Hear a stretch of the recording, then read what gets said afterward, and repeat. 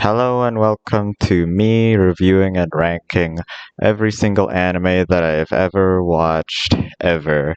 As you can see, I'm 111, that's my total entries, but I am not finished yet. So I decided to do this because I'm going to go back to Surabaya, which is where I'll have my college days, and currently is my last day of vacation back in my old home in Jakarta. And I figured this is a very fitting time since anime is basically my life ever since like 5 years ago, and I invented it. I discovered it. And the clip you're about to see is me and my sister and Ray talking with each other about a bunch of anime, basically. And I would say the anime that I talked during that section of the video would be my newbie anime days, where I was just a simple little weeaboo and watched all the popular stuff. And then after that, I got really elitist, so it'll switch back to me using my VTuber over here.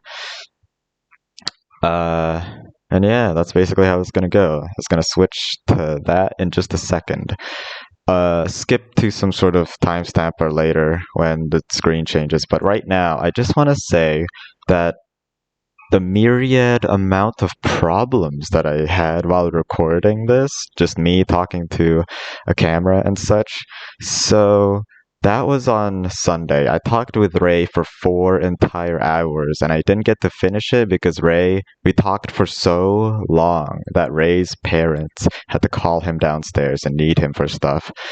And then I decided I'll just continue this by myself because it's very personal and I don't think he would be able to comment on anything that I personally watched that he didn't. And I did watch a lot of things that he didn't. And after that, the second time I tried to record the day after, what happened was that while I was recording from I'd like to say 5 p.m. to 7 p.m., all of that was corrupted footage and I couldn't use it. Well, not all of it, but the screen froze and the footage did not actually move.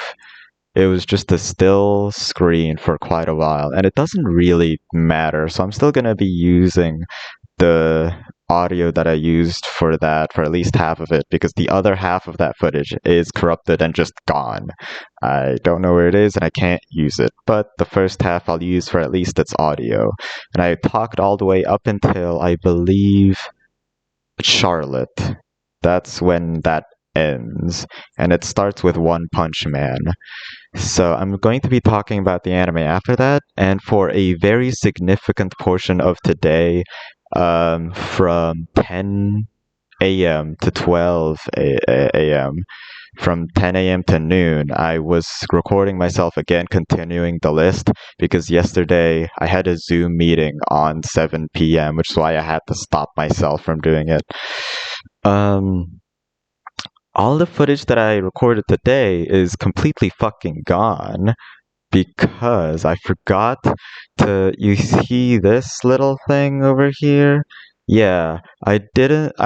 Yesterday I put it all the way to bottom because I didn't want you to hear what was going on in the background, and I forgot to put it back up, so I just was not recording my voice, which means I have to redo everything, all of that, and that's a shame because it was 2 hours long. So I'm going to be re-saying a lot of things that I already did back then, which is annoying for me, which means I'm going to just do single sentence reviews, which is a shame because I love all the anime that I watched.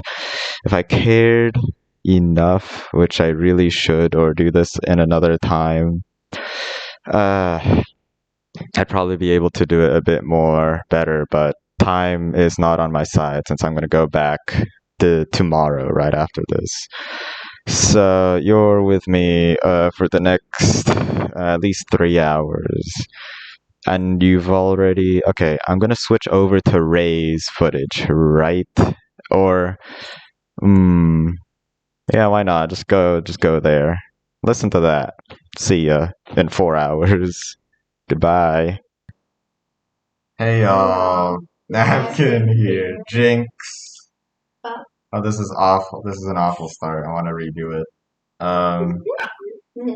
Yeah, today Whose idea was that? Elliot gave it to me actually. Today we're gonna be fucking. I don't know what we're doing. We're gonna go up to people, neuter them, call it a social experiment. Yeah. Under the guise of quote unquote YouTube guidelines for education. And that joke is stupid. We're gonna be cataloging, reviewing, and going through every single anime that I've watched. Yeah, I'm sorry everyone. You can click off now. Oh, bye everyone. Have a nice day. Yeah, I'm sorry. We're gonna. This is my napkin anime. It's what I call myself on my anime list. I've just made it today. I figured before I leave, this place has a lot of meaning to me. Where the fuck do I live again? What? Where are we? We're in a certain part of Java, and then I'm going across the island to another part of it. I figured I might as well leave. I don't fucking know. Here's some anime. You know what the first anime that I've ever watched was? Yeah. I'm kind of kidding. What was it? Anime. It's Soul Eater. Wait, it's Soul Eater? Yeah, it's Soul Eater. Did you know? No. Okay. Actually, you know what? You told me completely different anime. What? Really? What did I tell you? That's interesting. What did I tell you? Fucking, I don't remember, but it's definitely not Soul Eater. It was something else. Alright. Mirai Nikki? Is that possible? Mirai Nikki? I don't think that was the one you told me about, but that could be your first. I don't know. Well, you're mistaken.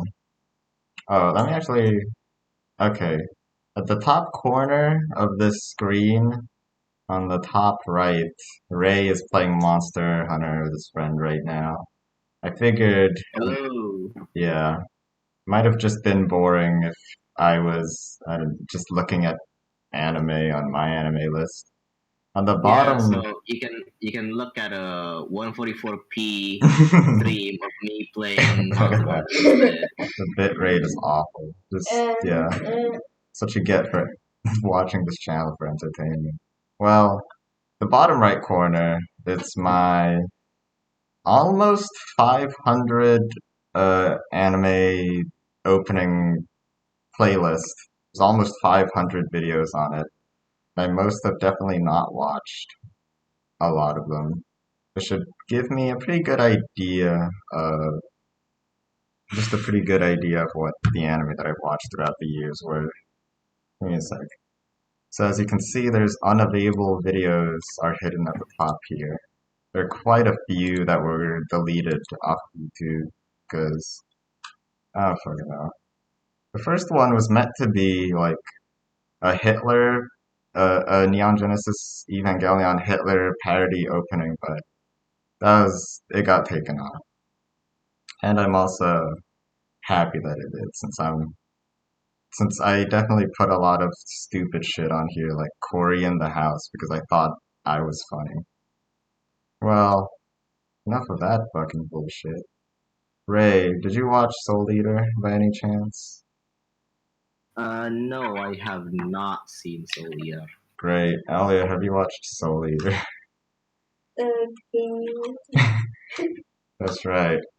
Soul Art Online. Best anime. Deb. I'll tell you my stupid opinions on it. This is definitely before when I started thinking about what I was even watching critically, because I think this is right after I started watching Steven Universe or something. I'm gonna give it probably a 6. Its ending was awful and I didn't remember most of it, but it's the first anime I guess I ever watched. Yeah. What was your first anime, Ray? Actually, My first anime is I don't know. I feel like it's just the mainstream stuff, Naruto, whatever was on TV back then. that makes sense. You definitely started watching some anime that were because you wanted to actually watch it and not because it was on Indonesian TV. What was that first one? I think the very first one I've seen was Plastic Memories because That's my interesting. my friend recommended it to me, Oh, and I regretted every second of that. yeah, Plastic Memory sucks. We're gonna get to it eventually since I watched it. Was it? Who is this mystery friend of yours? Huh? Someone from high school. I'm not gonna Alright. name who he is. Yeah, no, that's fair. Alright. I think I have some. Yeah, six. You would rate 6 out of 10 as a positive rating, right? Uh, 7 is the passing grade for me. Yeah, no, that's fair. I'd say it's only worth watching if it's a 7 or an 8 above that. 6 is above average, but it's not worth watching. Soul Eater, I think I liked a lot of the characters. They were fun, bubbly, but their actual situations that they were in, first of all, I don't remember. Second, I think it was just overblown, loaded. And the ending wasn't good either.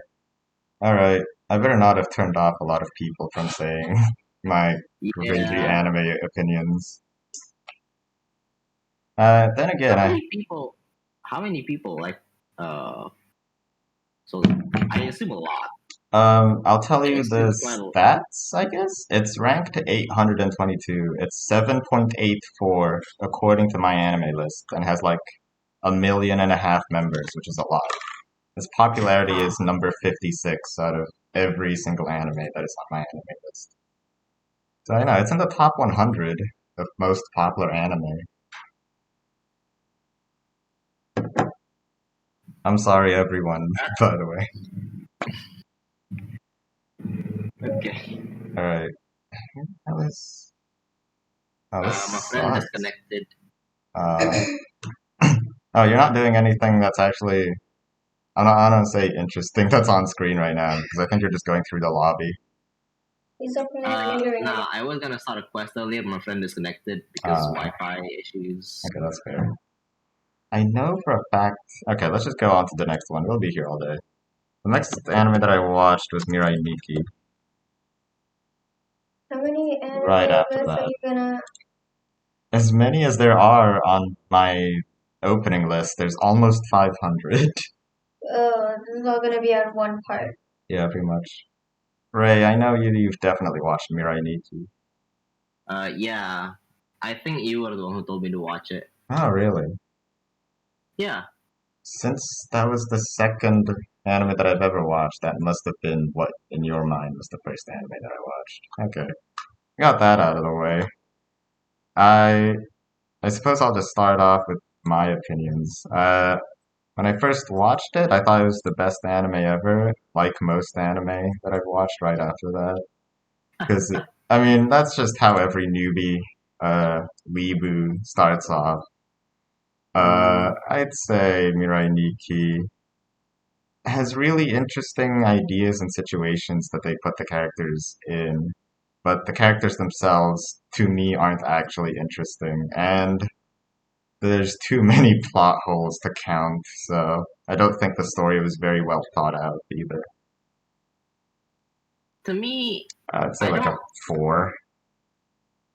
Okay. So this is just for people who I don't really see it as watch like Mirai Nikki. super No. Are these provoking or animes? anything. What do you say, Ray?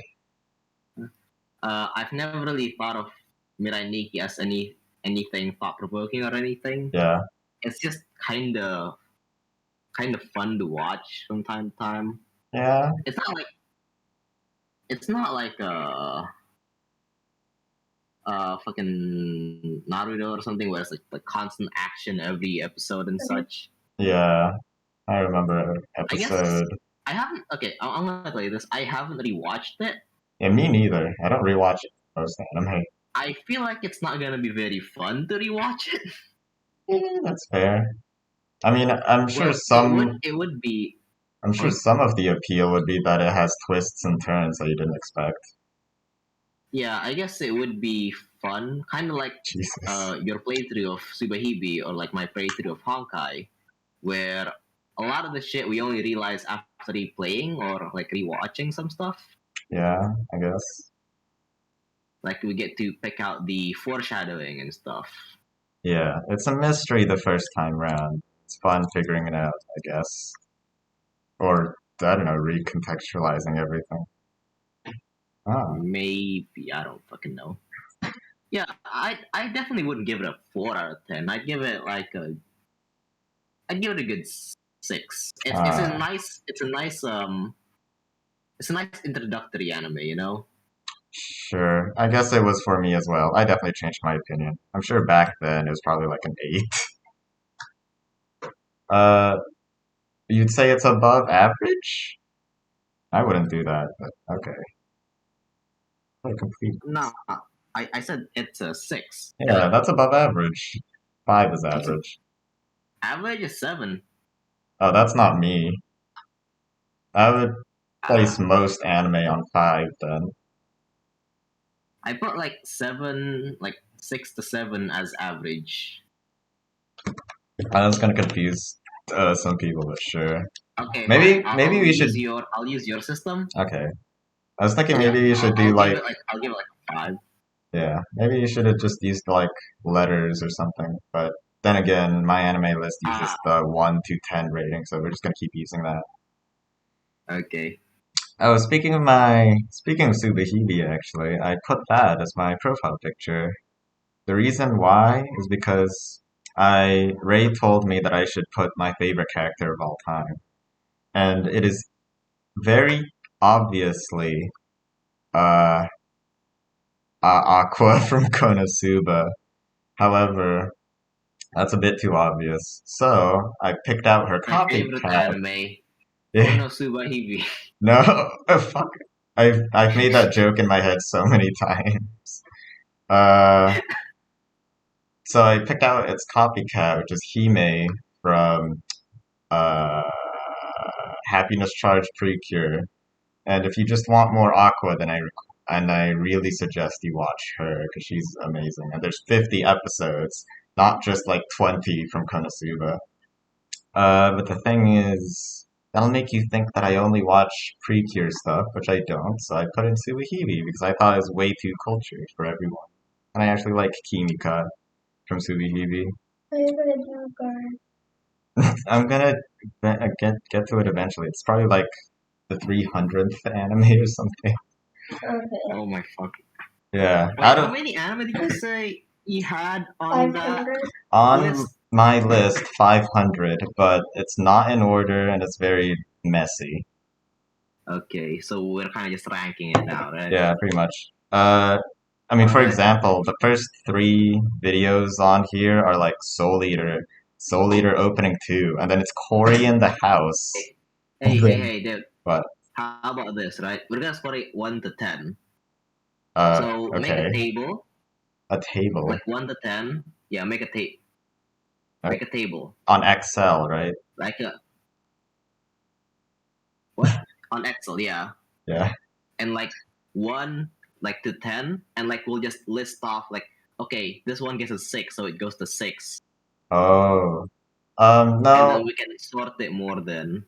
my anime list already does that, actually, I think. Oh, yeah. Okay.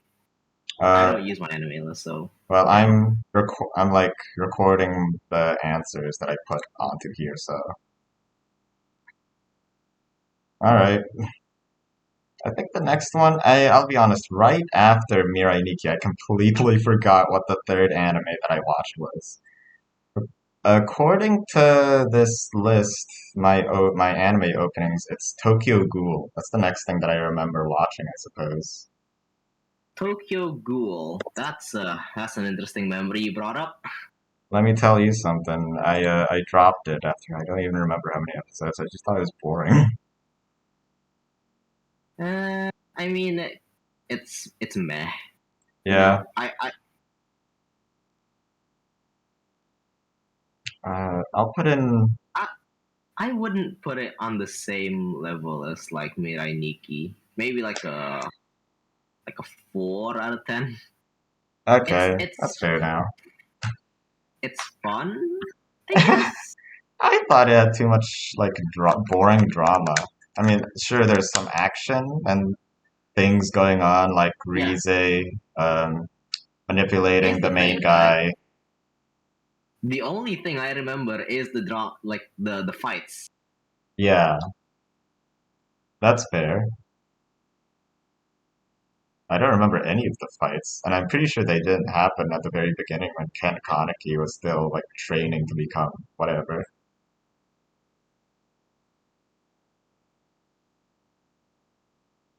Well, Oh yeah, that's a thing. How would you rate it? I'll be honest, I think I dropped it too early to actually give it a proper score. Like 2, because I don't Wow. remember anything.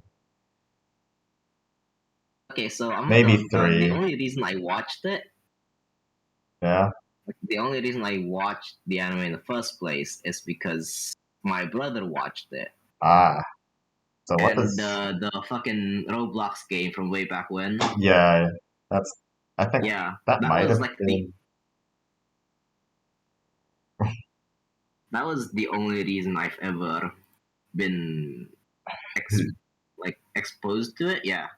Uh, well, I don't even remember if I watched it before I got into that game or after, but doesn't matter really. There you go. Bad. I'm gonna give it a 1. What's the next anime that I watched after Wow. this? I didn't. I put the Death Note opening all the way at the beginning because I liked it, but I watched Death Note way later, so I'm just gonna forget about it. I have not seen Death Note. Yeah, it's pretty good. That's actually the only. It's the first anime here that I give a pretty positive rating. Uh, if you like, mind games and a cat and mouse detective crime drama thing, it's really good. They really think about all of the ways that Light and L fight each other. It also presents I think one of its very funny aspects about it is that it makes every single situation as extreme as possible. Like it has the most um like Over the orchestral top music. feel. Yeah. The potato chip scene. Ah, yeah, Yeah. that I If you think recognize. about that, but it just goes throughout the entire show, that's what it is. But the thing is, these, like, the situations, it's not overplayed or anything. It's really serious for the main characters, and you really get invested into it. That's pretty good. Uh, I'm getting kind of spoilery, but I do think at the very start with um, Light against L, and then there's the whole arc with the FBI agent, and I really like the interaction between him and I don't remember the wife of the girlfriend, fiance of the actual Ray Pember. That was his name. The girlfriend of him, and Light made her commit suicide. That was a great moment. After that, though, the fight between L, it's still interesting, but it kind of fades out, even though the smartness actually it keeps trucking through even until the Near arc, but nobody likes Near as well, nearly as much as Light. I mean L. So there you go. I'd give it an Wow. 8. No, I'll give it a 9. I don't know many flaws about it. So besides, it's not as the later parts aren't as interesting as the start. I'll give it an 8. It's not one of my favorite anime of all time, but it is pretty good. Oh, hold on a second. Alright. Is Konosuba your most favorite? Yeah, it is actually. I'll give it a 9. I know immediately. The Bakwa? Sure. Actually, not, you're right. It's all just good stuff. If it didn't have Aqua, it's gone now. Oh, Alia, do you have an opinion on Soul Eater, Tokyo Ghoul, Deathnote, or... I've never watched any of them. Wow. Well, I haven't watched... Oh wait, no, I watched Promised Neverland. But that's not until way later. I watched Evangelion. I don't think I put the actual opening there yet. Okay, you know what, why not? Let's just do Evangelion next. Allie, what do you think of Evangelion? Never watched it. Wow, what a great opinion. Such a cool person. Such a weeb. Don't any of your friends know about Neon Genesis Evangelion? Yep. No? I don't know who watches stuff, Uh, but not a lot, I'm guessing. do they even know about it? They do, but when do you?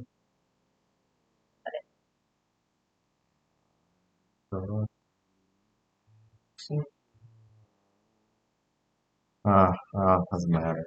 I'll just talk about it while Ray's gone, even though he'd probably have something interesting to say about it. Until we get to, I think, the Promised Neverland card captor Oh, that's gonna be really late. So and I that have not we're- watched Card Captor, so I'm not gonna get it. So that And I also stuff. don't even like the opening. The Card Captors. So I didn't put it on my code list.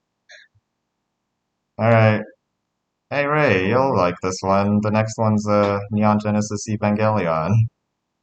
Oh yeah, that's a shit anime. Terrible. Thanks.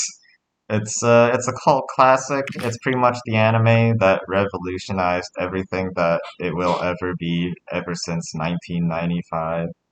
It's pretty much the penultimate anime. Without it, anime wouldn't be what it is nowadays. It's just a really shit anime. Man. Okay. 1 out of 10. This guy. Negative 10. There's out no of 10. such thing. Sometimes they would call a negative out of 10 how much they ironically enjoy it. So, if you say that, you know. Well, I'll be honest, it's one of those animes that you really have to be in like the mood for it. And you have to be exactly like in the mind of the characters while you're watching it. Because if not, sometimes it just gets kind of boring. Like especially with all of the high-minded dialogue that all the characters have. Like it's not something that you can watch I would say while chilling or watching it casually.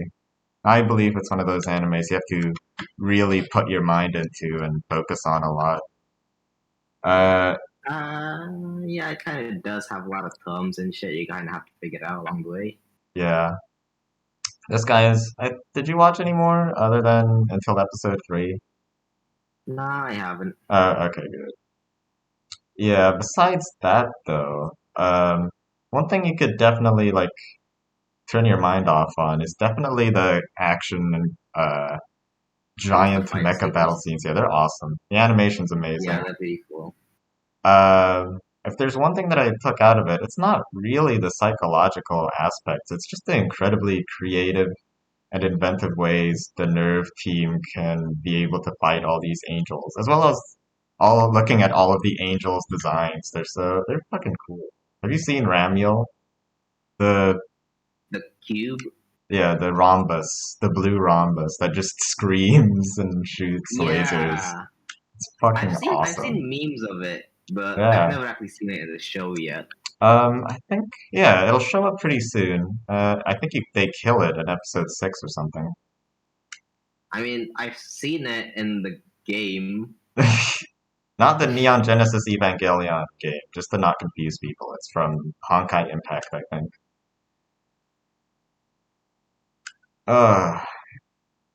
They're. I just love watching them destroy big things. It's a big, epic show that I really like. Some of the characters were pretty nice to watch. My favorite was definitely Asuka. They can't convince me otherwise. She's this. Okay, I haven't met Asuka in the anime. Only in the game. It's Honkai Impact, right? That's what you're talking about? No, I'm talking about. Yes, I am talking about. Okay, Honkai good. Impact. Well, I mean, Ray, there's really two sides you could be on, either Ray or Asuka, and Ray's just the quiet one who doesn't do anything and is boring. But Asuka's really fun, but she's also a bitch, but I like her. There's also Misato. I mean, people have done many character analysis on all of these characters. I don't think I should talk about all of them, but they're all really relatable, and you could put yourself into their shoes very often, because Hideaki Anno is a great director. Alright, that's enough. I'm gonna put this as a 10 out of 10, even though... Actually, you know what? I'll be a bit more subjective. I'll put it as an 8. I'd give it a strong 9, to be honest. From what Yeah. I've seen, it's really fun. It is really fun. It is really fun to watch, but I just didn't analyze it as much as everyone else does, so I love it as much. I think I should have been a bit more depressed to be in the same mind, just like Shinji or something. Okay, here's the thing, right? I don't think you're the type to really get into the character as you watch it. Yeah, I'm a messed up guy. I can't always understand human emotions. Yeah, I think I'm done with Monster Hunter, actually. Okay. I tried playing with a friend, but the server is currently messing up quite a bit. It's been doing this for a couple of days now. Yeah, that makes sense. Steam hasn't been, it's got com infoed. It should be back, but... Oh, are you gonna play another game, or...? I'm not sure. You can play Subnautica, I guess. I mean, I'm just putting I out... uninstalled Subnautica. Wait, you already did what? Oh, uninstalled. Okay. Hello? Yeah, hello. Yeah. Hey, Ellie, what's your opinion on My Little Pony? Ellie watched it this time. Yeah, hello. Are you hearing this? You have to think about it first. It's a really good show that teaches about friendship. That's it. Did Napkin die? I'm here. I'm here. What the hell happened then? Oh, I got no idea. Have you got any other games? I mean, I have Stick Fight. Sure, just put that in the background. I have Genshin. Sure. I'm really okay with anything. You can really put up anything. I'm okay with anything. I have Just something interesting so that viewers can look at it. okay then. What is the most begin. Yeah, what is the most visually appealing game? The most visually appealing game? Maybe it's Muse Dash. It's probably Muse Dash, yeah. Okay. Yeah, go for it. I don't feel like playing a rhythm game right now. Oh, okay, fine. While you're choosing a game, I think me and Elliot will just review My Little Pony for a second. Because that's next on my opening list. Ah. Well, have fun with that. Yeah. And just choose a game, and then I'll put it in the corner of the screen. Does your sister watch My Little Pony? Yeah, of course she does. I'm a little sister. She doesn't want to watch Precure for some reason. I do. Ah, okay, fine. Ellie, what's your opinion on My Little Pony? This is a game about. It's just a show. Everything's a game. It's a beautifully crafted mind fuck. Against work is what it is. Well, I think it's a really good show. But okay, Ellie, what's your opinion? Okay. Well, it's kind of just a show about watching. It's a show about watching other people. Shut up! It's a show that basically just teaches you about friendship in every single episode and movie and anything related to it. But it does it's really corny sometimes. But Oh, it's also like that's literally just for surprising. kids. I think there's a My Little Pony. Oh, I think it's a My Little Pony manga. Okay. It's, Yeah, There's a it's, fucking manga. it's just Oh yeah, a that is yeah, manga. there is. corny. I think I gave you it. Yeah, It's a you corny lent it to friendship me, but I being never read it. hybrid That's show. fair. I read like 5 pages. And then you immediately stopped reading it. But it's good. The songs are really great. The lessons are also really nice, and it does get a little emotional, I guess. But most of the time, it's really corny. Okay, what would you give it out of 10? Just an 8. Well, 8. not on the same level as Evangelion. Because I watched Evangelion. Well, I've never watched it, but I think it's definitely better than My Little Pony. Okay. Well, Ellie hasn't watched a single episode, so I don't know how Ellie can be objective in that sense. Well, It doesn't matter, Ellie. Shut up. You don't matter. Here's my opinion on fucking My Little Evangelion. I think it's great. I think it's one of the best shows of all time, personally. It's got amazing. Evangelion. Shut up. It's got really fun characters just to hang around. You know.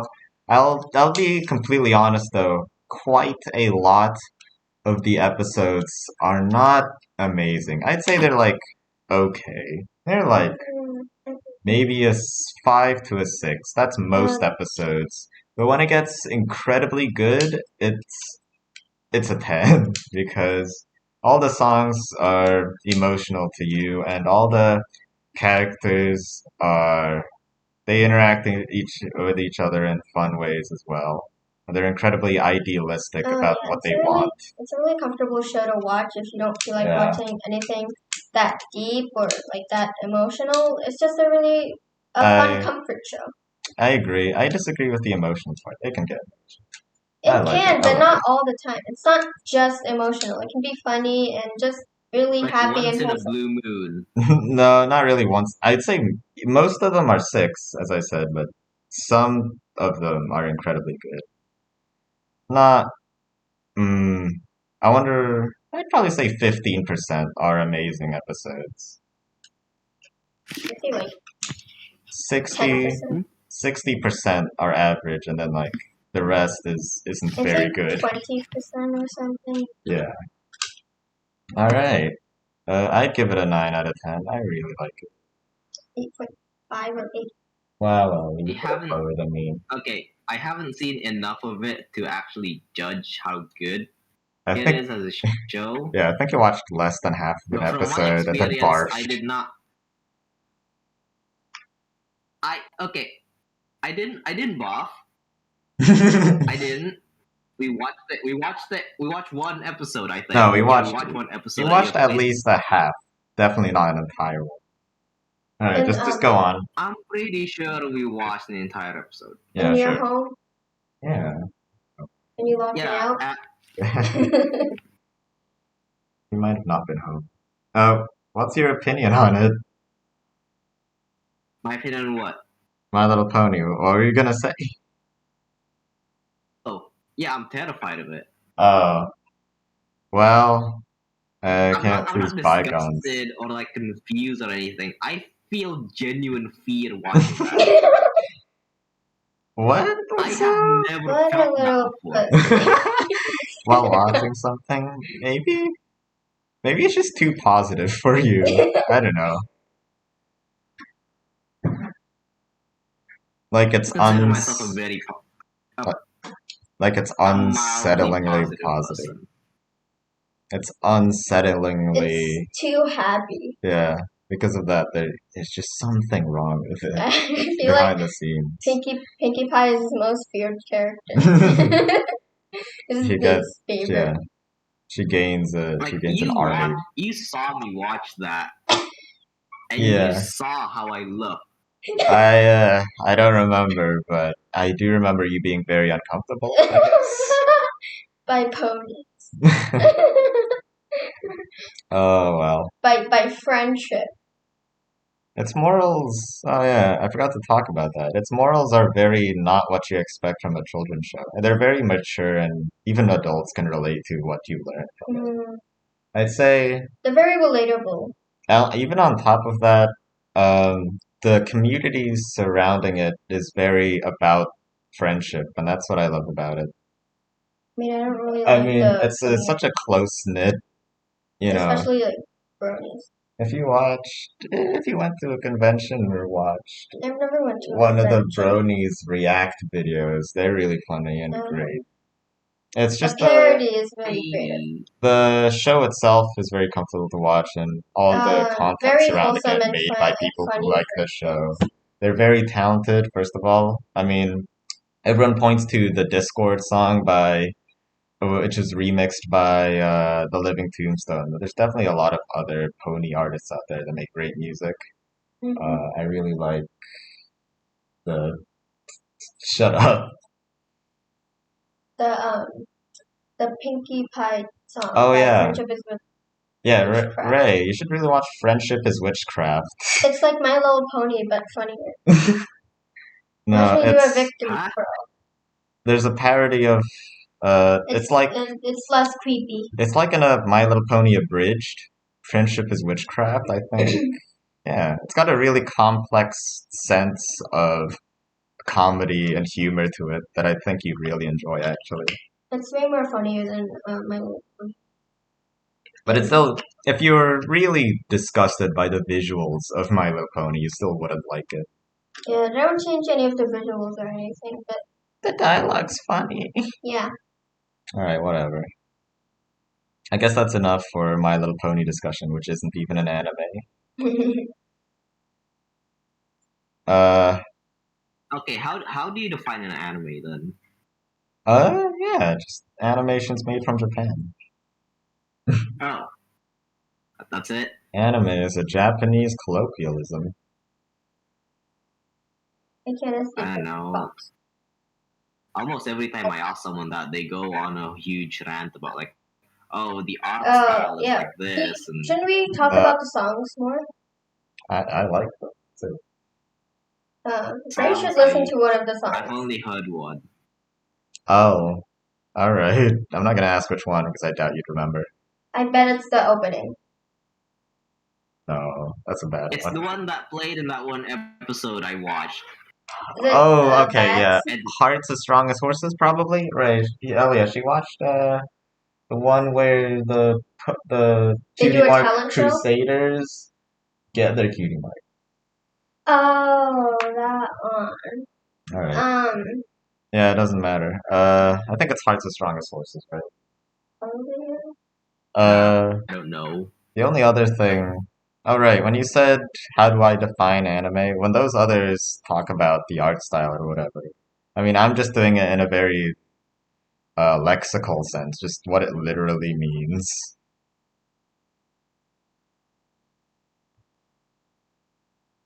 Animations made from Japan. Look, I'm gonna continue marching on. Ray, do you know about this anime? It's called the Danmachi. I think I've heard of it. Dungeon ni deai wo motomet. Oh, whatever. I can't speak Japanese. It's the one with Ribbon Girl. What was her name? Oh yeah, Hestia. Hestia, yeah. That anime. Yeah, that one. That's the thing. Did you watch it? I don't think you did. I did watch it, actually. Oh, cool. What do you think about it? It's, to be perfectly honest, the only reason I watched it was because my brother watched it. Your brother and I did? just tagged along. Great. I think. Do you have any I watched through most of it. Okay. There are some funny bits, some fun bits here and there, but overall, I don't think I'd like it too much. Okay. What would you give it out of 10? I guess it really just depends on the mood, on like your mood when you watch it. Like if you're just looking for a brain dead sort of kind of funny anime to watch, that's a solid 6 out of 10. All right. So it's a 6 for you then. Yeah, but Uh, unless you really want to watch that, then it's kind of just meh. not that fun. Yeah. In my opinion, I think I dropped it even back then. Even when I really loved Soul Eater and Mirai Nikki, I dropped Danmachi because I thought it was just boring. It's like, I think I watched 8 episodes or so. First of all, I don't know. I thought the main character was just generic. He didn't have any personality whatsoever. Hestia, Yeah. sure, she's hot, but I don't know. She's just kind of jealous for him and every one of those Yeah, gods in that one meeting. Is that what happened? I feel like a lot of the characters feel too two-dimensional. Yeah, I think that's the word I was searching for. I think the one character that I did like was the lolly that like had a giant sack Bad behind carrying one. the one, yeah, the Yeah, back yeah. carrying one. That. She, I don't remember her too much. I don't think, She in most cases she does feel like the voice of reason, yeah, and that kind of that's fun. In a yeah, world of mani- in a in a world world full of of crazy maniacs, one people. person being Yeah. yeah. Well, we don't have that much to talk about it. Especially, actually, one thing that I got annoyed with is just how fast the main character, was just progressing. Like, it's very clearly like some sort of power fantasy. And it did not feel real or even deserved for me. Alright, I'm putting it at a They tried to make 3. putting out at what?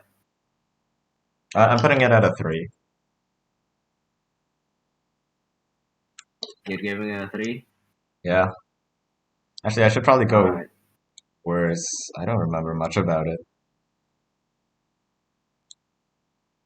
2. Right. It just dropped. What was I gonna do again? What were you gonna say about it? What was I gonna do? Huh? I forgot. Okay, great. Let me check my actual profile. Well, it's been, I think it's been, yeah, 40 minutes, and we've only scored 6 anime. Nice. What's next on the list? I dropped. Wait. I'll tell you what it is, but there's a very low chance you actually watched it. It was, Hajimete no Gal. If you want to search it up, go for it, but I don't think you should. You know what it is? That one. I do know that one. Cool. Did you watch it? Well, I'm gonna need a bit of a refresher. Alright. I mean, I could just tell you the my anime list, like, oh. Hold on.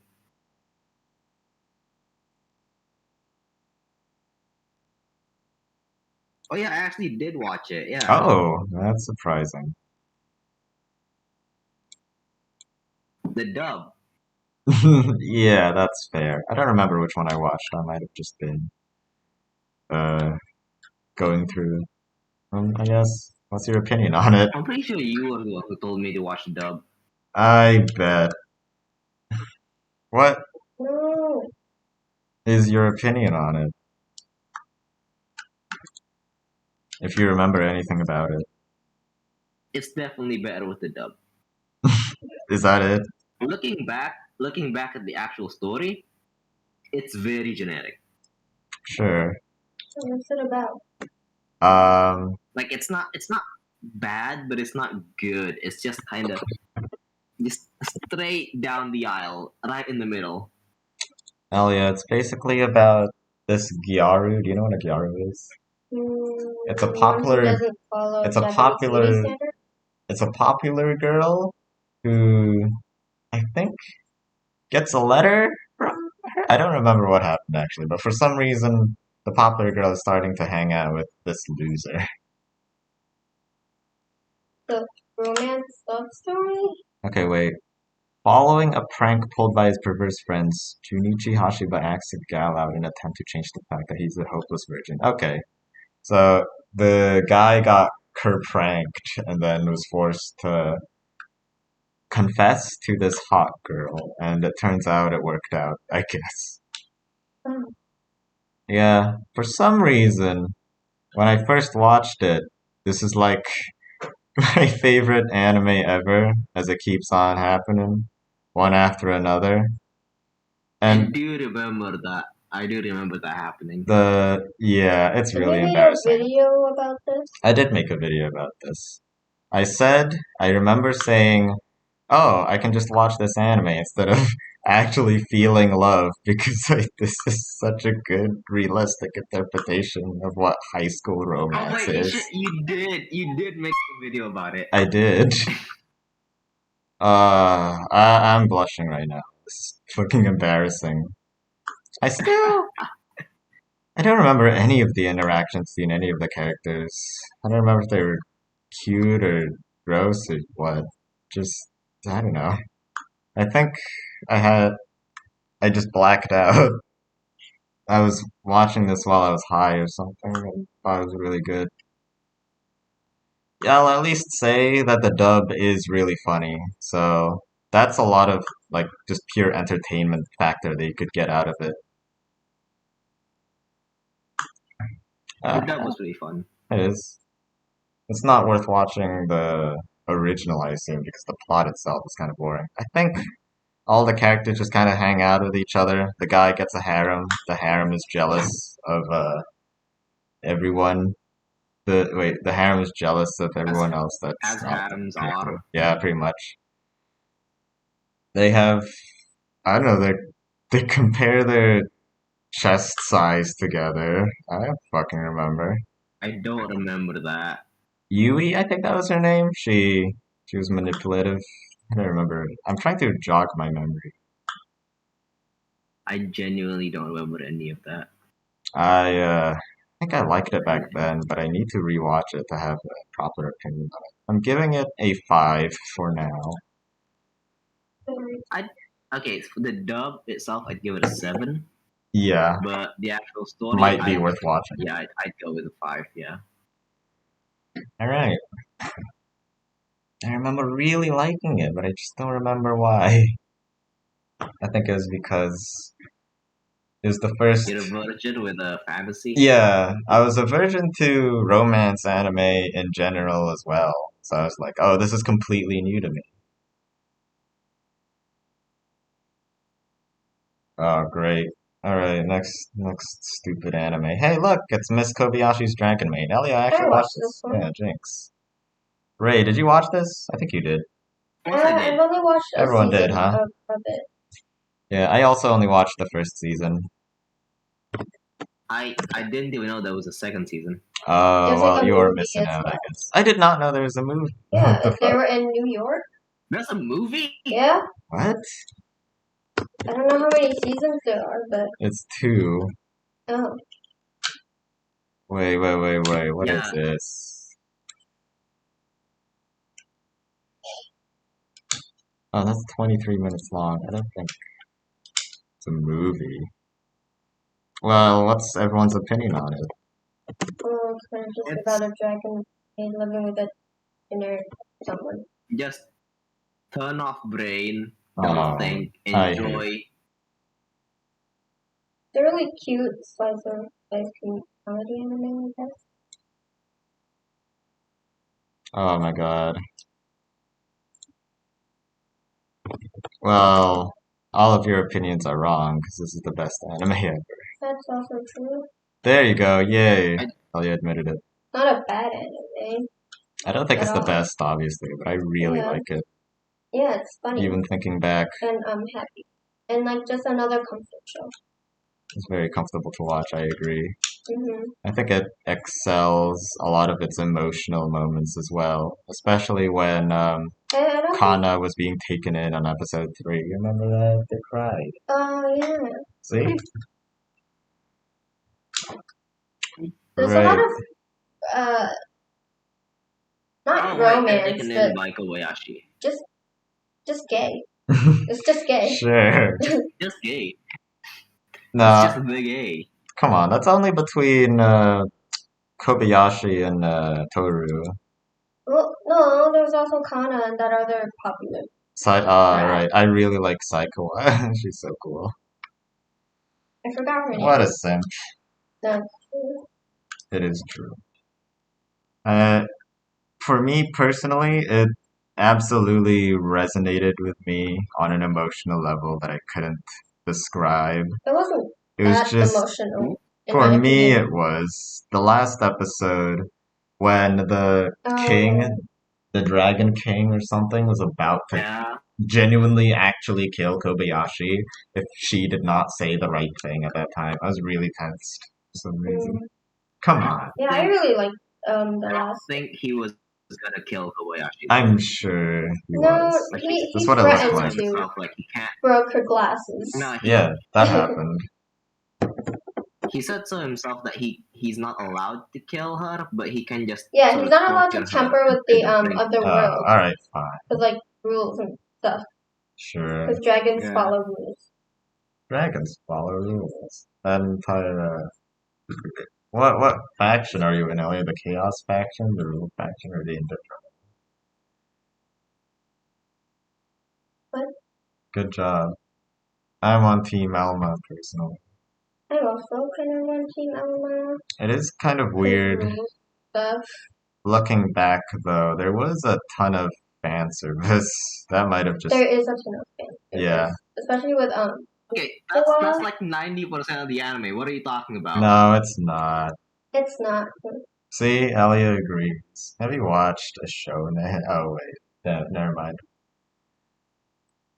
I mean, there's fun moments, but I suppose in Dragon Maid, a lot of it is surprisingly sexual. It is. Yeah, that's Fan why service. I kind of wanted to watch the second season with Elia, but it might have just been sex jokes, a lot of it. I don't think it's just a lot of sex. Yeah, there's definitely a lot of wholesome humor inserted in there as well. Just hanging out with the characters is great and fun.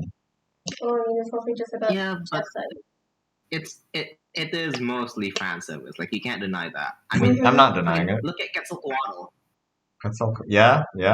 I'm absolutely sure that sex appeal is absolutely something that was on their minds while they were designing these dragons. I really like its presentation as well. Its style is incredibly like lukewarm and pastel. Its music is very calming and kind of funky. I like the music a lot. Something that always catches my eyes, the darn eye catches during the middle of each episode. I feel like there was some code that was being presented to me, but still like yellow and the eye catches in between the halves of every episode. What? Eye catches. Do you guys not know what eye catches are? They focus on their eyes. No. In the middle of the episode, there's a bit of animation. Oh, whatever. Look, I liked it. I also liked it. I'll give it a 9 as well. I don't have many flaws to it. Maybe. You watched it before I did, right? Yeah, I did. I would say its dub wasn't great, but that's not really going against I never listened to the dub. Well, what else? Wait, you're still talking about Kobayashi? Yeah, we're still talking about Kobayashi. What do you think about I have not seen the dub. One of the characters? For some reason I liked it back then, but now I'm pretty sure it's really controversial if you hadn't heard. No, I have not. Okay. I don't quite understand how an anime dub is controversial. So as an example, I think Quetzalcoatl was like I don't remember the exact details, but it was like you're given a dress code for this thing, and she was like, "Well, I don't conform to being a woman in this society or something," and that was really controversial because first of all, it went against the author's intention of putting any kind of societal message in there between women or anything, and it was just tactless and distasteful to put that kind of comment in a show like Dragon Maid. Well, I see. that's pretty much So it. it's just a director thing, I guess. No, it's mostly to Funimation, I think. That's the people who dubbed it. I'm not sure. Doesn't matter though. I'll give Yeah, it like whoever directed the English dub. dub. Oh, okay. It was Yeah. by Funimation and Crunchyroll. All right, next one. We all like it. I gave it a 9. What do you think? A 9. Yeah, I like it. And I'd give it a Ray I'd give it watched a it? strong 8. okay, good. It really appealed to me personally for some reason. After this would be. I think I put this anime opening here because I liked it, but not because I actually watched it back then. But it's Bakemonogatari. Yeah, you asked me about it some time ago, and Isn't it actually really dark and Yeah, I guess. it's what now? Isn't it actually really dark? Is that what Elia said? yeah, And bloody? I guess. I mean, Okay, yeah. Bakemonogatari specifically, not just the Monogatari series in its entirety, right? Just Bakemonogatari. Yeah. Just whatever Yeah. this opening's from. Bakemonogatari. Okay, I'm comparing this to the rest of the series, right? It's Sure. really tame I don't compared to think everything so. else in the The Monogatari series. Kanbaru Suruga arc with the monkey thing, she was like actually trying to kill Koyomi there, and he was like covered in blood and lost his arm or something. Okay, but in shit, I forgot which one it was specifically. I might recall if you just explain the situation. In Kizu Monogatari, is that? I'm not. I think it was Kizumonogatari. I don't remember which one, but it's one of the first ones in the Monogatari series where we literally see a girl's gut being cut open by a giant cross. Cross. Okay, no, I don't remember that. Was that Baby's Nautical? I don't remember. Yeah, I don't expect you to. Alright. Well, I think at first I rewatched this. Yeah. I watched this when I was very young into my anime days, the newbie weeaboo, and I thought it was just kind of boring. I wish the dialogue was like. I kept thinking to myself, when will this dialogue scene end and like continue on with the story? Because I was not paying attention to what they were actually saying. But now, after I watched it, I'm like, wow, Oh my god. these are actually really interesting You are an idiot. talks between people, and everything that was like the way it was presented was really like obviously it was very strikingly visual as well because it's trying to first of all actually visualize what the dialogue is actually saying, but also find every single possible camera angle that they could for that scene and the characters. It's very fun. Genuinely surprised I that's like. what you thought of it. Yeah, I changed my opinion. It's now very positive. I like hanging out with the characters. All of them have very insane personalities and like views of what the world is, and that's just super fun. They also have very. It's also really nice that they kind of play off each other pretty well. Yeah, absolutely. Nisio seems a genius at that. All their characters are kind of tropey, but also very likable. Like I'm not gonna say deconstruct, but Senjo Gahara is actually a well thought out tsundere.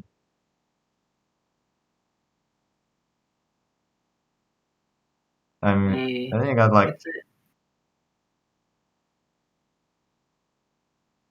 and then you got, though here's the thing that yeah, about like specifically Bakemonogatari, right?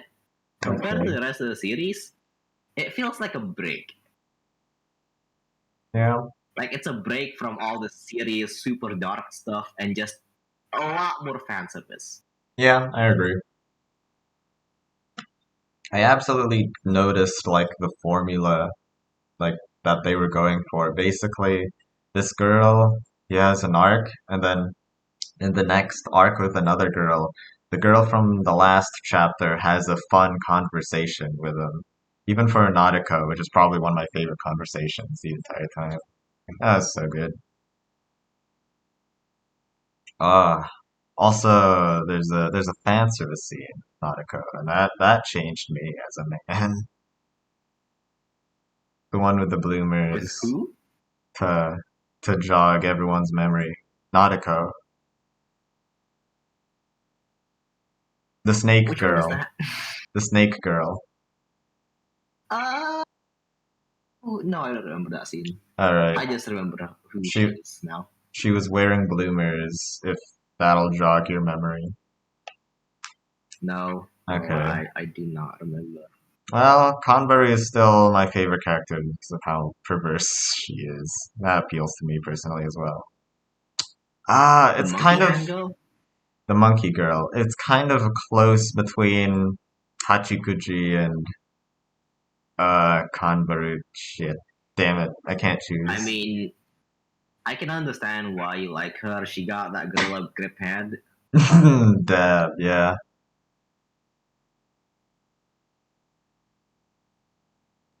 No, there's also Ogi, Oshino Ogi, but that's not really in Bakemonogatari. I'm surprised you didn't like gravitate more towards the snail girl.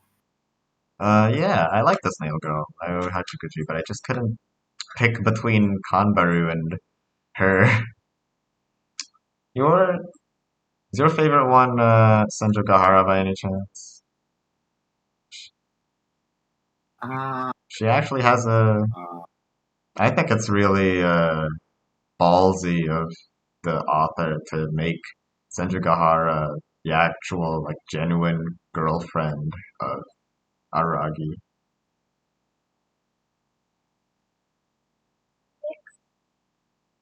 okay, I don't remember enough about the. It's been years since I watched that. I don't remember Yeah, enough about it I've also to haven't really watched it in a say while. who was my favorite. I okay. If I have to pick one, I guess it's the cat one. Okay, that's fair. Hanakawa. Yeah. I used to have the same mentality as you. Just pick the one with the biggest boingers. Oh no, that was actually not the reason why. I really like people who are smarter than me, Ah, that's fair. and she seems to be much smarter than I am.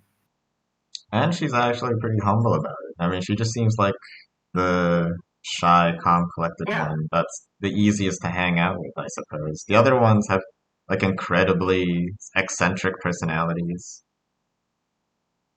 hmm I mean, it's like she's eccentric in her own way, I guess. Sure. All right. Well, I But really yeah, like. Bakemonogatari on its own,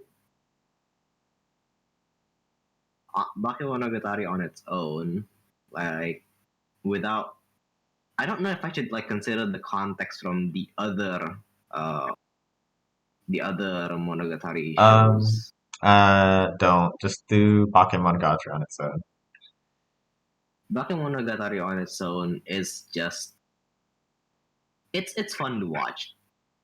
Definitely not as interesting without the context, but still just very fun to watch. I'd give it a good 8 out of 10.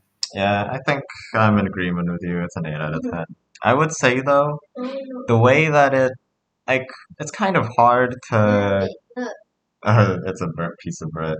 But okay, it's kind of hard to understand all of the real meaning that the characters have, I suppose, because of its, I don't know how to explain this, but roundabout way of just properly telling you what the characters are actually feeling and the morals that they're teaching. Because I do think there are actual things that the girls learn and be interacting with Kiyomi and their interactions. There's a hole. No, that's bread. But it doesn't even look like bread. Shut up. It looks like a shoebox. Look, it's kind of it has a hard. I had a hard time at least. What is this? Oh, that's new. I had a hard time understanding the meaning of everything that's going on between the characters because of the way it presented its dialogue. It's kind of too haphazard. It's fun to watch, but it's not. It doesn't have 100% meaning to it, I suppose. It takes more thinking than Yeah. necessary to figure out what they're saying, and Yeah. generally people aren't really in the mood for that. Like, I enjoy dissecting dialogue and shit, but sometimes I just want something to just turn off my brain and enjoy. Yeah. Bakemonogatari has some of that, but when you're actually trying to understand what the characters like are completely about, it's a bit harder to get. I'm gonna put it at an Yeah, 8 as and well. okay. What are you gonna cool. say? Nah, I'm just saying, like, to fully understand what they're saying and such. Like, who the hell is Shinobu, for an example? Yeah. Yeah, it's kind of in the middle of the series, and it's bound to not make sense here and there. Yeah. Not watching the rest of the context. Yeah, that makes sense. I think even as a standalone piece of media, good. But they do hint quite a lot about a character that doesn't exist yet. It's kind of weird. By the way, on the topic of this, Yeah. what about the Monogatari series' predecessor? Zaragoto? Yep, Zarigoto. That's gonna show up eventually when I watch it, you know? It's on the opening list. Oh, alright then. Alright. The next anime is Steins Gate. Have you watched Steins Gate? Is it about time? No, I have It's about not time watched travel. Steins Gate. You know anything about it? And has your brother watched it by any chance? I don't know. I don't think he has. I don't remember if it's on Netflix or not, but whatever. I enjoyed. I think it is on Netflix. Ah, We okay, just good. haven't watched it. Steins Gate is such a fucking doozy. I loved it so much. It is absolutely a thriller anime, really from beginning to end. I mean, I would say a lot of people, I don't know if you've heard of this before, but a lot of people say that Steins Gate's like first half is very slow and kind of boring, but then its second half really ramps up. That I don't know if I you've ever heard of have heard of people that. saying Okay, that, good. yeah. But I think they're just wrong. I mean, it absolutely sets up everything that the second half requires for you to understand. There's a lot of things you just need to keep in your head even during the first half. How so many people say that, yeah, this is the way that it is. But no, I think that's just wrong. I think it's dumb, stupid. I don't know why people keep saying that. There's a lot to like about the first half. You're meant to it's meant to be slow paced for you to like have fun with the characters, and then when the second half ramps up, it's gonna really affect you. You know, the second half won't be as good if the first half then does exist. If it wasn't as good as the first half was, you know? Oh, whatever. Look, it's great. All the characters I don't are know. fun. Fuck me. Okay. Fuck me. Oh, you're fighting the Raiden. Okay. I'm not doing so great right now. Uh, Yeah. It's very laggy too, so this is not oh. helping. Like, look at my ping. So it just drops to like 900 at times. Yeah, sure is difficult. Not ideal. Man, why is the Raiden Shogun fighting the Raiden Shogun? Oh, haven't heard that one before. Damn, this is the first time I've said it. Fucking Steins Gate is great. Did you read Bakemonogatari? Yes. Wait, I didn't read Bakemonogatari. Did you? Wait, did your sister fucking read it? No. I watched it.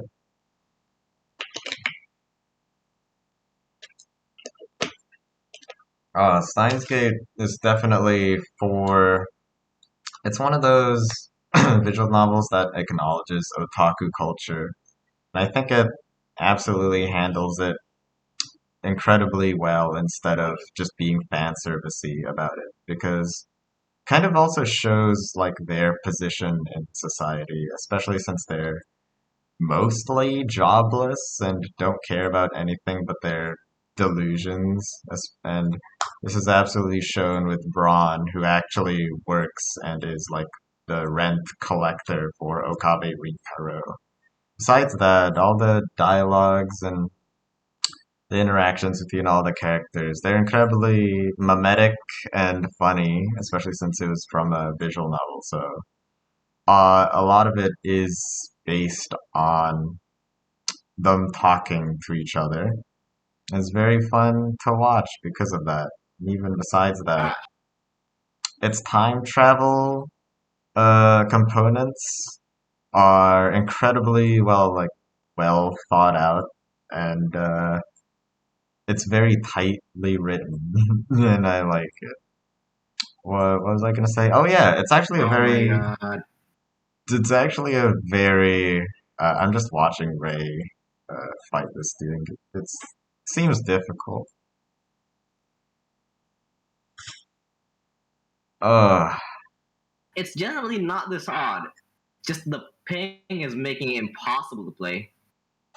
what was I? Shit, what was I gonna say? Oh yeah, there's actually a lot of psychological horror elements to it, I suppose. Well, not really.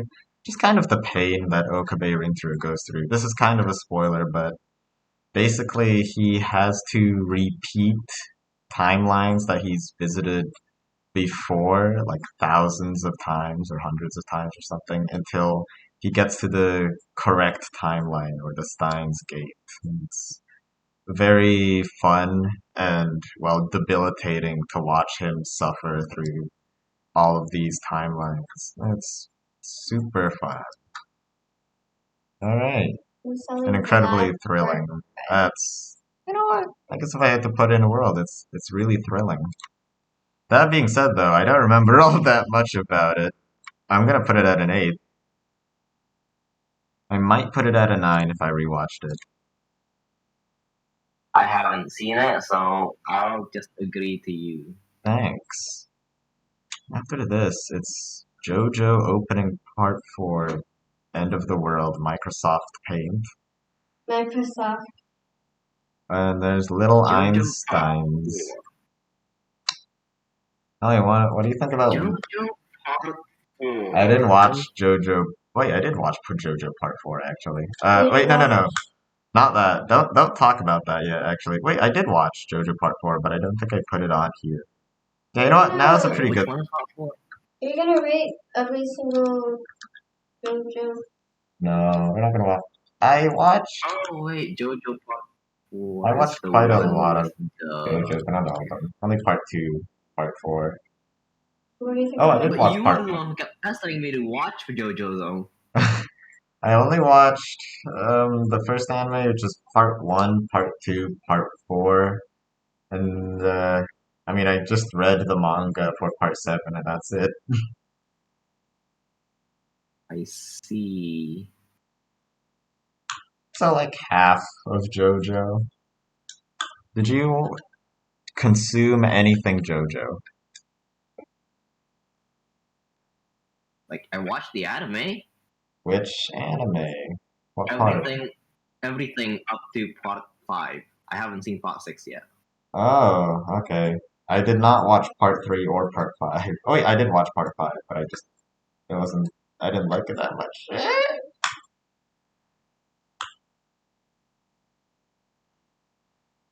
Oh, great. Let's just talk about specifically Diamond is Unbreakable, because that's just what I watched. Or maybe you could just, talk about the entire thing as a whole. Diamond is Unbreakable. Yeah, you know what, let's just... Did you watch the original, right? The original 24 episode anime? I think Okay. so. That was Is with, there not original one? not original. Not the OVA from like 1990s or something. I mean, yeah, let's just talk about part 4 first, because that's the one that I first watched. Diamond is Unbreakable.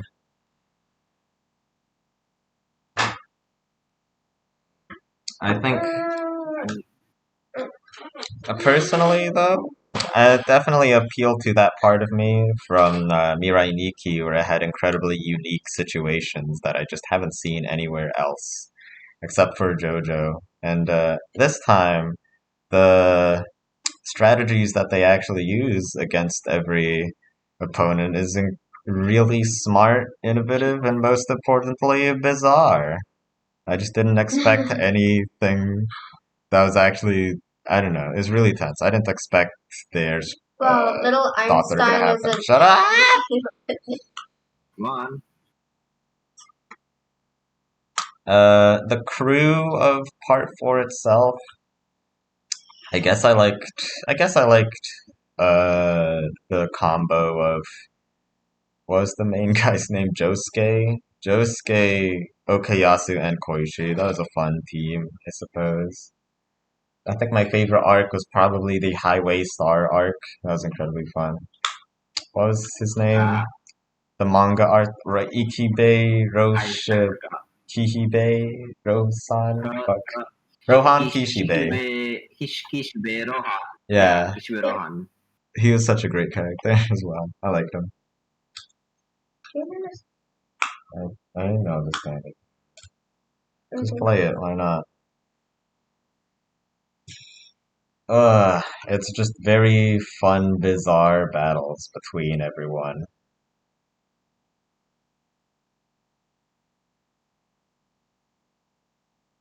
I don't know about its like messages or themes as a whole, but that to me that doesn't matter too much, especially to fighting shonen, which is really just meant for very uh high octane battles.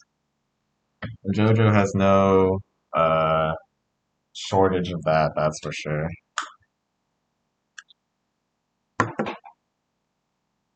I want to talk about JoJo Part,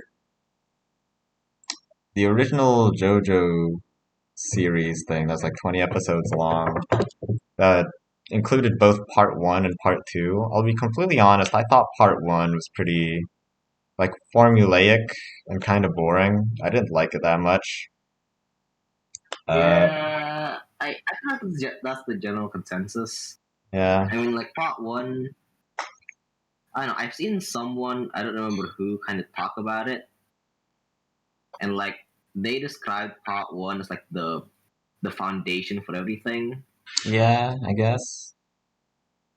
It's like that's where we learn that the people named Joestar are the good guys, and the people named Brando are Right. the bad guys. Not necessarily, but yeah. Yeah, but as the show progresses, they get more like morally gray. Uh, yeah, I guess.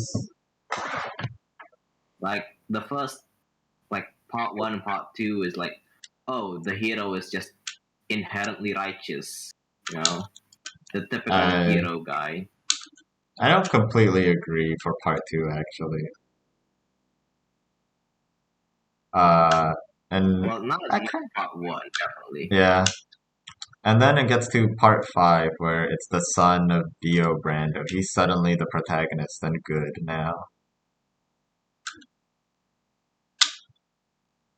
Even though he's part of a gang, bizarrely. Okay, hold on a second.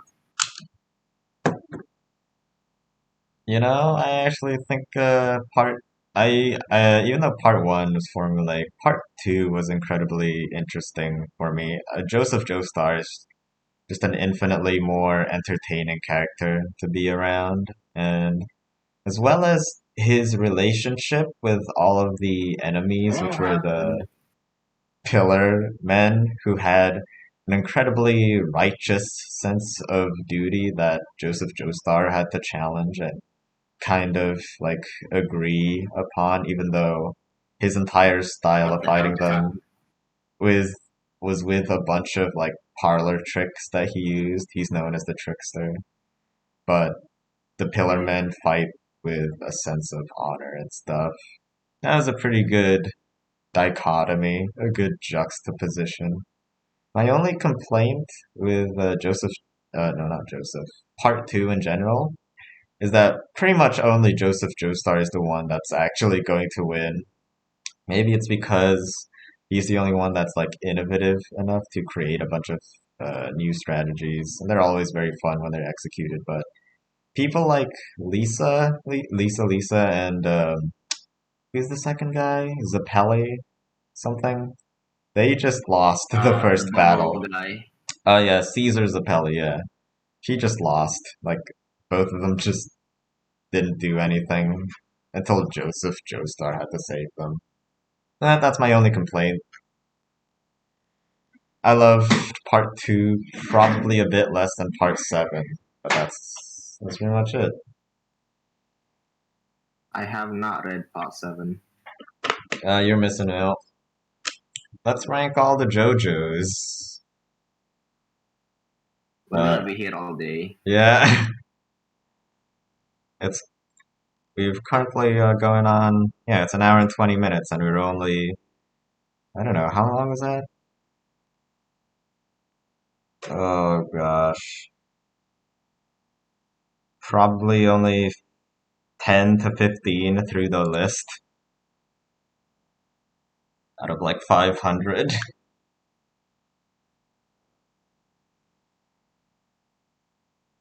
By the way, just a little thing. Yeah.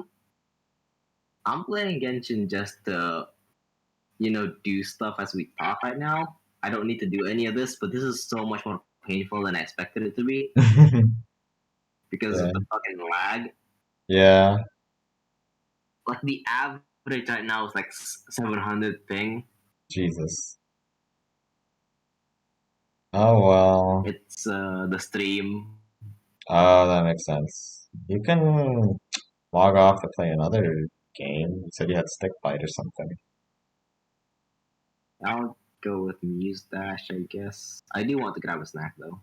Alright, just go ahead. Uh, have you watched this one? Please.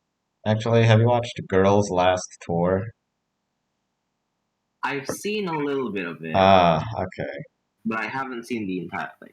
Same, actually. I only watched 2 episodes. I watched 3, so Damn it. fuck it. This guy's watched more anime than I did.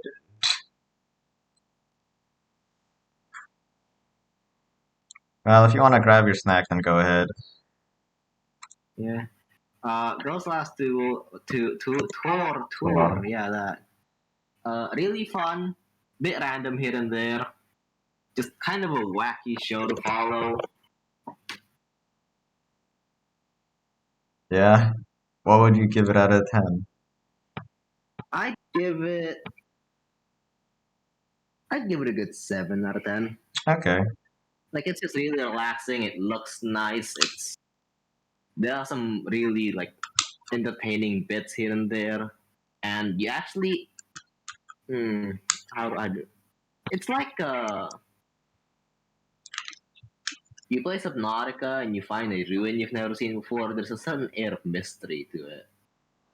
Yeah. Like these Huh? girls go into a completely new area. You don't know anything about it. They probably don't know anything about it, but they just act kind of nonchalant about. Yeah, this happens. Yeah. I'm absolutely in agreement. Well, if you want to get your snack and go, I'll just be talking about Girls Yeah, I'm Last gonna Tour. go grab my snack. Alright. So yeah, me personally though, Girls Last Tour was the shit, and it was fucking awesome. I'd still give it a 7 though. The thing is, I lied. I've not completed it. I only watched like 2 episodes or something.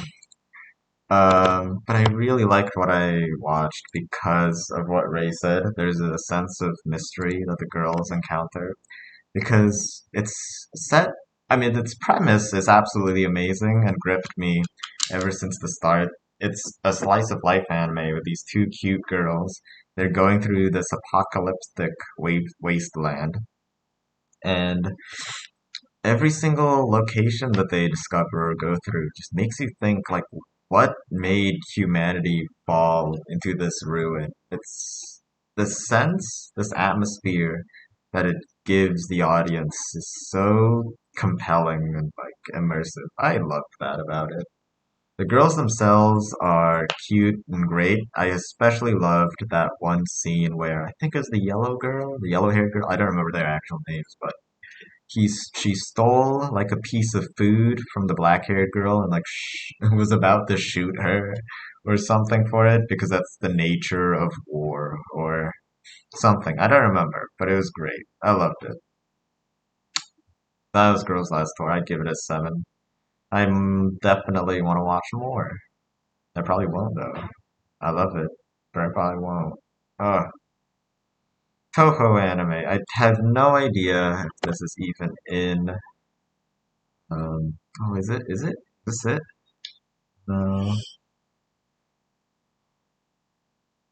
it's not made by an actual like um studio. But I don't know what it's actually called. The Memories of Phantasm. I watched this one, and everyone keeps saying that this is like an indie anime, which isn't made, which is completely fan made, and its animation is absolutely stellar. That's my opinion.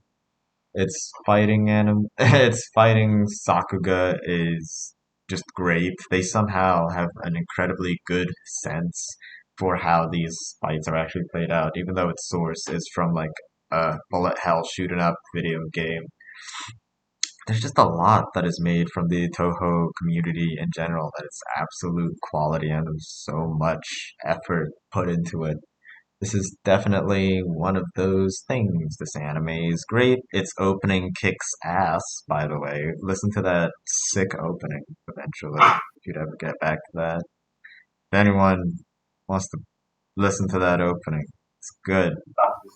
Toho's great, and I don't think it's on my anime list, but it's good because it's good. I put it at like a 9. See, I don't know about it story-wise, actually. I mean, I don't know enough about the characters or the plot of the actual games themselves. But I think it's just a shrine maiden trying to go through a mansion. I think that's the 4th one, The Memories of Phantasm. I don't know much about Touhou. It's good though. Its fighting animation's good. There you go. What else? Uh, oh! I don't remember if I put it on here, but I might as well talk about it. Uh, S. The one that Dragon Maid S. Fuck was it called? The What? Smile, Sweet, Sister, Sadistic. Oh, Fuck. that one, yeah. Yeah, I that think we one. all know what you're talking about. Yeah, I watched it. It was just, it wasn't that great. I didn't care about the romance between Dino and Meika. Was that her name? I don't know if I remember. It was a romance?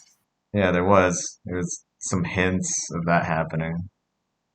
I think everyone just, The entire thing just felt like a comedy to me. it is. It pretty I much really is. enjoyed it at the time. I think I enjoyed it as well, but definitely right now I don't remember anything from it. Besides just a few fun Mm-hmm. moments with like Hideri Kanzaki, the trap one. For some reason I really liked him. Ah, yeah, you have a poster of him, don't you? Alright, I do. Well, I should. Fuck. Damn it. What would you give it out of 10? I'd give it a 4. Mm, Maybe it was funny back then, Story-wise, but it wasn't that memorable, that's for sure. Oh, fuck.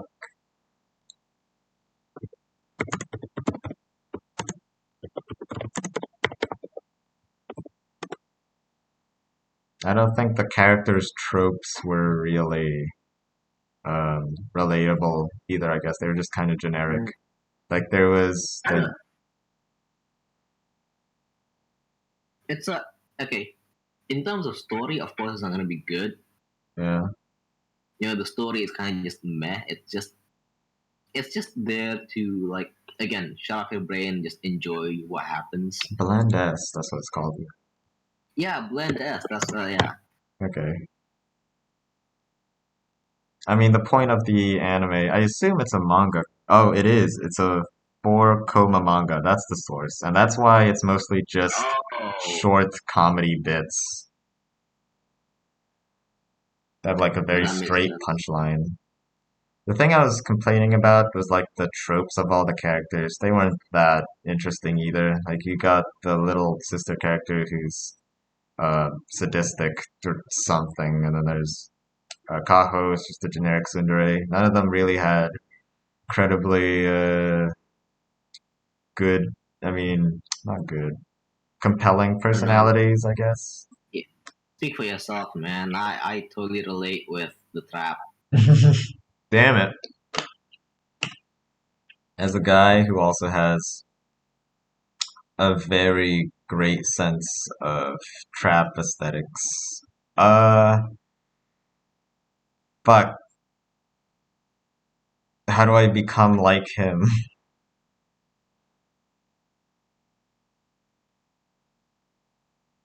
The fuck is that? Oh, whatever, it doesn't The matter. fuck is what? Just gonna put it on a 4. There you go. Elliot, did you watch this anime? You know what it is. No, Great. Actually, I don't even remember if I completed it. Oh, I totally did. What would you give it out of 10? Me? Yeah, I put it on a 4. Yeah, I agree Honestly, with you. there's not really anything that's so glaringly bad about it. It's just not that memorable. Hmm. Alright. Uh, but that's I mine. have nothing but fond memories of yeah, it. that's the one. No. The only thing that I remember was when Hideri Kanzaki, like, slapped a fly and went into the wrong, uh, toilet stall or something. What was that other one? The convention one, right? Oh yeah, the convention one, sure. I put Death Parade here, but I never watched Hmm? But Little Einstein. I it. never I watched it watched that. Oh, we have a CD of Little Einsteins. for me. I don't know if I put, what the heck was it? Gurren Lagann way later. Oh, I did. Okay, later. I Dude, have not seen Gurren Lagann, yeah, but the music is fucking sick. thank you. They're absolutely meant to hype you up, especially with the visuals of the anime, which is also very hype. I haven't seen the visuals. I've only listened to the music. Like fucking Liberal Me from Hell. That's Yeah, that really is good. great. You should listen to the opening and find some sort of anime music video of Gurren Lagann. They're amazing. Will do. Will do. All right. Have you watched Death Parade by any chance? I have not, so I'm not even gonna search it up. No. Great. Oh, Gamers. That's the gamer romance anime that is not Wotakoi. Oh, that's one to remember. I did not watch this yet. I did. What do you think of it? You know, doesn't mean. Hmm. All I mean, right. as expected from one of these anime, right? Main character bland, Mm-hmm. and the other characters kind of just follow some trope. Okay. Sounds about right. But there are some really fun little tidbits here and there. For an example, mm, the references in the opening, Fuck. other than just blatantly showing the game, they also show how people would play it. Yeah, I think I remember the opening. I really liked it. Mm. Oh, it only got 6.79. Yeah, doesn't seem that good. The story itself is kind of bland. It's just meh. Alright. Thus, it kind of went on the. It kind of relied too much on the quirk that hey, these characters are gamers, but Damn. otherwise, it's just kind of just another sort Wait, of I opened the door. rom-commy harem anime. Yeah. Alright. For some reason I like Yeah. the pink. I like the pink-haired one. I like the Genki Hey, one. yeah. Alright. Shit, the next thing I have on here is Minecraft Shorts. Fuck.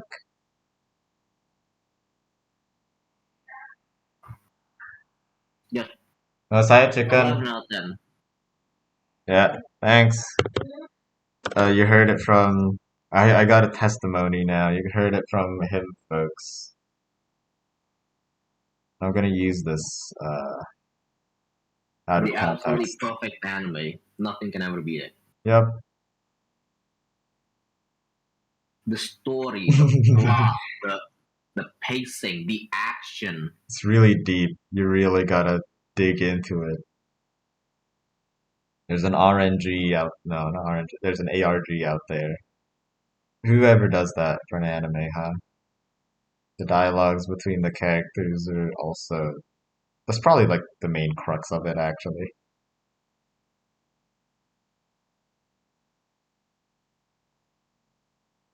Who are we fucking kidding ourselves? I didn't watch. Did you watch My Hero Academia by any chance? I watched a little bit of it. Hmm. I watched until season 2. Pretty sure your I don't brother remember would. until when I watched it. I think I only watched season 1. Ah, yeah, that is only 12 episodes. It's fun. It's fun. I'll probably. I made an entire script about My Like, Hero Academia. okay, then hit me. Nah, you can go first.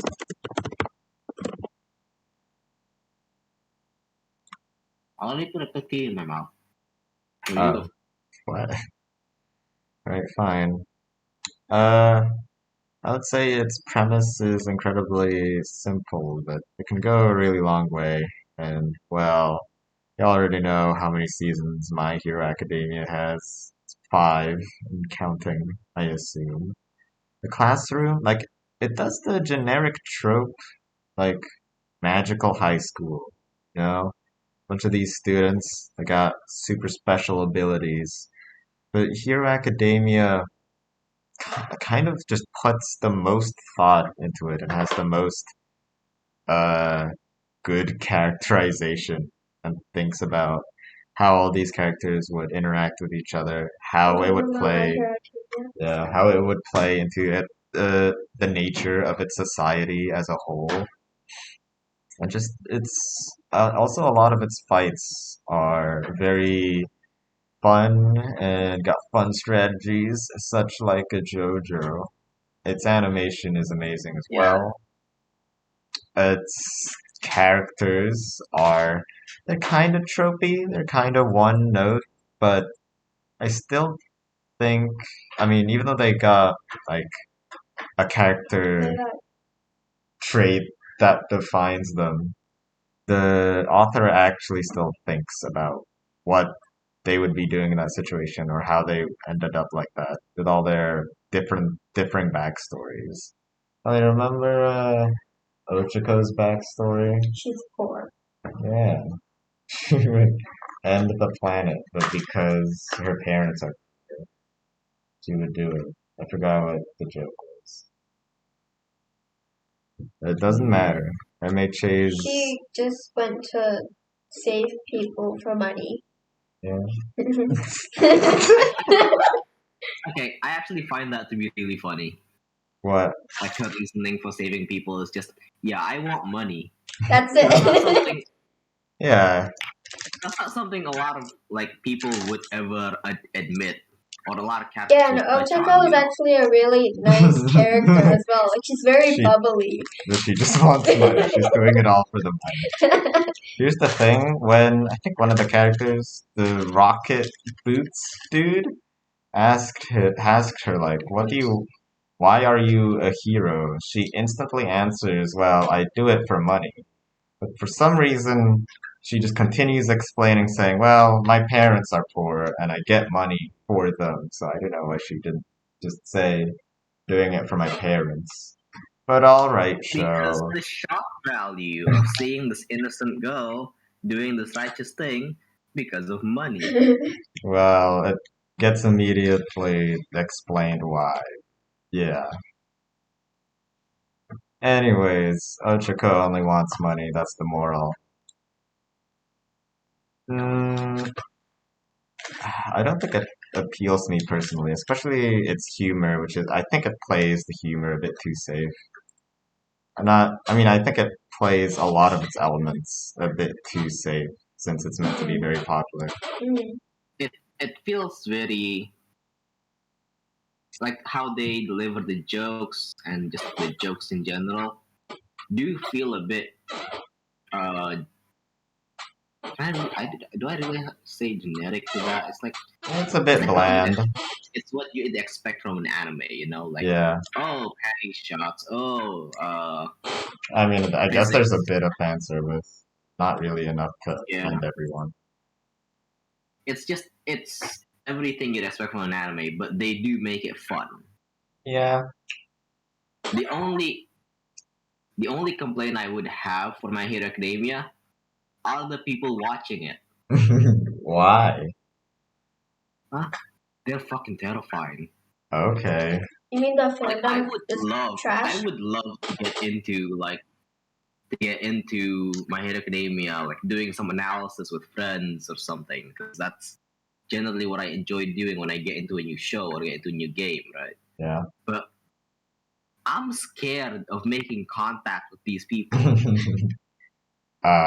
I'm one of these people. You mean their fandom? Oh god. Oh, I'm sorry. I mean, you're not that bad. Like, oh, thanks. The worst I've ever I can't really say the worst, but like the most into it person that I've closely known is my ex. Rex? What? My ex. Oh, okay. And yeah. All right.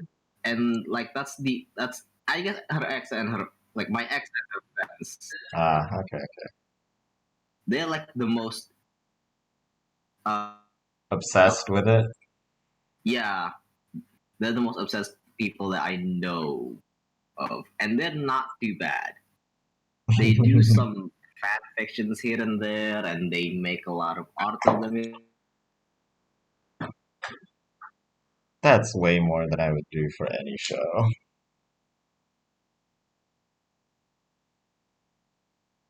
I thought you'd think the fandom is bad because they're mad horny, which is me. I thought it was bad because of about the ships and sexualization.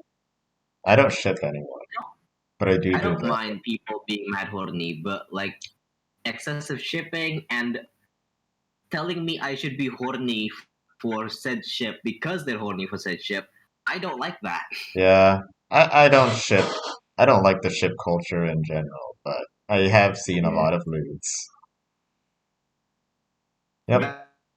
That's one of the good things that come from it. Hell yeah. The next anime, you're not gonna fucking like this. It's School Days.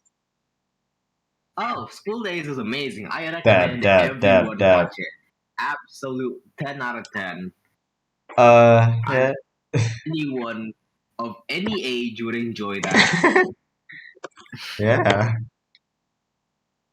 I tried. The Jesus thing Christ. about School Days is that no, I only watched it once because at first I thought, wow, this is boring. I don't care what either of the characters are thinking, what they're doing, and even until the ending, I was just like, okay, that was a bit too far. That wasn't even realistic. I don't care.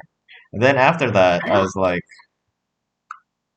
I changed my opinion. It was a complete 180. I was like, wow, this is really subversive of what the romance anime should be. Like, the ending is so smart and out of nowhere Yeah, because it's meant to be. And that's about what I expected answer to be. I was honestly surprised earlier when you said that you didn't like it very much because Subahibi is a thing. yeah, I changed my mind, you know. Uh, Yeah. Now, I'll be honest, I mean, they do have a lot of balls for choosing one of the the worst endings because they could have easily made, I don't know, maybe some kind of profit if they made like a generic ending where they had an actually good end or something where even in a harem they were both happy with everyone. But no, Okay, everyone just kills each other. Let's say they took that out, right? Like it's Yeah. just a normal harem anime where everyone ends up happily going into their life. Nothing too raunchy ever happens. Would it be as well known as it is now? You make a point. Yeah. Would it be the infamous anime we know and love now? Probably not an infamous anime, but I do know that at least the visual novel is pretty popular for all of its gruesome endings. Anime, though, no, definitely not. It's kind of generic, I suppose. It's just high school drama. Who cares? Just brought to an 11. Yeah, I'd say, what's that other anime? Snafu does all that high school stuff better, obviously. Snappy? Yeah, Snafu, or Gairu, if you haven't heard of it. Uh, yeah, that one. I'll talk about it later when I actually watched it, but Okay. now, I said it was a complete 180 before. I think it's like a 90. I'm like in the middle with this anime. I'm feeling very conflicted. Yeah. Yeah. You're gonna do community. Oh, I didn't watch the anime of that one, so I will. I watched the manga though. I read the manga. You watched the manga. Shut up. All right. Yeah, this page is very invigorating. Look at all Shut that. up. School Days, I still think from what I watched it. I mean, I was still young back then, so I don't remember everything. I don't remember being very engaged in it because it was just high schoolers talking to each other, and what the hell do high schoolers even talk about? Boring shit. Uh, the romance and the tension between all of the girls and Makoto, not very interesting to me either. I just thought it was I didn't care about them really. Makoto, however, is a very interesting case study. He's just a complete sexual hound who can't control his dick. Uh, that's I think that's a pretty interesting take on a protagonist, though. it is interesting. It's just it's unorthodox. Yeah, I like unorthodox, even if it's bad, honestly. At least they're doing something new. If it doesn't do it well. Yeah. Alright, shall we move on? Alright. Actually, I have one question. Who do you prefer, Sekai or Kotoha? Kotonoha? Okay, hmm mm, uh no, not Kotonoha, definitely. I don't know. Okay, here's the thing. You're giving me two equally shitty options. Alright. one of them, it like emotionally manipulated you at the ending, at least, into thinking, "Oh, you got her pregnant, so you gotta be with her." Woo. I mean, before that, she was kind of fine, I guess. But Kotonoha was just crazy by default. Yeah. She was hiding it within herself till the very end. So yeah, at least again, still two equally shitty options though. Me personally, at first I was a Kotonoha simp because she's hot and quiet and stuff, but Awesome. now it's Sakai. She's pretty cool to hang about at least. Obviously, in this situation, if I had to choose, I'd already be dead. But if they existed independently, I would prefer Sakai. Alright, that's enough Yeah. fucking school days. Time to talk about. I don't think I watched this one at the time, but why not? The Melancholy of Haruhi Suzumiya. Ah, Yes, paper. You watched that one.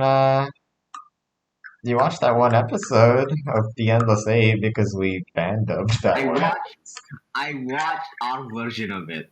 Yeah, you actually listen to the dialogue just hours. So based on that, what was your opinion on Haruhi Suzumiya as a whole? Uh, okay. I really can't. I really can't judge it from that one episode since yeah, there are some heavy bits over there like, Doesn't sound like a we've been repeating the It same was. week, I think. Yeah.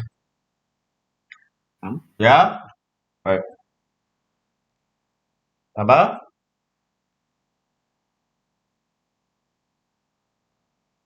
Oh, Hello? okay.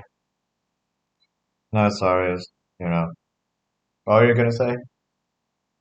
Yeah, there are some heavy bits to it that hint to the depth of the actual story in that one episode. Yeah. But, yeah, obviously you couldn't judge it from Anything that. else is like that, how can I? Yeah. Well, my opinion of it is that Oh. when Gal, asked me if it was a slice of life anime or what, and I think what's so special about it is that it doesn't really follow. Um, I didn't rank School Days yet. Shit. Fuck, give me a sec. School Days is a 10 out of 10. I'll give it a 4. I'm sorry. I don't give a don't care about it that much. I've evolved. Okay, Haruhi. So yeah, the thing about Haruhi Suzumiya is that it doesn't really follow any genres, and it's just trying to be itself most of the time because it's a slice of life high school kind of deal where they go into an after school club. That's generic and tropey. And then it absolutely subverts that by being very supernatural and magical with all of its happenings around it. Like in the Haruhi's perspective, they are having a slice of life kind of deal with just doing club activities. But in Kyon's perspective, it's a super adventurous, magical, supernatural fantasy adventure. And that's all playing together. And that's what I love about it. It's just trying to be itself, as well as the character interactions between everyone. Kyon's kind of the generic sort of cynical person, and that's really meant to relate you to him, the audience to him. That's pretty funny. Haruhi is just a big ball of fun. Nagato's quiet and reserved, people like that. Uh, what was her name? Oh yeah. Ellie, what was the girl that I voiced that went? Eh. I hate this fandom. Yeah, the girl that went. I hate this fandom was uh, calm and quiet as well, but not in a blunt sort of way, just in a very cute sort of way. Mikuru, that was her name. As well as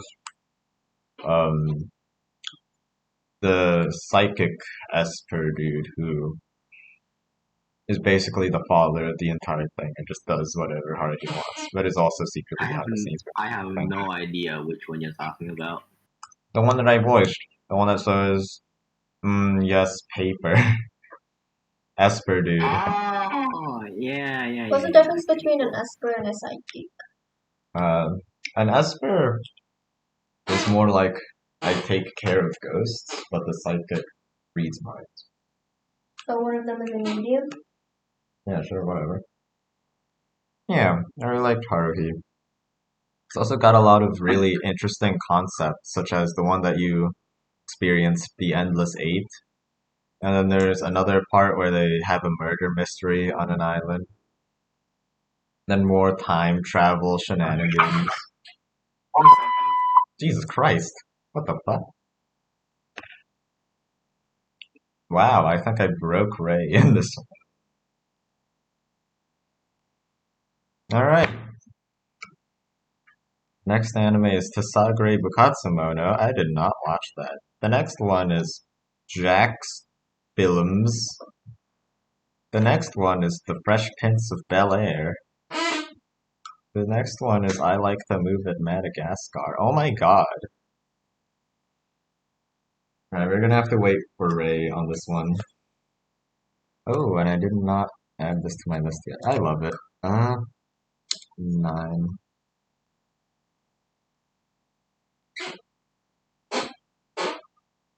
You made it.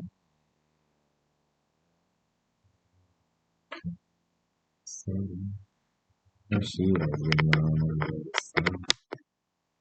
what you need.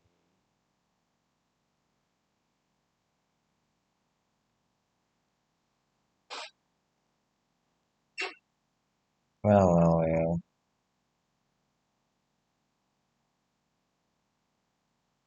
Now that we're waiting for Ray to come back, here's some anime music.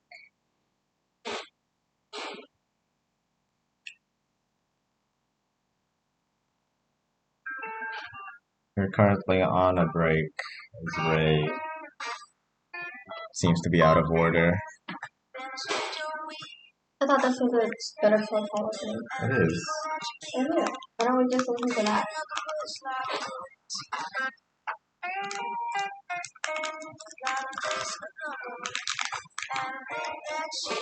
Better Call Saul is the best anime.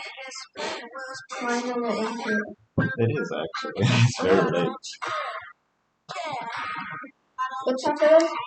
What? Oh, Happy Sugar Life. You know what that is? No.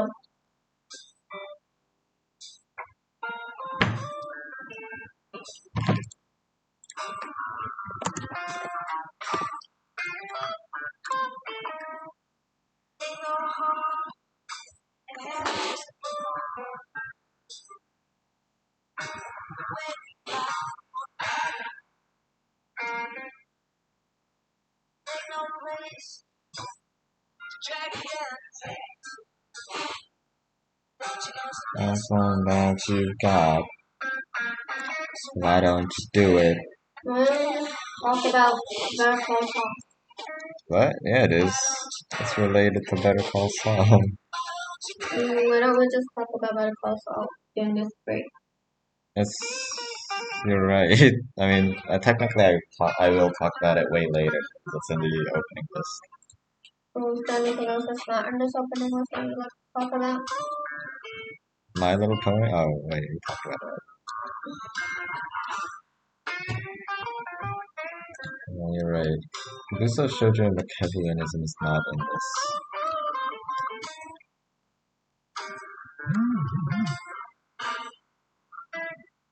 Okay, I checked it. We are only 37 out of like 100.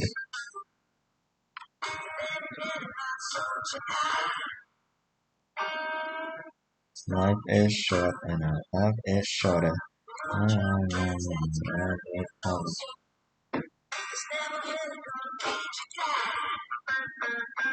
Why don't you do it? Yeah, why don't you do it? Why don't you do it?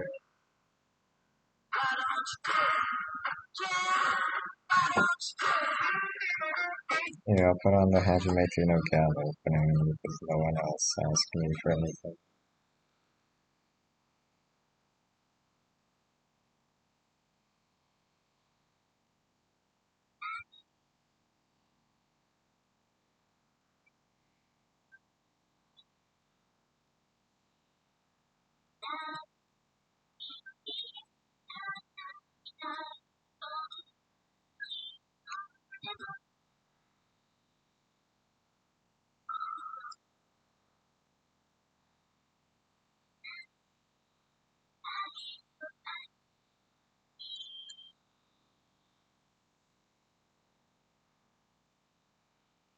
Nanana Sensei.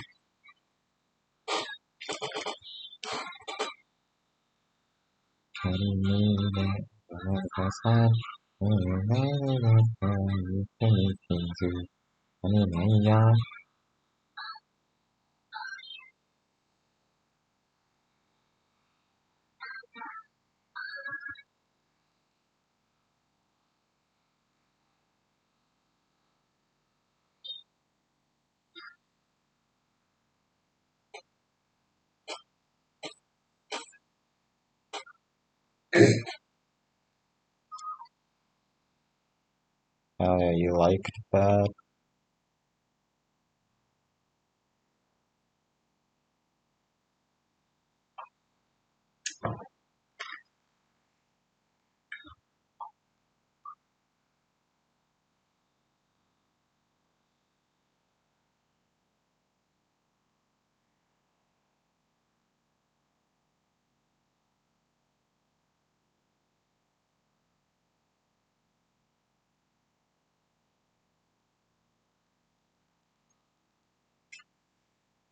I'm back. Oh, hey, sup? I really needed you because the next one that we're going to talk about is Happy Sugar Life.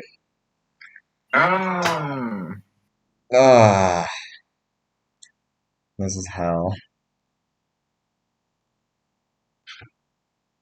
What did you think about Happy it? Sugar Life is.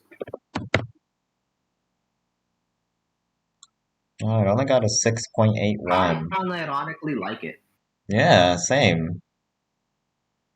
I think the situation that all of the characters in was actually like a predicament that you, as a viewer, had to think about. Because, The issue feels like something you could come across, but it's handled in a way that you just don't expect. yeah, one of the problems, I mean, the entire, I'll just say that the situation that they're all in is that not they found, Sato found a little cute lolly. Shota, I don't actually know the gender of it, but, what the Taro, right? Shio has a family, and that family is very poor, and even if they had Shio, he would not be able to actually survive there. However, being with Sato makes Shio happy, even though, first of all, Sato is not Sato is not Shio's real family, and she is a complete serial killer. Now, kind of my main problem with it is that everyone's just kind of like a creep and a psychopath, which does not make it incredibly like realistic, I guess. Like there's this teacher in the first few episodes that's a real creep weirdo who likes small children, and Sato as well. Sato herself I is a don't think it's serial meant to be killer. realistic. I mean, Yeah, I suppose. And then there's the yellow-haired guy who's a complete pedophile. Ow. Even even with stuff like that, it's still a very entertaining show. I think they uh went a bit too ham on the characteristics of these perverts. And there's too many of them. If it was just like Sato and Shio, I'd be pretty cool with it. But then again, we wouldn't be able to have the aunt character, which is my favorite one.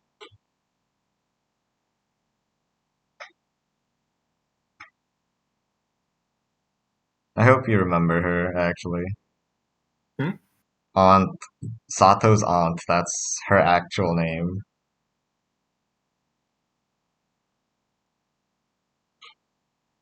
Sato's aunt. She's the Ara one. The what? She's the Ara one. That's what she says. She sexually Yeah. assaults a policeman, if you don't remember. Yeah, I remember. That's a character. That happened. I love her. What's your opinion on Happy Sugar Life? I liked it a lot. Yep. I do. It has been a pretty long while. It's been summer 2018. It's been 4 years basically, so it's fair if you don't remember too much about it.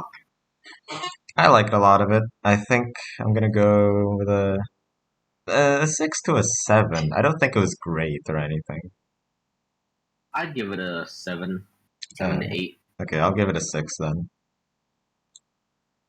Completed. What else? Oh, there's... What was that one called? Hinako Note, right? Hinako, that sounds familiar. It is...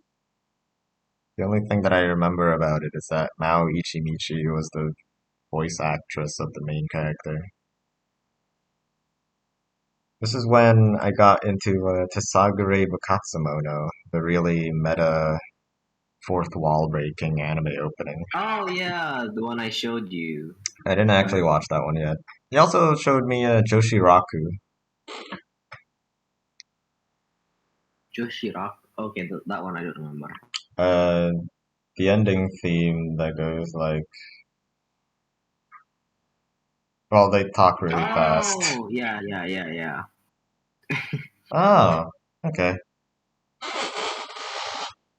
That's interesting. The next one here is Akame ga Kill. Akame ga Kill, Oh, did you not watch it yet? No. Okay, good, because I dropped it like halfway through or something. It was boring. Oh. I'd say it was the same deal with Danmachi. It's just a power fantasy, but instead of an isekai, it's sort of in this way too edgy world where, first of all, everyone dies too quickly. It's just not, because of that, it's not really worth investing your time into any of the characters, because once you know, like, the first 2 or 3 characters die, it gets formulaic when people start dying. Besides that, it's just kind of a rebellion story against a fascist government. And I suppose there's some interesting things that happen between the main character and I think her name was S-Death. And S-Death is a hot anime babe who wants to basically she becomes part of his harem. And S-Death is the government. Well, I don't think I liked it that much. From what I've seen of Akame ga Kill, that's definitely not what I expected from it. I expected it to be more serious. It is not serious. There's a lot of comedy moments. I mean, sure, people die, but I don't take it seriously. Maybe it is more serious. I think it was, actually.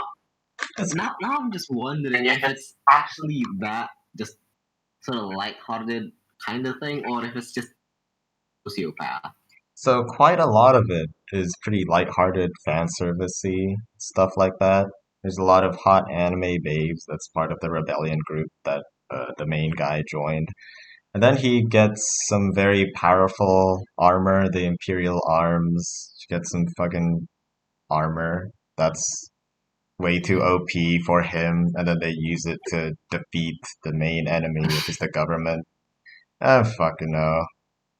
I mean, there's a lot of serious moments, but I think 90, no. I'd say like 70% of it is lighthearted. That is until, I suppose, people start dying and fights that happen. That's it. How much did I fucking watch of this garbage show? Ah, Did your brother watch it? no, I don't think he did. Ah. No. I dropped it when it started moving the plot along, when they were infiltrating some enemy base or something, and then I realized, wow, this is boring. So I just stopped. Alright. Do you still think so? Like, It's been a very long while. Maybe. Maybe I like it. maybe. Maybe I'll hate it. I So mean, from yes, the yeah. plot synopsis that I gave, was it more interesting than what I gave it for? I don't know, man. Okay. It's also been a very long while. It sounds kind of meh from how you describe it. It's kind of just Yeah. just. The rebellion story, it's done. So many people love it. Yeah. Like I'm kind of curious. I'm kind of curious. Like what? Why do people like it so much?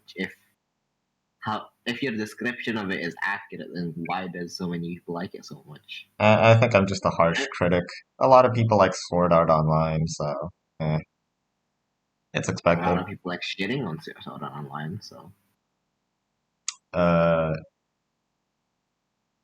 yeah. Alright, the next thing that I have on here is Rakudai Kishi no Cavalry. I told you about this. I've heard of it, but I don't think I've watched. Okay. Have you watched, oh wait, you definitely haven't, but have you heard of Asterisk War? I have. Oh, you watched it? Wait, I think my brother watched it. Oh, I great. didn't watch. You I don't didn't, think I did. Hold on. you didn't watch alongside him for that? Okay. War, right? No, I have not watched this. Okay. It does look familiar though. When I told you about this anime, you said it was pretty generic. I think its premise is pretty, what was it?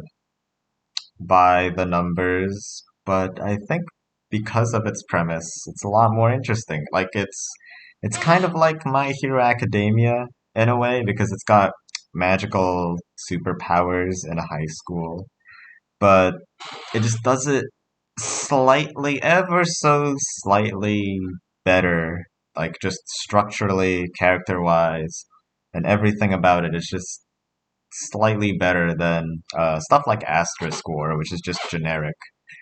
The way that I describe how it does things better is just I think the characters were a bit more well thought out.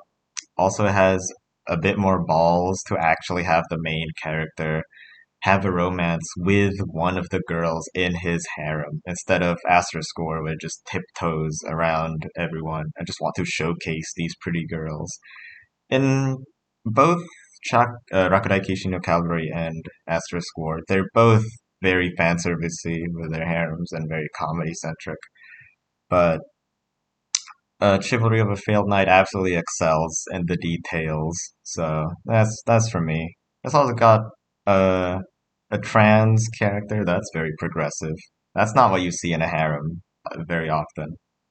It's got a little sister character that's got white hair, Shizuku, that actually likes her brother. Oh fuck, there's a journalist girl. She's fucking cool. What the fuck was I talking about? I think its magic system is also. Actually, I don't fucking know about its magical system. For some reason, the main guy who says he has no magical abilities whatsoever has 13 fucking special names for all of his techniques that he uses during battle. It's dumb.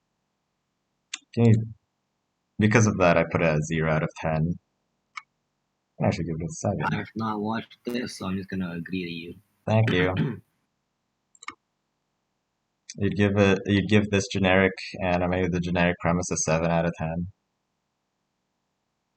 I guess. Again, I haven't seen Yeah. it, so I'm just going off of what you said.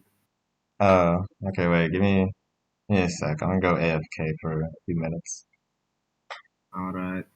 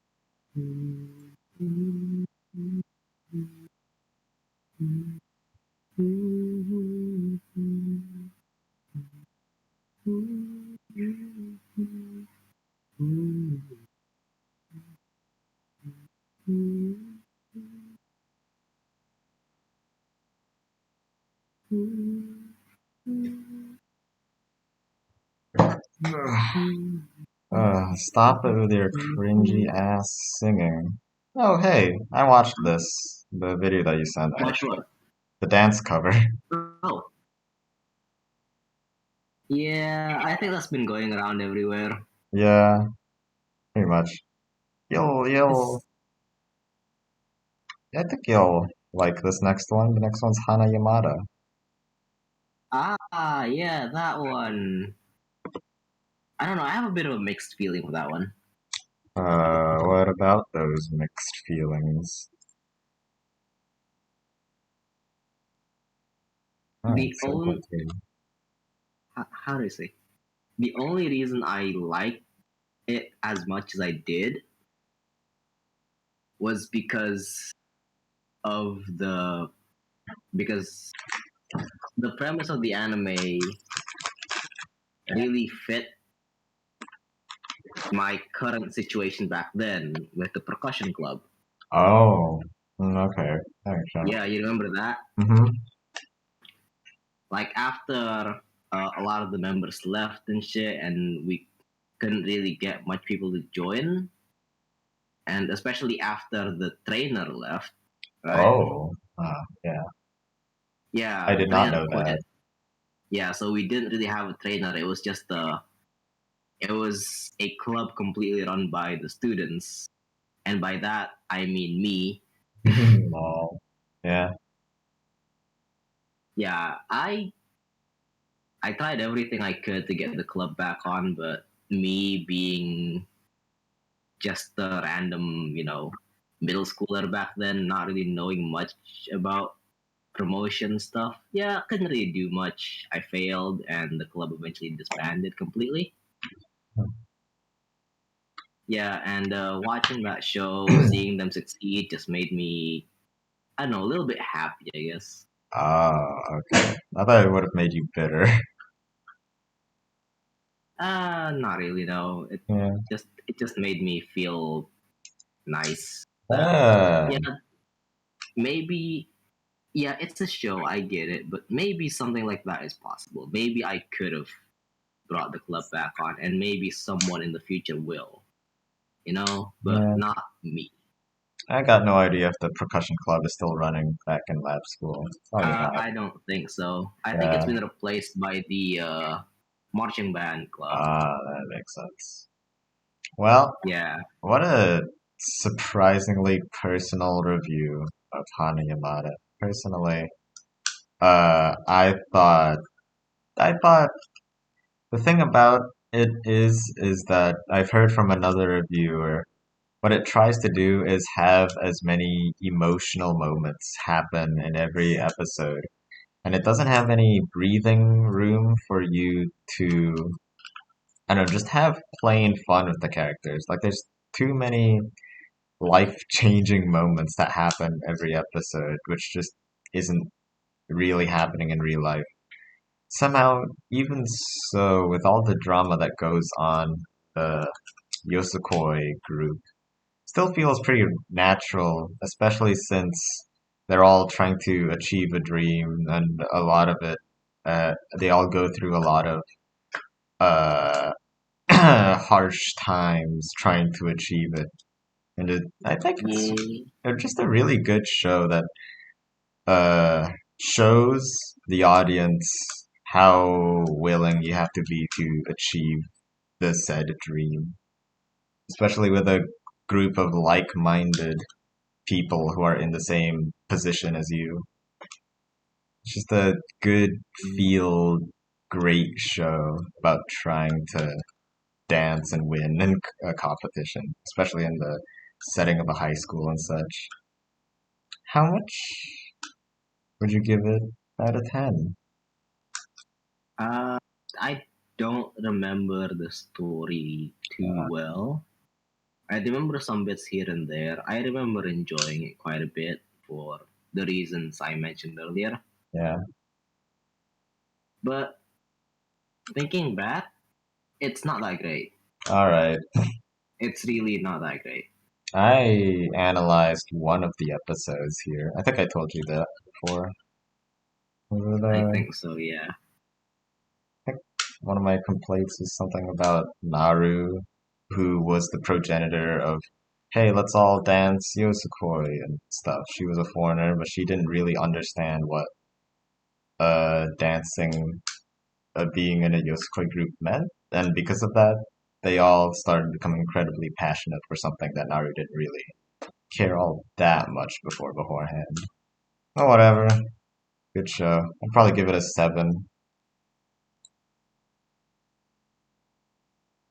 Yeah, sure. The 7 sounds good. Hell yeah. Why can I hear myself every now and again? Like, it's not consistent. Sometimes it just happens. I don't hear myself, so probably something on your end. Oh, fuck. Did you watch Zombieland Saga? Zombieland Saga. I've watched 3 episodes and dropped it. I am in the same position. What made you drop such a show? I just didn't feel like watching it. Alright.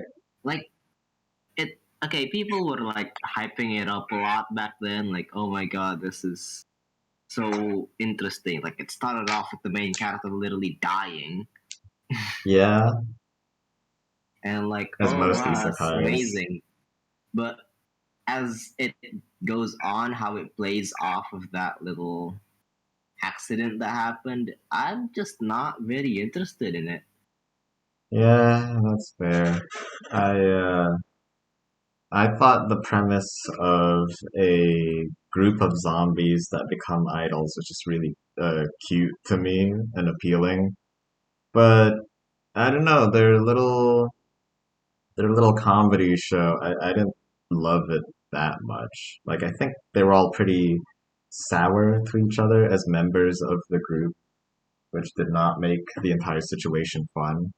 Especially with I mean, I don't know if I should call this fun or terrifying, but the main guy, the manager of the entire thing, was incredibly, uh, what was it? Like forceful of them to become idols. He was a fun Yeah. dude who like shouted funny stuff, but his actions toward the girls were kind of forceful, I guess. I don't know. There's only one zombie girl idol that I like, and it's not even from that show. Oh, who? It's Ollie. It's Ollie. Oh, okay. I didn't get it. I'll be honest, I still think the characters could have been fun if I just hung around them a bit more. I mean, there were definitely some funny moments, like the rapping scene in episode 3. I still remember that. I don't know if I should actually rank this. I'll put it at a 5 for now. Yeah, I feel like neither of us know enough. Oh my god. Yeah, it's definitely not on my end. It's definitely on your end, whatever that Wait. echo is. Oh, okay. It can't be on my end. Alright, fine. Yeah, I don't think either of us know enough about the show to really rate it fairly.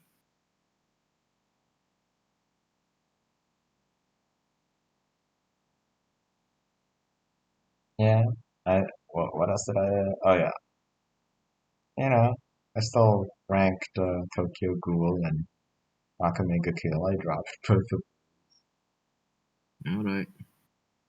Elia, come here. Gonna talk about Miraculous Ladybug. Oh. I don't think I've watched a single episode of that. I really liked it. It gives me the same vibes of like Jojo from really innovative fights between the main villains and the characters. It's pretty good actually. I'll give it an 8. I feel like I've seen one at your place. I don't remember what happened at all, though. At my place, I don't remember that definitely. What else? The characters, it's really cheesy and corny, but it's still a fun ride, I suppose. It's CGI though. I think its animation is pretty nice, but the actual designs of the characters themselves are pretty, they're a bit janky for CGI models. Anyways, it's not even I on my anime list, so who cares? okay. Uh, the next one you'll enjoy is Chuunibyou. You told me to watch this. Yeah, I really like Chuunibyou. Same. I It's just really it hits all the good spots. personally, I probably don't love it as much as you do, but I do like it. I'm not saying it's perfect or anything. It's a lot of fun to watch. It Mm. still is, and it was, yeah. Personally, I like the bantering between uh, Dekomori and Shintanu Nibutani. Those interactions are great, especially I think it was in the movie or something when they kissed, or the OVA. I don't remember. Alright. It's also been a while since I watched it as well. Loved its opening. The characters were pretty nice. I think it might have gone a bit too like moe and cute at some times for me. The comedy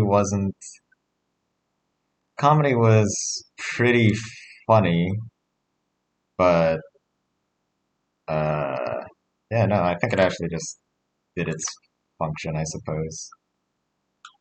Sometimes it Yeah. was for the sake of like, oh, look at these cute characters hanging out, but whatever. I I still say though, at the time, I mean, I don't personally enjoy romance stories very often.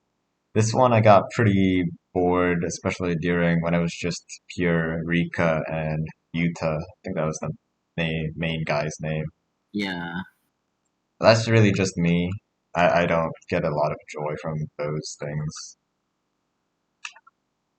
But But everything else is pretty fun. yeah, and the I interactions between all the characters in the second season I did like more because it's just focus. It's more fun in season 2. The fight scenes are also generally cool though. Yeah, The quote unquote fight scenes, I guess. they didn't actually fight. And this great GIF said, "Fuck yeah, Yeah. GIF." Yeah. Who the fuck told you to say GIF? Okay, tell me why you say GIF then. Because it's nicer to say. Yeah, the fucking peanut butter.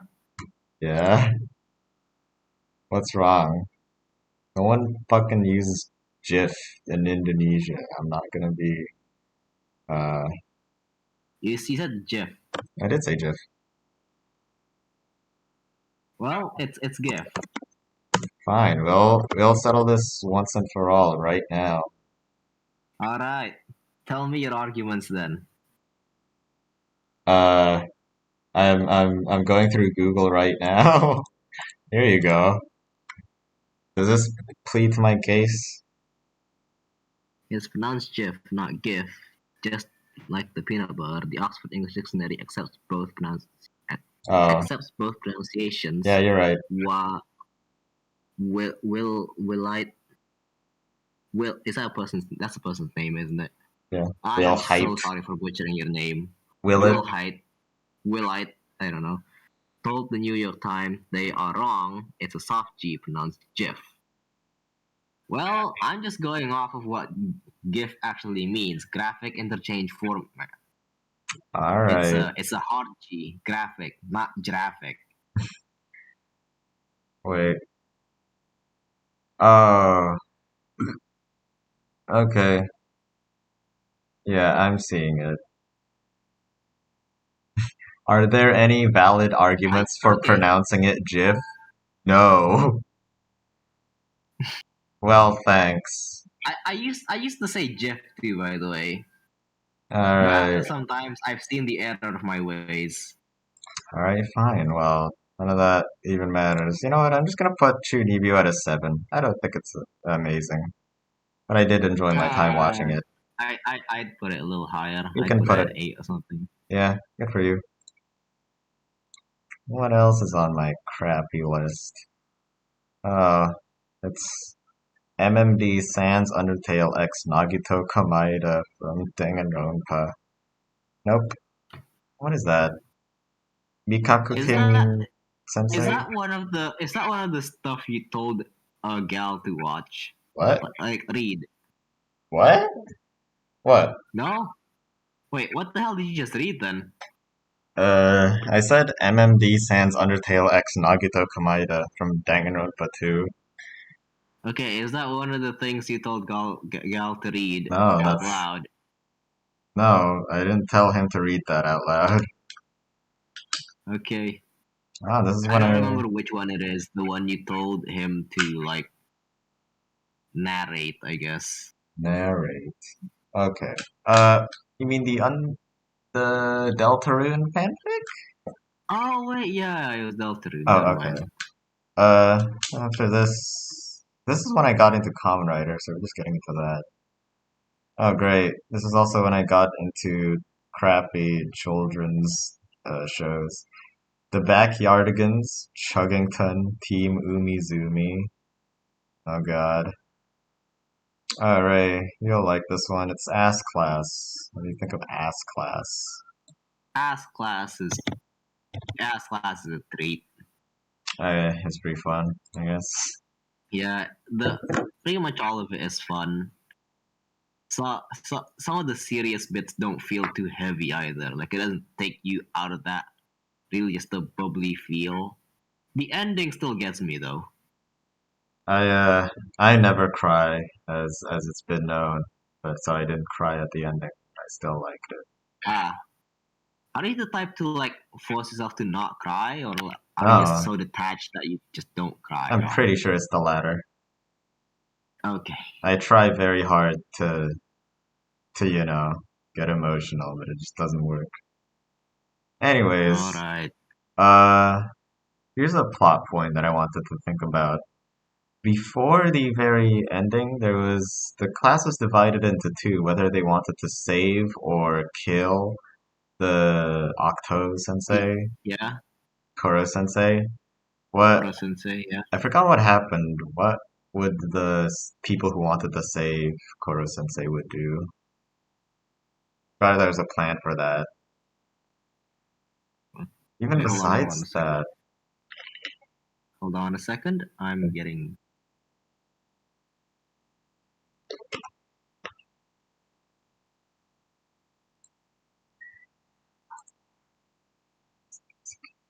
Oh, wait. I think it's recording for me only. Okay. That means I could talk about it without him knowing. Assassination Classroom was, it's been a really long while, so I don't remember everything about it. But, I did like the characters, the main two. Honestly, the rest of the classroom I could do with or without, really. I only liked Karma, Agito, is that his, I forgot, his actual gender. Kaede, I remember her, even though she only had like one arc in the second season where she became an octopus. I think it's like I a, have returned. I think Ansatsu Kyoshitsu is kind of like a watered down great teacher Onizuka, if you know what that is. That's what I was thinking about. Uh, To hold be on a fair though, second. I don't. That name is familiar. That name is very familiar. I'll be honest though, I I didn't actually watch Great just don't Teacher Onizuka, but I remember assume where I've heard that name for. it's Yeah. just about a teacher trying to figure out the drama between everything that's going on in the classroom and all the students' lives. But yeah, that's basically kind of what Assassination Classroom is about. It's Mm, it's a shonen story, but in the setting of a classroom, a lot of interesting things happen. Its premise is also very cool. Its style is actually pretty distinct compared to a lot of other animes. It's Koro Sensei really reminds me of Monokuma actually. And it's kind of surprising that they actually gave him like a very serious backstory. You're such a perverted mm, old man. hold on, I'm thinking about the mentioned earlier. Yeah, great teacher Onizuka.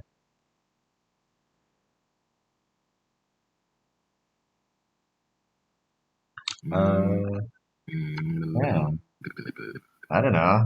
Guess I thought the who the hell was it? The AI that was introduced halfway through the show was really hot. Oh, and guess I liked the other classroom student who was also an octopus. He was pretty edgy. I also liked him. I think the most prominent part for me was just the end of the first season when they infiltrated a tower. That was good. I still remember the episode, which is probably my favorite one. I watched this alongside Seven Deadly Sins. Anyways, what the fuck was it? Oh, the episode where they played the tower game. That was also like a sports festival kind of thing. Did you watch the entirety, like mm, all two seasons? yeah, Oh, my okay. friends kind of forced me to. Well, you also liked it yourself, so Yeah, I liked it. I'll put it at an 8. Yeah, I'll agree to that. 8. Good. Anything above this? You know what? Since I just watched it alongside uh Ansatsu Kyoshitsu, did you watch Seven Deadly Sins?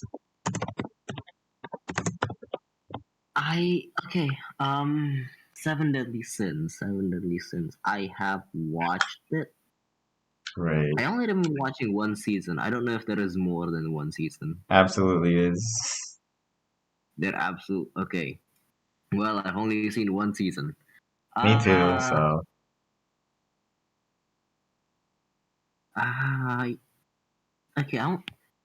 I actually don't remember much from it. yeah. I remember it being like fun-ish, like all the action stuff going around. The action was decent, I guess. I don't think it was amazing. And I don't know, most of the funny parts is just seeing wait, fuck, no, I lost my train of thought. Uh, I guess I'll continue. I did I really. got I got Alright. distracted by the gif. of Dekomori. Yeah. Yeah, he's pretty cool. Oh, it's I dark. think since I stopped playing, you can just have this constantly in the background now. Fine. I think it's dark. Oh, yeah. There's dark-haired Shintani. It's cool. Shintani. Fuck. There you go. Sure. For me personally, Nanatsu no Taizai, I really liked the premise of like these really edgy, hard, uh, I don't know, mature adult sins that were pirates that fought alongside and rebelled the government who was way too fascist. All the sins had a pretty good impression on me, and they all had cool personalities that I admired, especially with the chemistry between all of them. Like, especially one that just as an example, Bon and uh, what was the name of the main guy? Meliodas. Bon and Meliodas. At Yeah. first, they had like a very bro relationship, especially with how I think Meliodas got him out of the prison they were fighting, and it was really fucking awesome. And they were real Yeah. bros. But even then, they had a lot of fights with each other that were like, we don't see eye to eye and everything. And Meliodas is like, we should save them. And Bon was the complete opposite. That was just one example of an interaction between all the sins. I think one thing that just appealed to me very personally was lust. Fuck was Gother, yeah. I mean, I Wait, don't think I need which to. one? I don't Which think I one need was to last? I don't elaborate. remember. The pink-haired one, Gother, lust. Oh wait, yeah, I remember. Yeah, I don't think I need to elaborate on why. You do. No, I don't. Yes, you do. He trap. Wait, he is. Yeah, he's a trap. He's Wait, really. hold on. He's supposed to be a trap. Yeah. I Well, kind of just figured that. Oh yeah, this is a guy I that suppose just the acts that way. I suppose the righter way of saying it would be that he's a doll. He's Yeah, androgynous. I don't know. All right, well, Yeah, whatever. I like the way he acts, especially his robotic way and how his development of becoming less of a robot, I suppose. And also Diane, who completely appeals to my GTS kink, so it works out very well. wow, I relate wow. to King Sloth because he's just a lazy cunt, probably the one that I'll just relate to the most. He's just fat, tiny. He's a small boy. Uh, the way the story actually presents itself, it is very turn your brain offy. It is fun, but the all the characters' actions are like very, I suppose, expected and not very thought provoking. Like they just keep saying to each other, "Oh, I'm gonna kill you," or "What did you do to my friends? Oh, you attacked them. Oh, I don't care." You know, on a moment-to-moment Yeah. basis, it's just kind of people hitting each other, and the big moral theme is like, I don't know, the Yeah, main pirates are rebelling against a government again, like an Akame kill, but this time it's a bit less edgy, I suppose. Like it's just a bit more of a lighthearted adventure, and the fact that it knows its bounds, I like more than Akame Kill, which tried to be a very serious story. Wait, Akame still tried to be serious. Yeah, it had I a don't lot of know. it had a lot more of a serious atmosphere, I guess. I mean, it did have a lot of lighthearted moments, but still, a lot of people died, and it tried to make those deaths very sad, but it just wasn't. And Hmm. here, I mean, I think everyone's just I, overpowered, and it's just fun seeing them like roll over everyone else. Well, I'm gonna give this uh 6 7. I think I'll give it a 6. I give it a 7. All right. I think this is when I told wait, fuck. My I said I was watching Seven Deadly Sins, and your brother started watching anime because I did, right? I think so, yeah. Like Okay. I think the very first anime he decided to watch was Seven Deadly Sins, and then he moved on to other things Ah, like fucking Sword Art Online and did not watch that yet. My Hero Academia. Great, good. Good to know my influence is spreading. Uh, I'll just say them outright. Wait. Ah, are you kidding me? I think I missed, what was it called? Bunny Girl Senpai. Ah, yeah, Bunny Girl Senpai. That's What did you think of that? Oh, there I is serial. actually Okay. liked it a lot. Yeah, I I liked mean, it a lot. It's a very interesting premise. uh, yeah, I mean, I guess. It's like Chuunibyou, but it has real consequences. Uh, yeah, I guess. Kinda. I mean, I wouldn't think it's, maybe its premise is interesting in a sense, but its ideas and concepts of a main character helping his harem of girls go through their problems, it's already been done in like Bakemonogatari and Origairu and Snafu and such. Well, yeah, no shit.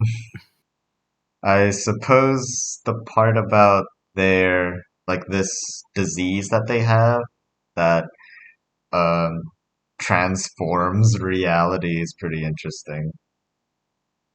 The part about, Yeah, it's part simple, but part also like really out there. yeah, the way it shows its powers are super cool. But the Mm. way it utilizes its powers into the narrative is cool. I wouldn't really call it a power. It's just more of a curse that they gotta deal I with. mean, yeah, curse. It's disease. The the part that I maybe have a problem with is the way they explains it with Futaba and talking about nuclear physics or whatever. I thought Yeah, those scenes were, it's a bit of a like a pseudoscientific sort of not really pseudoscientific. It's like it tries to be scientific with how they explain it, but really it's just concepts mumbo jumbo. yeah, either the author is trying to be smart with scenes like those, or yeah, no, that's it. I don't think it properly explained it completely. Yeah. Uh, what else? I mean, I think the morals that the girls went through were pretty life-changing and emotional for them. Those moments hit for me. Yeah, those moments were nice. Uh, I know the Well, back, I definitely.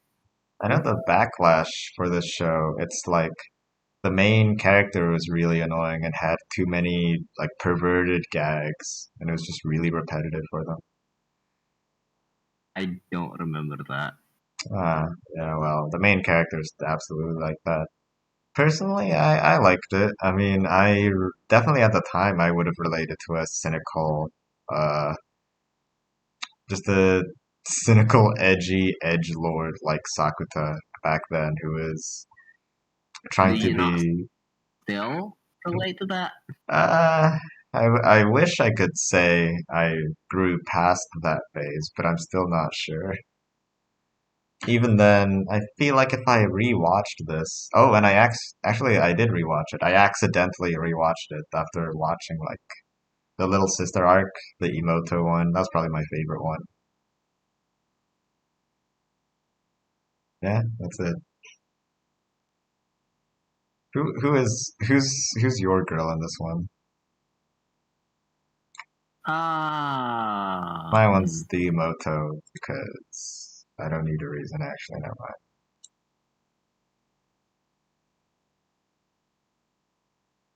hmm. To be honest, I don't remember enough about it to say which one I liked most. I think it was the the time traveler one. Ah, yeah, that's a good choice. Lapis the yeah, Lapis is something I don't remember. Koga Aoi, I forgot. The one Yeah, I that don't had remember. Ruka's VA. Yeah. What the fuck? Okay. Yeah, What happened? yeah. Nothing. What else is after this? Is it, oh, I think after this is Gakko Gurashi. Gakugurashi. That's you told me to watch that one, wasn't it? Yeah, I did. How much did you like it? I definitely did not expect the the the direction I mean, of it went course. to. That's the whole point of the Like, show. yeah, I get it. I mean, okay, when you first showed me, I was like, uh, what the shit is? What? I'm Yeah, just laughing at the picture that you sent me of myself. I look really stoned. Alright, what yeah, was your thoughts on Gakko Gurashi? yeah. When you first showed me it, I was like, the shit is this is. Yeah, I know you like this kind of stuff, but you know this ain't my style, right? Really? You just kept like you basically taped me to my seat Yeah. until I watched the first episode, and you were like, "Oh yeah, this happens," and fucking people died. Not really people And died, but I think the way it revealed what the show actually was in the first episode yeah, I is know, great. but like people did die. Yeah, Not I for guess the a main lot of cast. I mean, people. like there was dead people outside, and the girl we've been following is just schizophrenic or something. Yeah. Ah, such a good premise to me. That shocked me a little. Like, rarely have anything done that. But this did. Was it a good shock? Yeah, Would you call it a quality shock? yeah. It was Hell yeah. actually surprisingly fun to watch after that. Like, I mean, sometimes what was it? Some of the things do feel a bit. I wouldn't say forced. It's like just Maybe, kind of out of nowhere, you uh, know. to me, I thought maybe you said like played into its gimmick. Like it was a bit too gimmicky on the girl's schizophrenia. I guess kinda. The one that really threw me off a bit is when I guess a bit of a spoiler if anyone at all is watching this. Uh, I don't want to think about it. Yeah, one of the things that really stumped me a bit was when we realized the teacher never existed. Wait, Well, the teacher existed, but she's dead. Like she never existed as part of the cast. what was your opinion on that? I was just stumped. Like, Yeah, what the shit?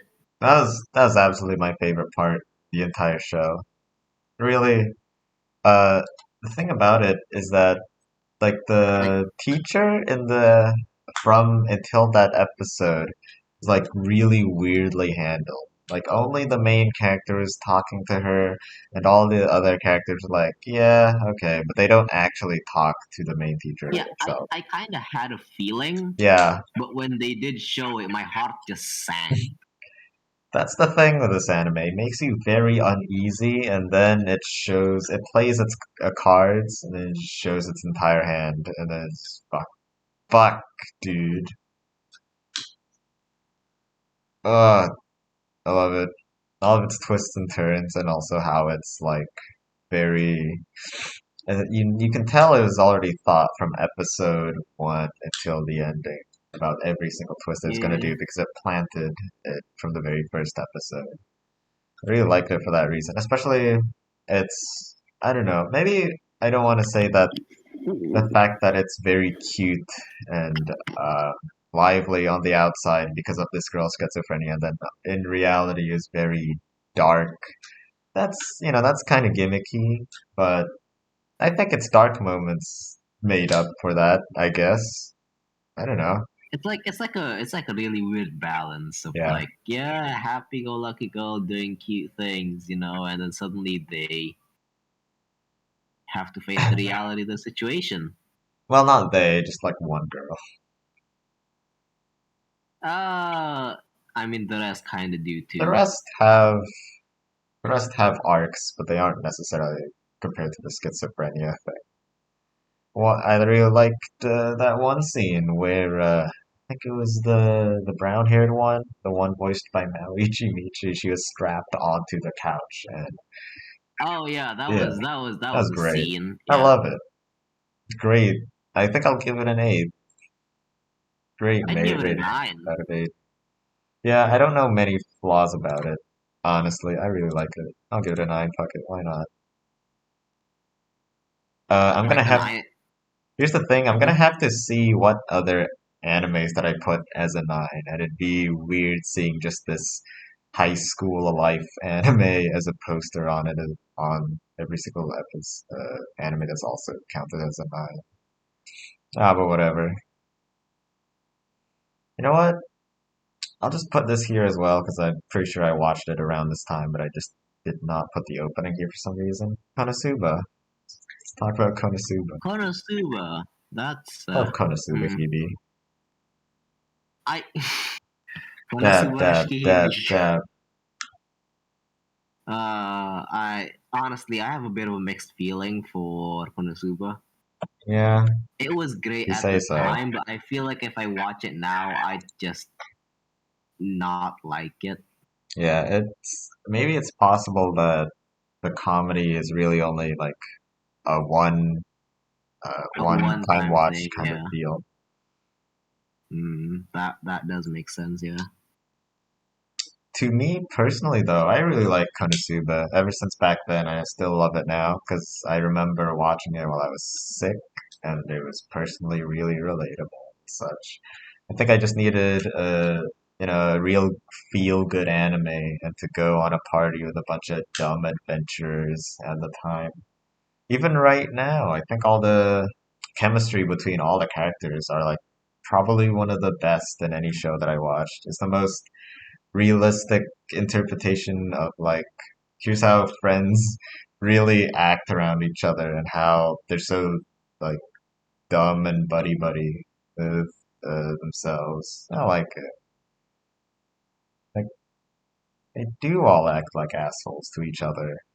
They don't have some sort of fake facade of friendliness and niceness that they normally have in Japan with all those formalities going around.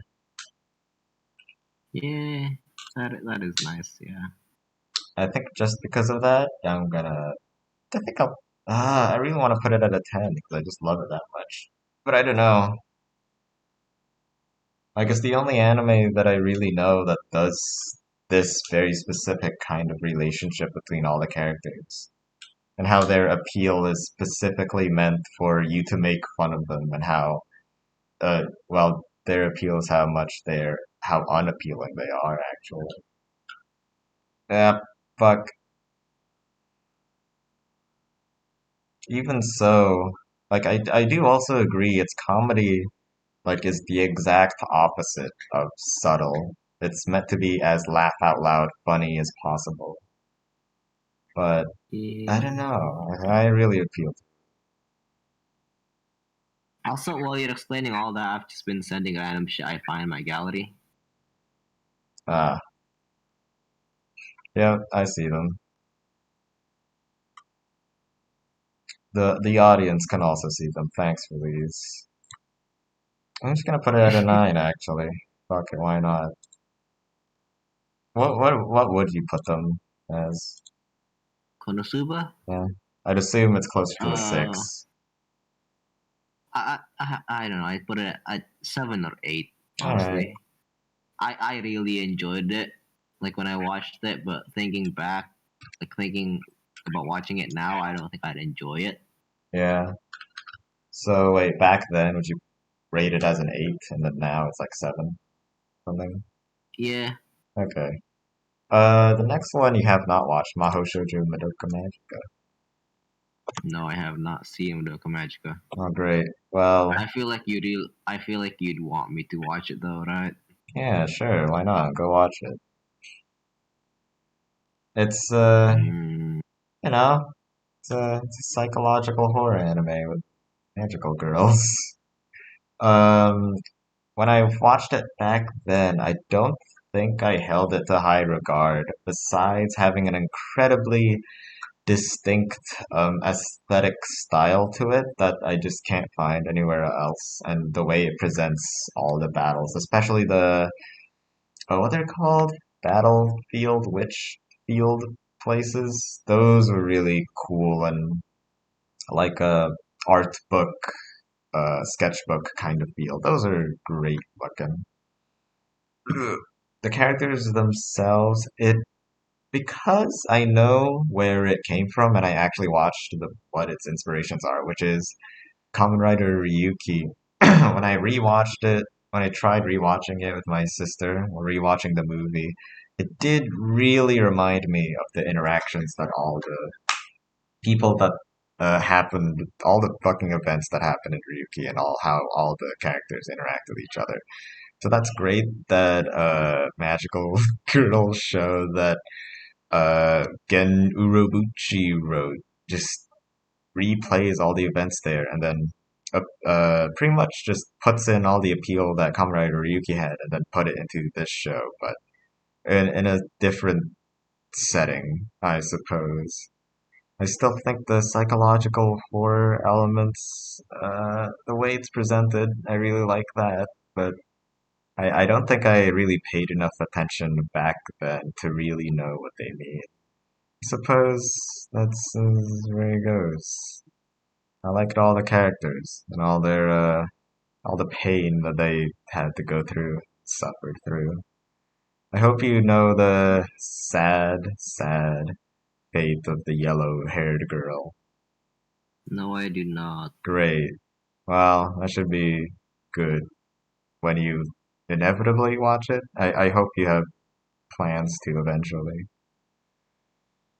It's currently not on my like to-do list, but it's something I definitely want to do. Okay, that's fair. I don't think I understood everything. So I'm just gonna put it at an 8. Alright. I'll just stop recording and take a break, or just do the rest of these animes by myself eventually. Alright, sure. Ends at 100. We're pretty close to 100 What? anime openings. Oh, Oh, That one was funny, that. damn it, Ellie. We're gonna have to talk about My Little Pony again. There you go. what? Have you heard of Bloom Into You? Yagate Kimi ni Naru? What? Bloom Into You. No. Have you heard of this cute little lesbian Yuri anime? Oh, God. I have heard of that. Really? Damn it. We're so far from God Ray Zero. When are we gonna get to it? Fuck. Really, you've heard of Bloom Into You? Yes, I have actually, and I think I've watched like 1 or 2 episodes before I dropped it. Oh, okay, that's fair. I don't remember why I dropped it. I just remember that I did drop it. I'll be honest, even back then, I wasn't a romance person, but the premise itself was really interesting. Like the chemistry between the two main characters, not just because it was Yuri, and even though I was probably into it back then, But the fact that one of them is like very into the other one, but the other one is just kind of like ambivalent to it and just kind of okay with whatever the relationship has in store, you know? Uh, they're pretty good. I think the way that it continued the story as well was, I mean, it was based off of a manga, so I don't know if there were really any big emotional moments, and it was just them hanging out with each other, kind of exploring their relationship. And I remember that one scene where they had an umbrella and walked together through the rain, kind of deal. I'd say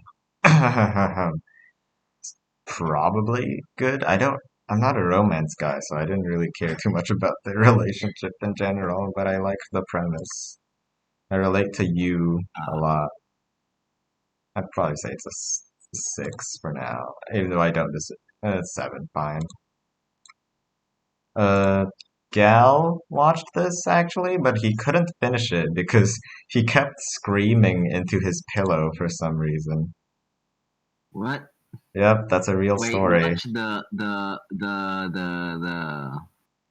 fucking Yuri one? Yeah, Gal watched the Yuri one. And he kept screaming into his pillow because Their relationship was just so dramatic, I suppose. I'm not.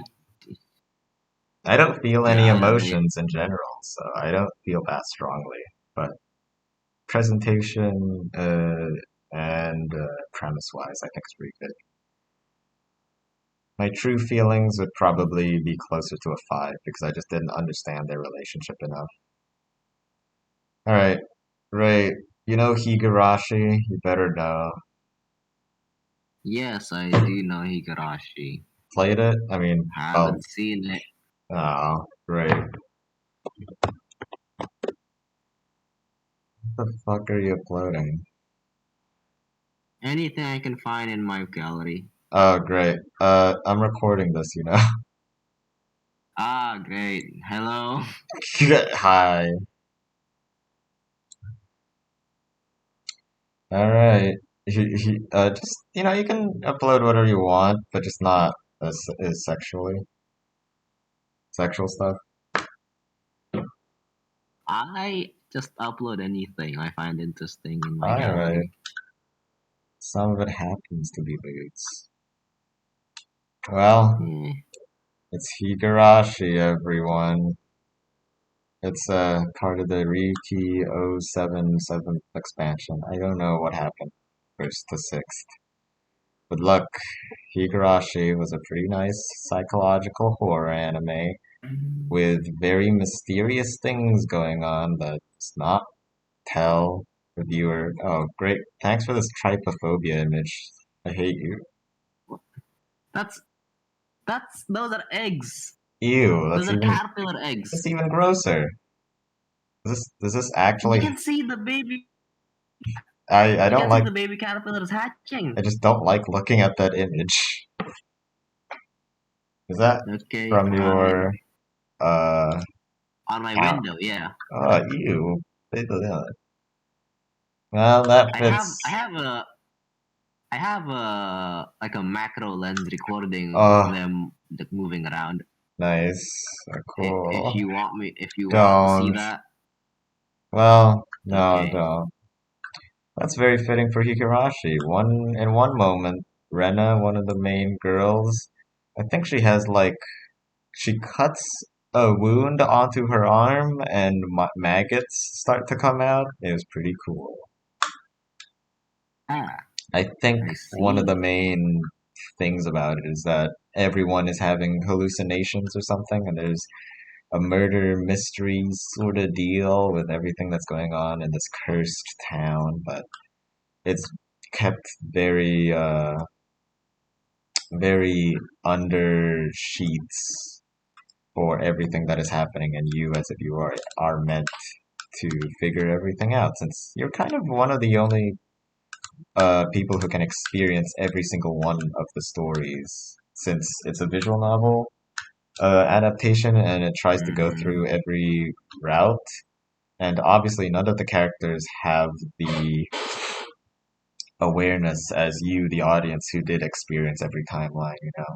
That is not actually true, because as a spoiler, at the very, very end of Higurashi, turns out one of the girls is present in every single timeline and has memories of each one. But that's, I'm not gonna One tell. of them is Monica.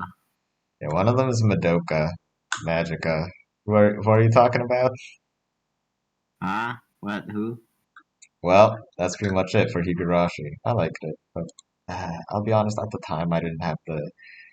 I really want to rewatch all these to have a proper opinion on them because I have to remember whatever happened back then. You know, it's probably good. There you go. Whatever. We did. I did really want to watch Higurashi Kai, which I think is the sequel to this, where it actually does explore what happened in one of the girls' perspectives that could actually go through time or something. I'm not gonna remember.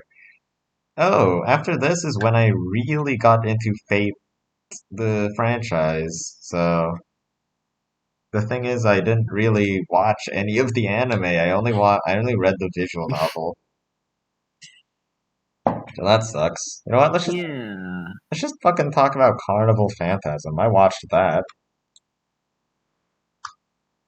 Carnival Phantasm is a fever dream animated.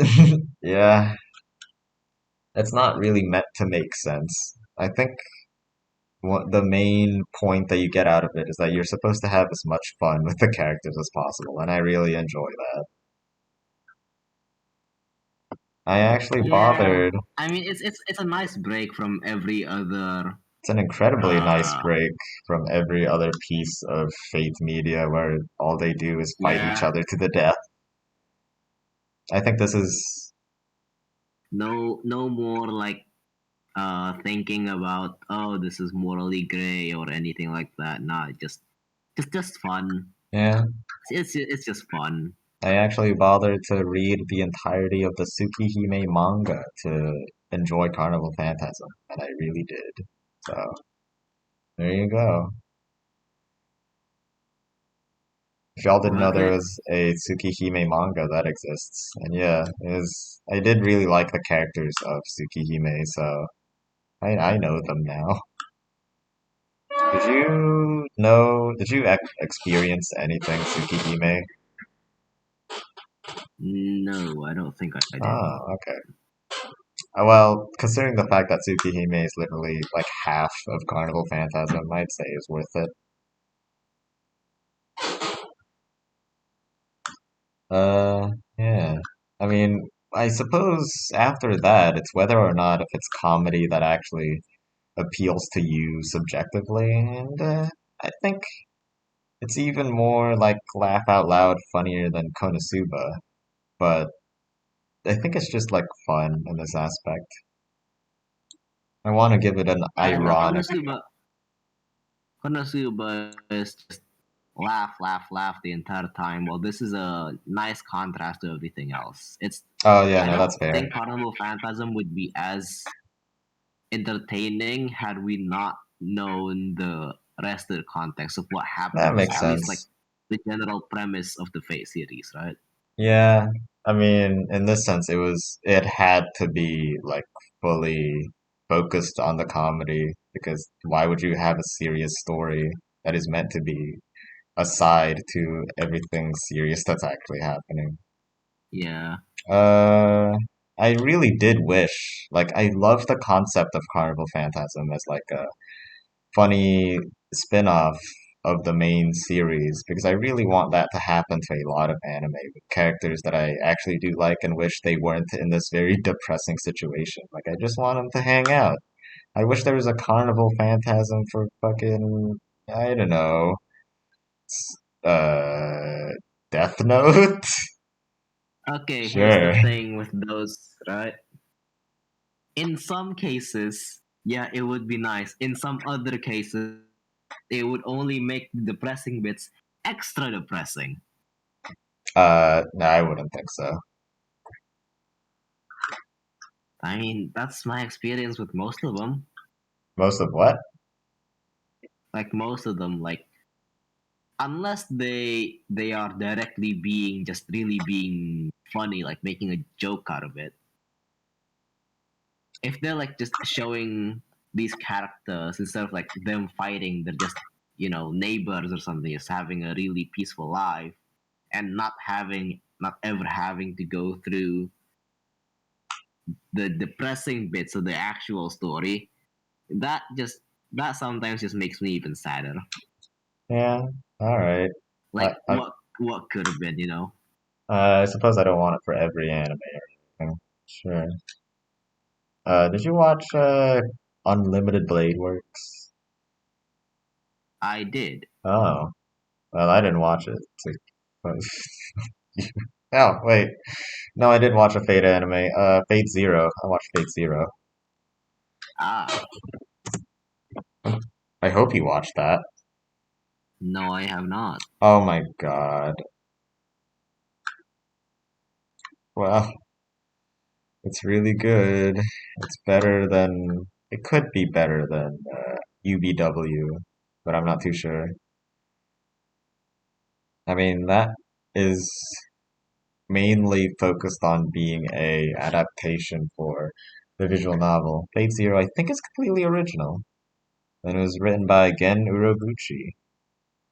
Oh wait, no, this is made from a light novel. Okay, I'm stupid.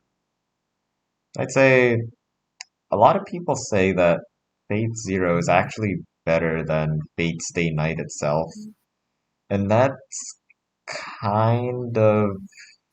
Oh, I could see where they could be coming from, I suppose.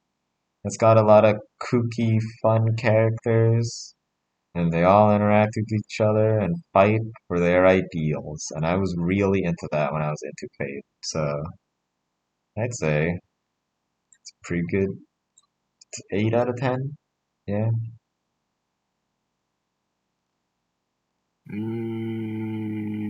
Yeah, sure. Well, you didn't watch it, so you wouldn't really have much of an opinion Yeah, on it. like I said, if I haven't watched, I'll just agree to your rating. Hell yeah. We've never disagreed once. Here you go. Ryugajo Nanano no Maizoken Nanana's Buried Treasure.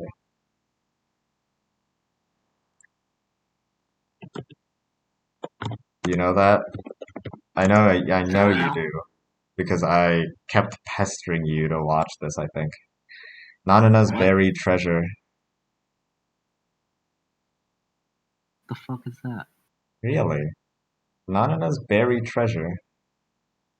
No, I've never heard of that. No, bullshit. I told you about this anime so many goddamn times. I have not heard of that before. You No, have. Ah, no, I have not. search it up. The first What was it? time, Nanana's fucking what? Nanana's Buried Treasure. Nanana's buried treasure. I bet you recognize it, but you just don't know the name of it.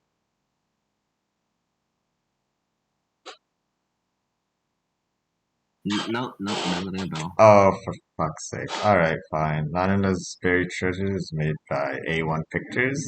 They don't make great anime, and this time I think I just really liked it because all the treasures has unique powers that could be categorized. And because I'm autistic like that, I just liked it. And all the characters were very cute looking. There's this yellow-haired lolly girl who's a detective, this trap who is this black trap who's also a maid, and Nanana herself plays Tekken and is very hot. Uh, yeah, the girls are just hot. The treasures were a cool concept, and I mean, I get the feeling it's actually really bad in a narrative story sense, and I shouldn't give it this much thought, but I haven't watched it in a long time, and I'm just gonna give it a high score. Alright, time to give it a 10. 6, there you go, fuck it. Alright, what else? Hell yeah, wanna talk about fucking Sofia? Talk about what now? I don't remember much, but I saw it. Sofia the First. I don't remember. Oh my god. I live in a village of idiots and plebs who don't know anime. Oh, imagine that. I was a girl full of innocent blood. I was a girl living in a castle doing alright. But then I became a village girl overnight. Now my life sucks. I can't do anything right. So little to learn and see. What is this arc from? What? I was just singing the Sofia the First opening. Yeah, I know. What arc is this from? What do you mean arc? Yeah, there Yeah, was. teenage years. Oh, I guess I didn't watch it. I just put it in my some anime openings list because I thought it was funny. There was that one arc where they did magically become poor bakers. I guess that's an I actual don't arc. remember. Of course you don't. Yeah, I haven't seen much of it at all, Okay. other than like when my cousins watched it. Yeah. Sure. I didn't know your cousins watched. Oh, I was gonna say I didn't know your cousins watched anime because I forgot what we were fucking talking about. Well, this is where I rewatched Bakemonogatari, but Mirai Nikki on here. Oh, okay. Here's an interesting one. ReZero.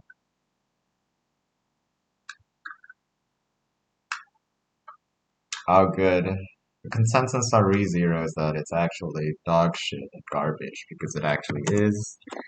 Thank you and have a good day. ReZero is good. I like ReZero a lot. Oh my god, Elia, look, I searched up ReZero and I got God Raisy. Are we ready to talk about it? Yeah. Fine. Where the fuck do I find ReZero? What's your opinion on it? Why do you think it's so good? It's fun. I don't think it's fun. I think it's boring. That's I'm not even gonna elaborate on that. There you go. It's I liked the moment where the yellow-haired girl stepped on Subaru because he was just so desperate. Because of that, instead of a 4, it's gonna be a 6. Didn't I watch an episode of this? Yeah, the first episode was so boring. I didn't like the conversation that he had with Amelia. It just was not interesting at all. I actually slept through the first episode. It was 40 minutes long. Jesus. I'll give it a 5. I'm pretty sure in the first episode they just kept dying. I'd give it a 7. One person kept dying, yeah. Okay, I wish I just read the light novel version of this because maybe I would have paid a bit more attention to it, but none of the dialogue between any of the characters I thought was funny, interesting, or really compelling in any way, shape, or form. Really, whatever.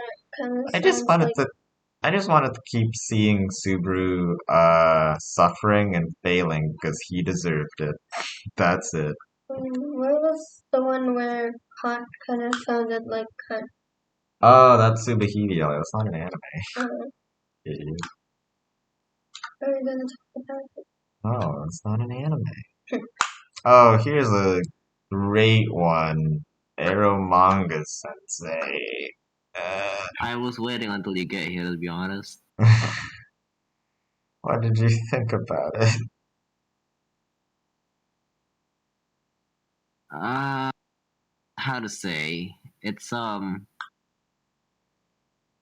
it's a show. He did it. You know, at least I can kind of give it. I don't hate it. I didn't like it either, though. Yeah. It's just kind of. I gotta give it a little bit of props for being so shameless. Like, it's an anime that isn't scared to have all of its comedy and fan service so depraved. But even then, like it's not that entertaining as a show. None of the characters' motives made any sense at all either. Uh, yeah, I'd give it like a 4. Maybe it's somewhat interesting, but it's interesting in the sense that it's purely in its comedy, but its quality as a show is just bad. Yeah.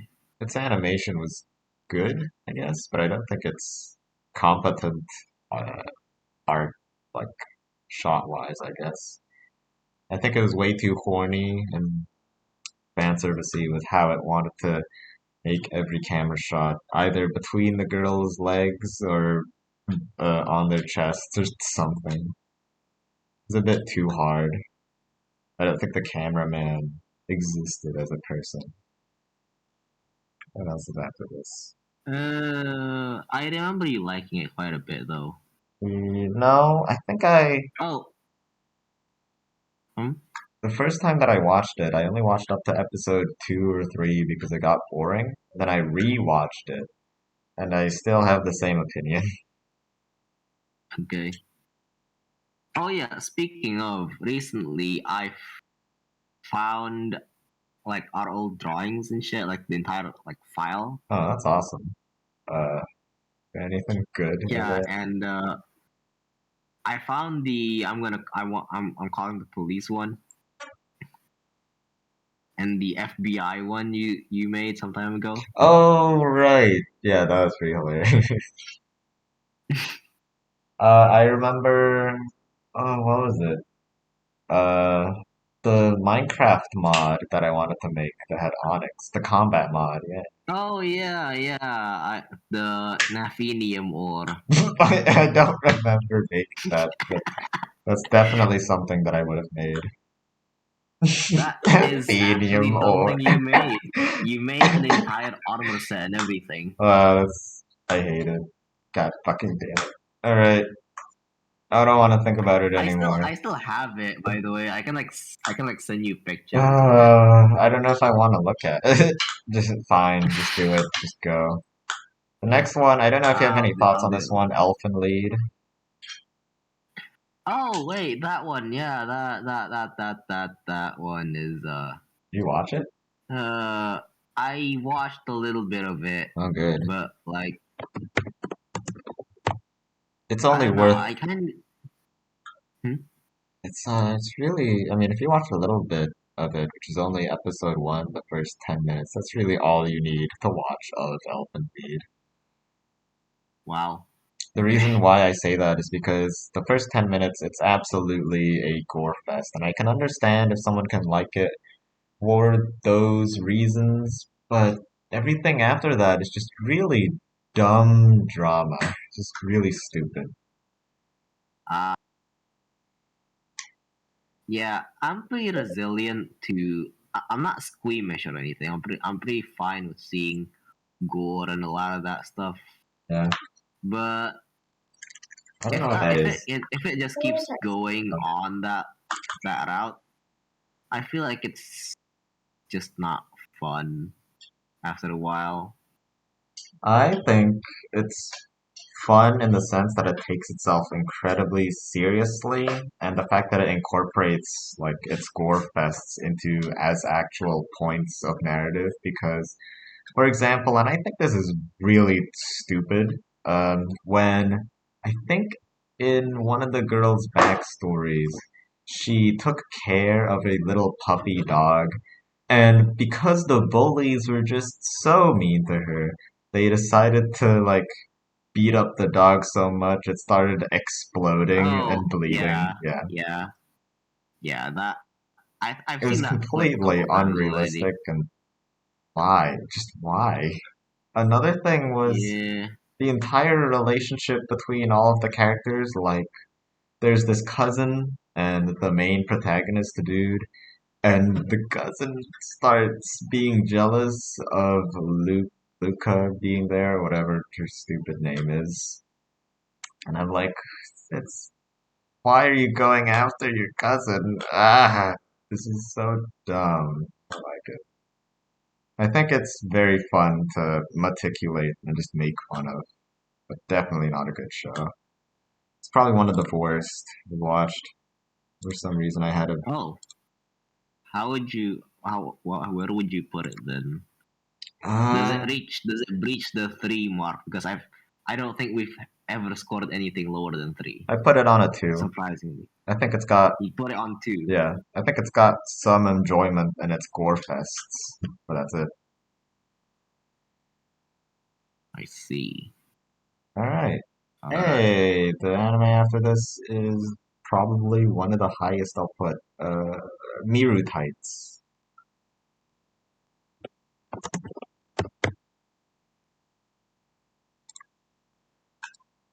Do you know Miru Tights? Miru. I recognize the name, but I can't really put my finger on it. Yeah, get the look at the poster and you'll know exactly what it's about. Okay, let me check if this animation studio has actually made anything else. Oh, they did. Miru Tights. Oh, they made Getsuyobi no Tawa. Okay. Oh, it's about tights. Oh, that's basically it. Let me be honest. Miru Tights is just porn. It's just ecchi porn. It is also probably one of my favorite animes. Not it's coming back to me, Lil. I think you've told me to watch it before. I've definitely have, I think. You definitely have told me to watch it before. I just haven't. Yeah. I don't know why. Yeah. Well, you should. You got no reason not to. It's really short. I think, okay, it says every episode is only 4 minutes long. It used to be, their entire thing used to be on their YouTube channel, but I have no idea where to find it nowadays. Anyways, basically just, it, what it does is it's a school anime where it focuses on 3 girls and they're doing their everyday life stuff.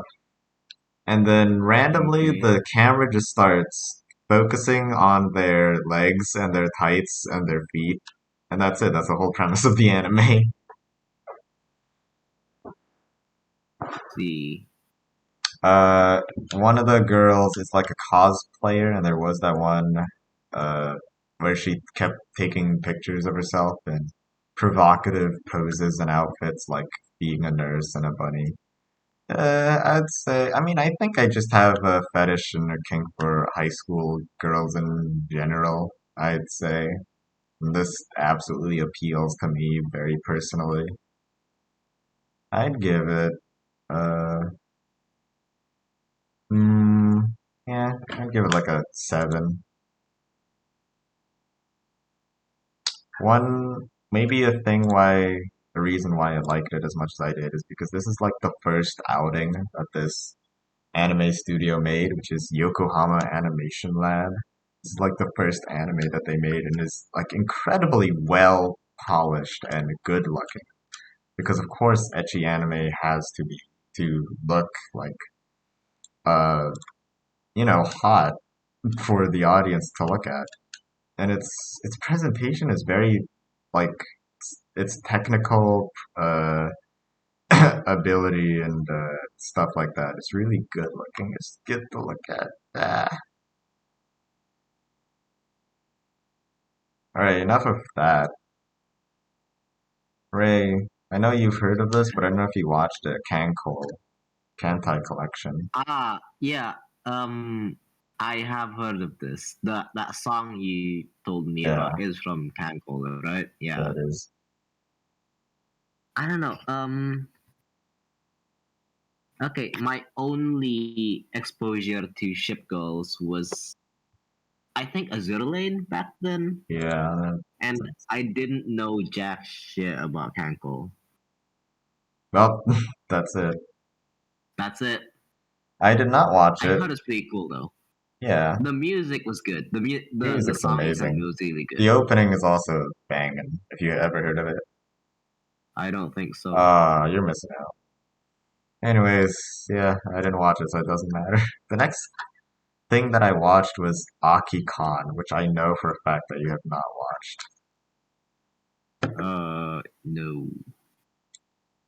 You know what? I'll just put every anime that I don't think you've watched and just link it here. Alright. I mean, I I'm know you'd just gonna also. keep. I mean, I also know you'd obviously have no interest in actually looking at it. Yeah, just put it there anyways. Akikon is about this is an anime about possibly the stupidest premise ever, which is cans are like drinking cans that you get out of vending machines. They are now anime girls, and all of them are locked between a fight between fucking aluminium cans and then stainless steel cans. They're trying to, like, the company that made them are trying to figure out which type of can is the best, and that's literally the entire conflict Wait, of the what show. does them being anime girls have to do with that? They fight each other. They need like a form to be able to fight each other. Oh, like actually physically fighting each other. Yeah, that's Oh, they get magical powers as cans. Like the grape one shoots little balls. I think the melon one gets a big shield or something. I don't fucking remember. That's just the feels like a weird version of Xenoblade. yeah, pretty much. The weapons, like they also have a master because of course they fucking do. They have a master that they have to um I don't know, take care of or something because the way you activate one of these cans is by drinking it, obviously. And it becomes a human being by drinking them and then they kiss you and that's what fucking happens. This anime is Hey, so dumb, but I a genius, an absolutely genius take on the old kiss a frog to be a to turn it into a prince. and of course the way the main character finds out is just by taking a random ass can from a vending machine, just drinks it, and then yeah, no, that happens. It's not He was just into this battle for no reason. You know, like maybe I liked it because I just watched Fate Stay Night before this, and that was completely a death game anime. This is the same kind of deal, but with fucking aluminium and stainless steel cans. Oh, it's really dumb. I don't think the way that they fought with each other was really interesting. None of the animation was excelling. Of course not. It's a cheap, shitty anime. Oh, that's interesting. It was made by Brainsbase. Brainsbase made a lot of good anime. I guess this is a misstep. Oh, whatever. Oh, the main guy is also voiced by Fukuyama Jun, which I think was Kazuma. Huh. You know what? Small world. Just fucking fuck you, Akikon. You get like a 5 or 4 or something. I don't remember anything about this anime except for its bullshit uh concept. There you go. Oh, the next one is Avatar: The Last Airbender. Airbinder. Avatar. Wait, that's an anime? No, of course not. Avatar: The Last Oh, well, Boulder. the live action was great. Sure. I don't know why you like the Night Shyamalan movie so much. Yeah, no, I'm kidding. Okay. All right. I actually really enjoyed the show. Like, I watched it with my cousin back, like some time ago. Yeah. I my little sister has been watching it, and I've just been just watching it out of out of order. But I think it's really good. So just from what I know, I don't know if Yeah, what's the sequel called? I don't remember. Avatar. Fuck. The second to last Airbender. No, the last? Whatever. Avatar: The Last Waterbender. That's what I remember.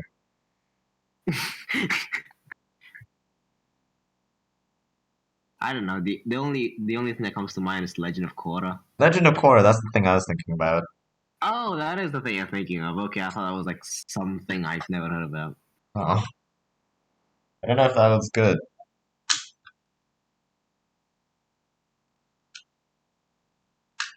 I don't know. I've never seen it before. Oh, I okay, heard great. some people say it's underwhelming. It's I don't know. It's a bit of it's the community kind of split over it. Oh, okay, that's fair. I thought the main protagonist was better than Aang, honestly, because she just seems a lot more Some fun. Now some people say that the cast in Legend of Korra is, I don't know, feels a bit too. Overbearing? It doesn't. No. They feel too real. Hmm. Like, oh yeah, they go through this traumatic thing, and unlike in the first show where they're pretty happy-go-lucky about everything, despite having just been to the Air Nomad's temple and seeing everyone dead. They're pretty chill about it. Instead of that, they actually get affected by these traumatic events in Legend of Korra. And some people are kind of divided about stuff like that. Some people say it's better that way because it feels more realistic. Some people say, I'd prefer them if they just, I guess in their idea of strong is to just do that. I don't know. It's That makes sense. it's a weird situation that show is in. I I do prefer the old Avatar because they had a lot of funny quips with the boomerang Katara? No, not Katara. Uh, the boomerang dude Sokka, and Sokka, yeah, and Soph, the blind uh Toph. cough. Yeah, that was great. I love him. All right. Well, that wasn't a fucking anime, so who gives a shit? The next one you'll like is Zarigoto. Zarigoto is a masterpiece. If you say so. I genuinely enjoyed that. I did not expect to enjoy it that much. Well, you better thank me because I think I pestered you to Yeah, watch this. yeah, you definitely did. I loved this one as well. I really liked it. My Hmm. I have a personal story with it since I think I watched this right before I went to England in 2019, the summer of 2019, and I kept replaying the opening over and over again because it's just so fucking good. The opening is really good. Yeah, the opening is really It's good. a banger. Uh, the actual murder mystery itself, I'll be honest, I wasn't really following along with it, but I did. Of course, I just Oh, really liked it. what? What? I think we're at. You weren't like following around the thing. I mean, obviously, I was following along with the dialogue and the story, but I wasn't thinking about it myself too much. I liked Ah, where it was going, you know, and I just followed along. I I know see. that you like predicted who the murderer was or something. Hmm. Yeah, I liked the characters as well. Pretty much everyone on the island. It really reminded me, thinking back retrospectively, it was a lot like Danganronpa because in here it's a bunch of geniuses, like computer geniuses and uh, Yeah. what was it? High roller geniuses or something. They all talk with each other on the. I think this time though they're a lot more. Well, because they were smart, they actually had interesting dialogue between each other. But in Danganronpa, not as much. So this one's great. I mean, Danganronpa is it's an interesting one because In Zaragoto, it's more like they're experts in certain areas, right? Like they're geniuses in what they do, Yeah. and it's fun seeing their perspective on things, like on the things that happen based on their expertise. Oh, yeah. That's a good way of Like, thinking oh about yeah, it. this computer genius would turn to the computer to see what's going on. Maybe there are CCTVs, maybe there are other things, right? This the linguist girl would like turn to some references for past crimes or stuff like that. While in Danganronpa, it's just, yeah, sure, they're experts at what they do. They're ultimate high school something, but they don't really use that to help further the plot. Like, they don't use that to help figure out who the murderer is or anything. Yeah, It's yeah. just their character. The only Like you time could replace. Huh? the only time it does get used is when they actually start like doing the murder. You already saw Leon Yeah, Kawata use his ability yeah, to, but that's it. Uh, they just have a yeah. specific It's character trope that isn't necessarily correlated to their ability. mm, They're, like you could you could replace that with any other skill, and it would likely still be the same. yeah, pretty much. In Zarigato, it's a lot more holistic and relevant. Yeah. And also just these geniuses talking to each other. It's a very interesting dialogue goes between all of them. I actually paid attention to what they're talking to this time instead of the last time I watched Bakemonogatari. Good job, Isio Yeah, Listen. I don't understand that sometimes. Like when I watch something, I pay attention to like every single thing they say. If I'm playing a game, there's a dialogue, I read every single one of them. That's how I do things. I don't understand how you can just sometimes completely zone out of dialogues. I think it just happens. Like, oh fuck, there's something hot on screen. Damn it. I think it's because it just stops being interesting. 'Cause, I mean, normally my mind is in a state of like, okay, this is what the story is about. So when it stops meeting my expectations for what it's about, I just like, oh, what the hell is happening? I'm just gonna stop paying attention, I guess. I I mean, I'm sure see. I do have the same mentality as you, definitely nowadays. There's just some moments where I'm sure you feel that some media or some anime gets boring sometimes.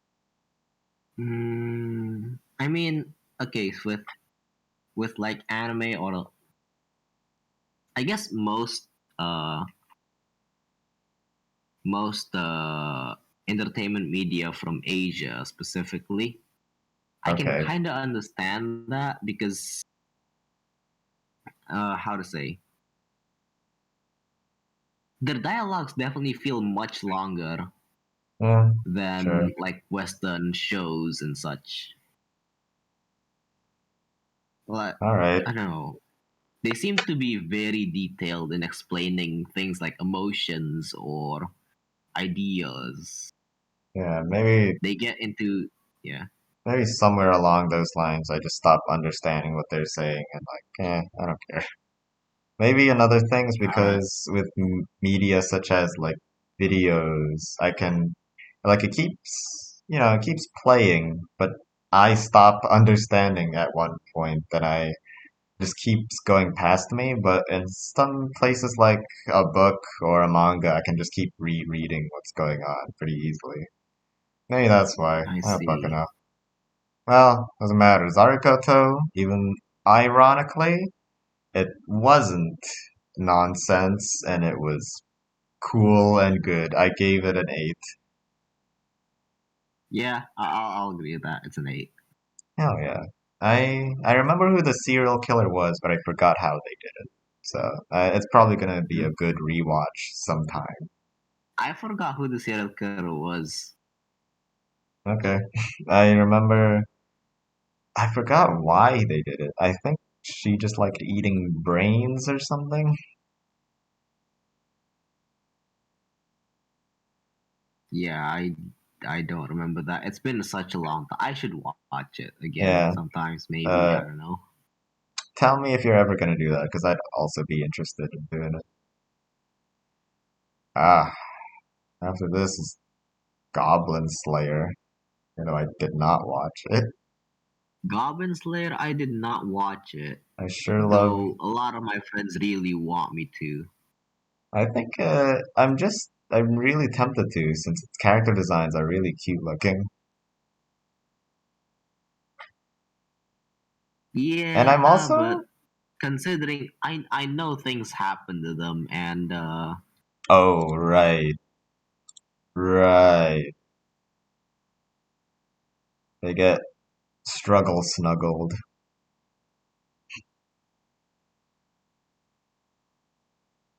yes, non-consensual hugs. Yep, that's what happened. I hate when that happens to me. Well, shit.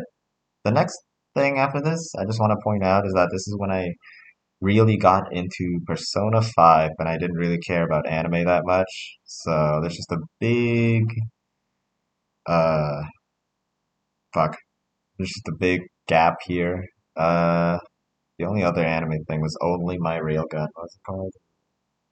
Fuaru no Majitsu no Index or something?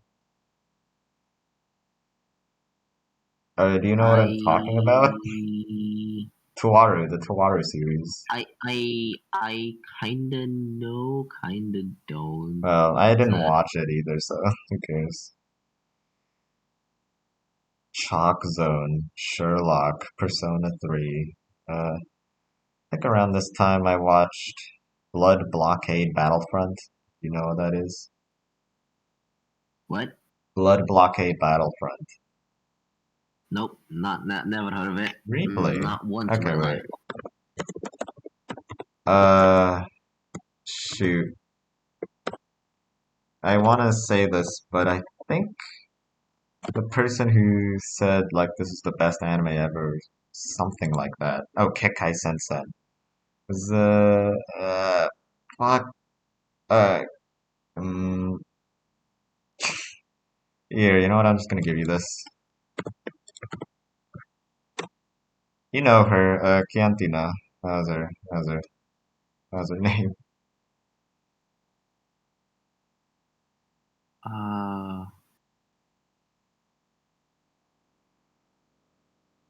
Well, it's fine if you wait, don't remember it.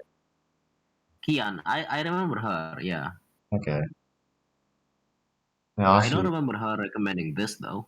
Well, I do.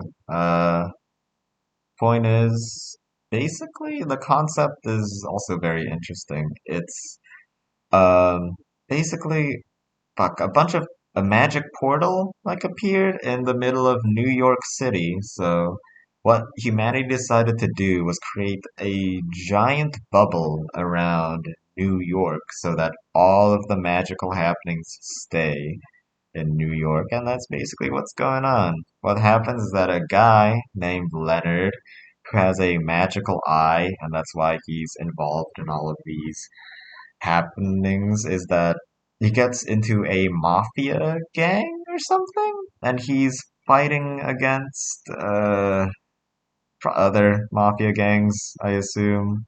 There's this giant uh, conflict going on between.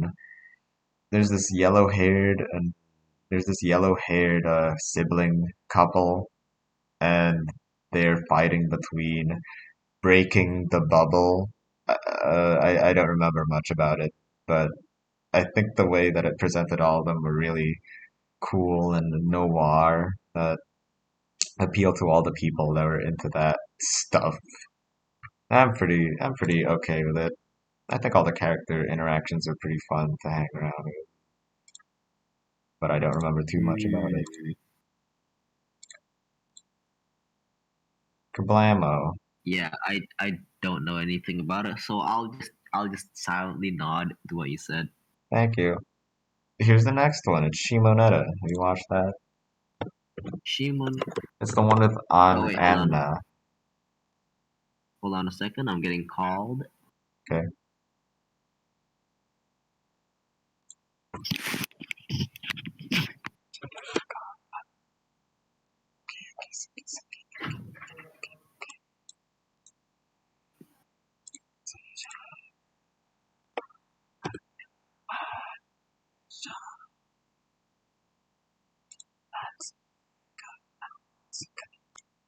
Oh, you watched it. Of course I did. Oh, hell yeah. Okay, I didn't expect you to. Yeah, I didn't expect me to either. Ew, gross. Fuck. Okay. What? I was just scrolling up and saw the gross caterpillar thing that you sent. Oh. It's very cool, right? No? I mean, I burned them afterwards, but Oh, still, that would have been fun to take a picture of and then send. they just started hissing and like it's like Started it's hissing. like Alright, Shimonetta, everyone. I thought the character designs for every single girl in the series were really hot, and that's all that mattered. I don't remember what they look like. I just remember that it has a very interesting premise, and I somewhat enjoyed it. I remember every single time they did an animation, and all the animation is pretty top notch. It was always on model, and that's what I love about it. And all the characters are like unbelievably cute. That's what I like about it. The premise itself, yeah, I mean it's pretty out there, and the humor is it's by design very raunchy and sexual. Mm-hmm. But I think I found my. I don't think this did it right. Like this was way too. I don't know. Maybe it was unsubtle, a bit, a bit too unsubtle about it because I get this. I think what this was trying to be was the anime that you watched that I forced you to watch yesterday, which was Hensemi. That was fucking Ah, amazing to me. But this one was just a cheap knockoff. But it does have a bigger, like, has a bigger narrative story to it. That didn't, I suppose. I think I see it now. Yeah. Yeah, I would say, but yeah, that's a good six. Yeah, I'd give it a six. Its characters were Mm, fun to be around, I guess. I thought Anna, her scenes were cool, but maybe a bit too on the nose, maybe? Especially the scientist girl, if you remember her the at all. scientist girl. Uh, a scientist girl. Scientist girl. Okay. No. Yeah. I It's only just, remember the artist. The oh, right. the huh? Yeah, no, I forgot about the artist girl. I think I forgot most of them except for like Anna, the main one, the one like black-haired one, and the penis hair-shaped girl. Oh, there she is. Yeah,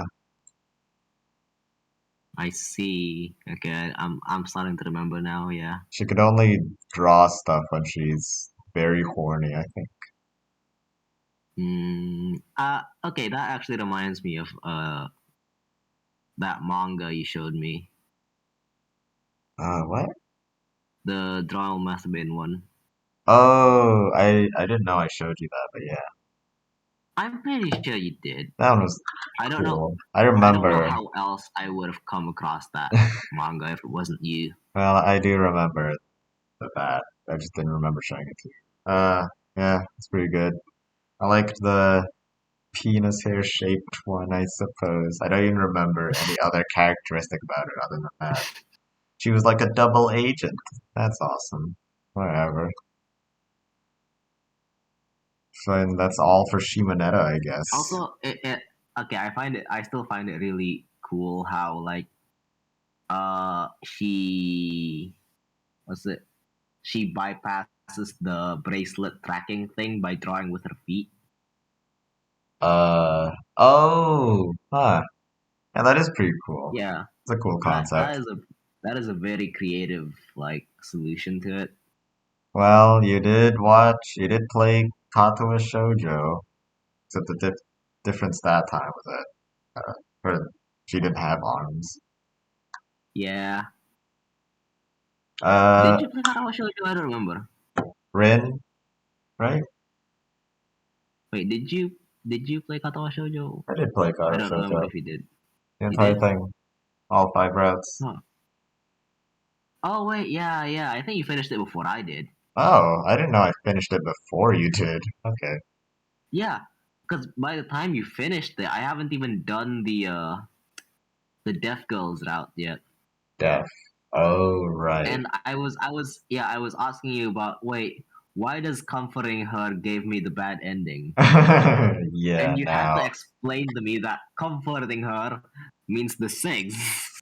Okay, now I remember. Yeah. Alright. Bit of a fucking Katawa Shoujo. The next one is Jojo Circus. Wait. Okay. What?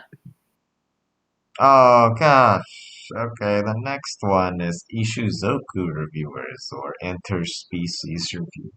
I haven't seen that either. I haven't actually watched that. I think I dropped it when episode 6 came out or something. I really liked the premise of it, and it is really hot.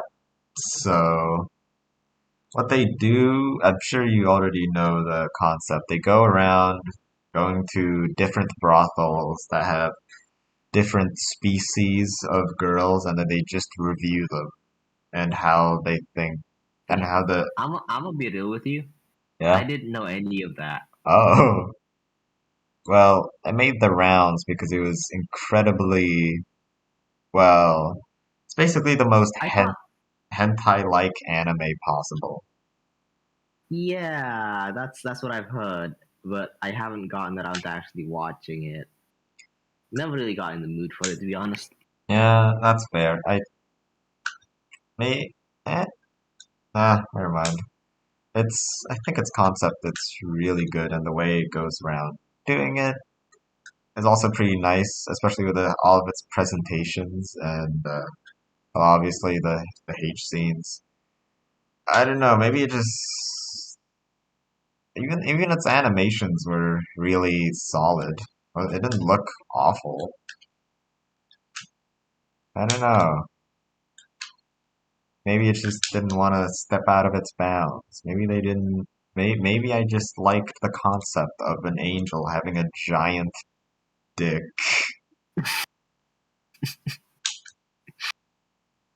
They didn't. I've seen so much art of it. I can't get that image out of my head. Good. Like, you have no idea. I don't. I wish I saw that. That's the thing about working with artists, I guess. Damn it. Hold on a second. I don't.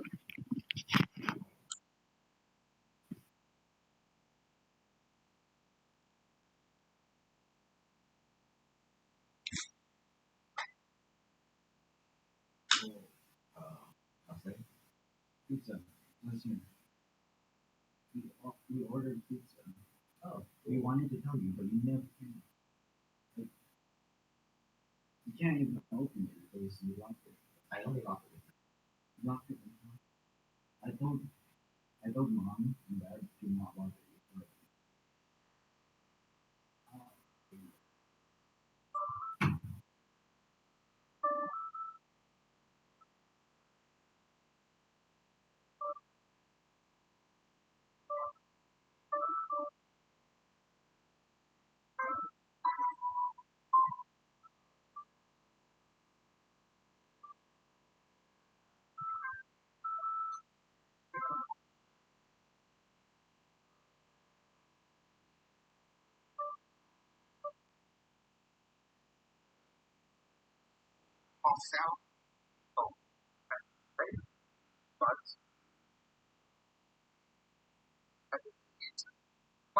Touhou.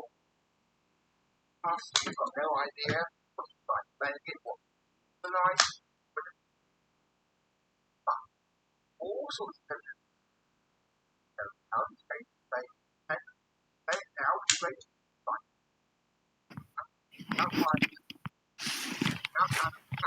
I'm back though. I'm probably gonna go soon. Oh, really? When you going?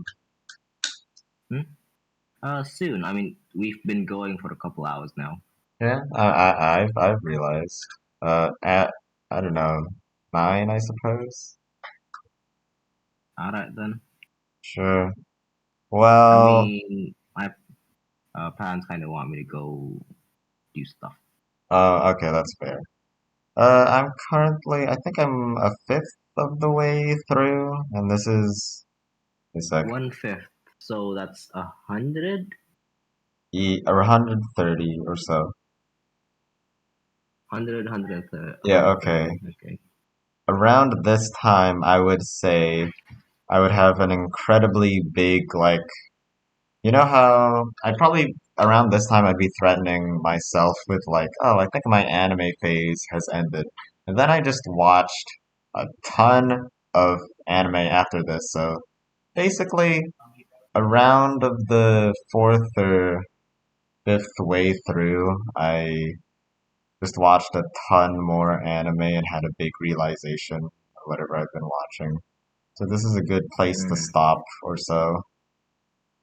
All Wait a right sec. then. Wait, no. There's a few more anime before I leave, though. Yeah. Okay. Yeah, I think 3 more. The first one's High School DxD. Yeah, I do want to go now. Oh, okay, sorry. Yeah, you can leave. Yes. All right. Uh, Bye.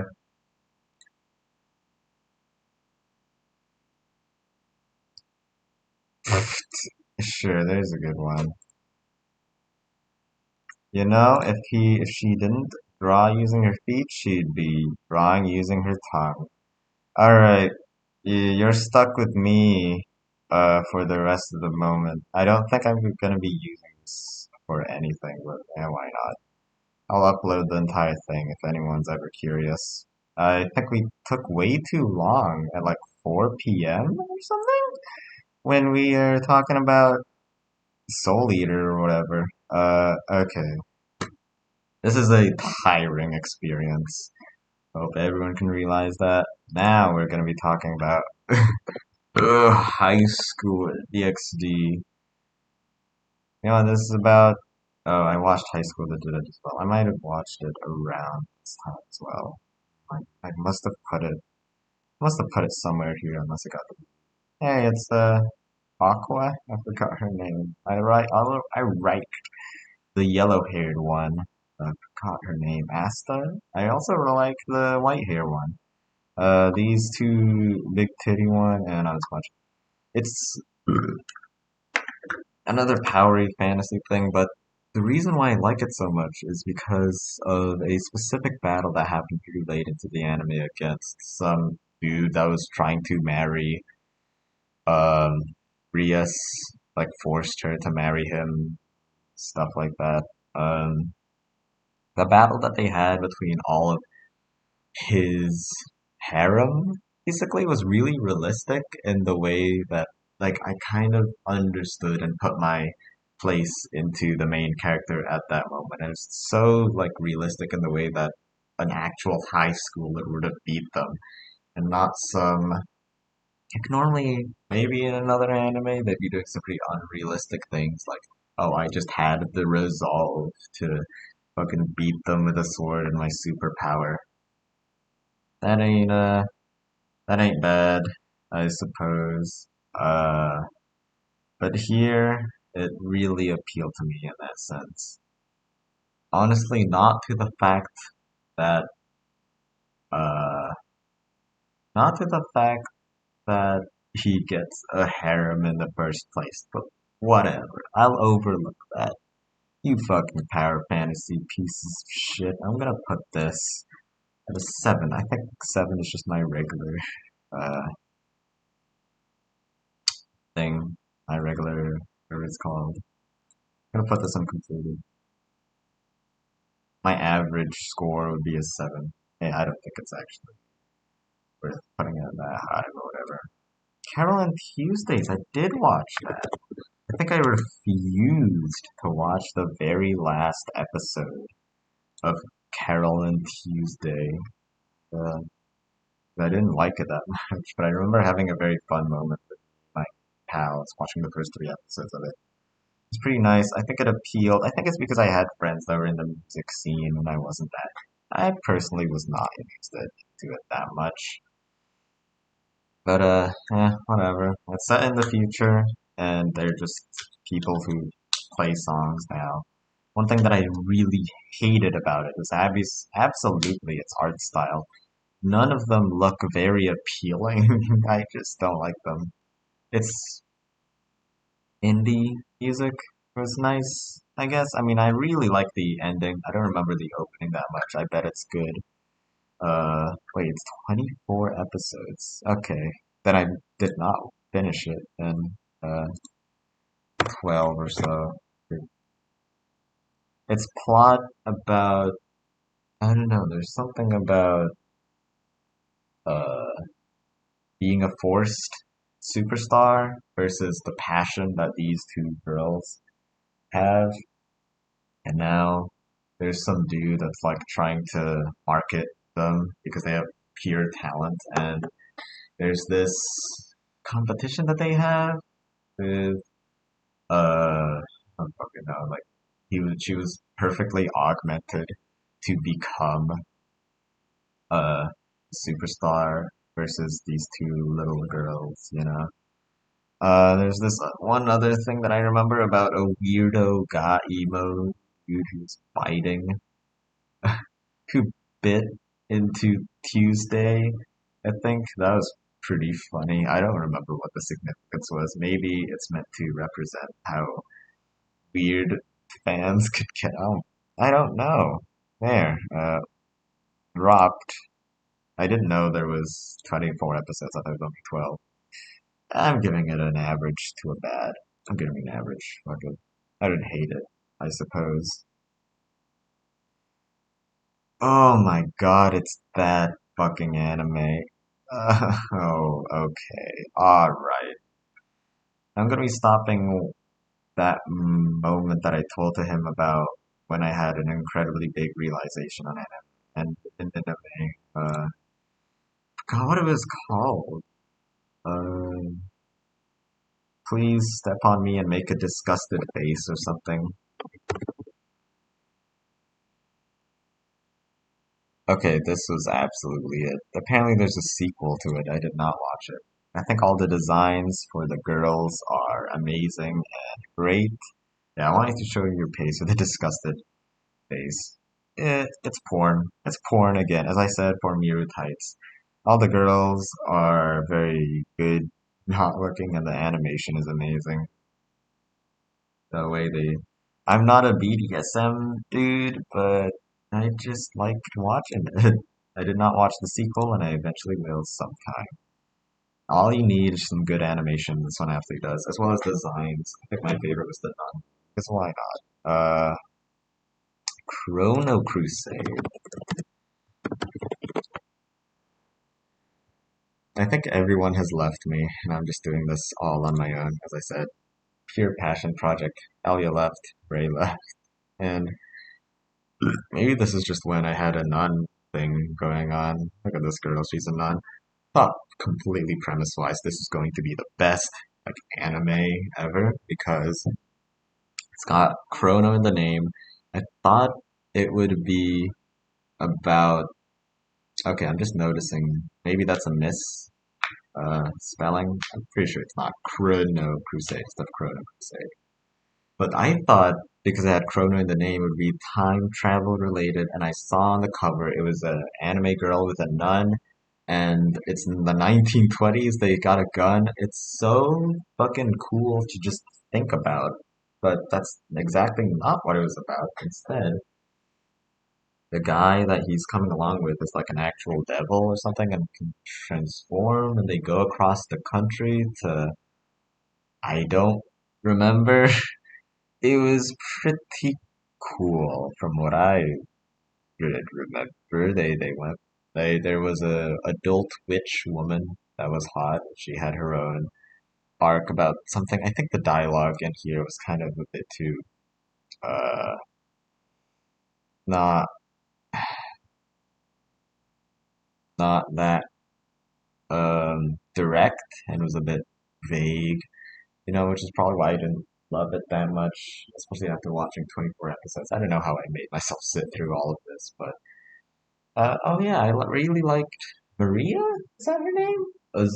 Azumaria.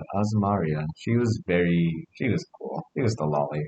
She actually grew up in the epilogue and did not die. I liked it. I liked Chrono Crusade.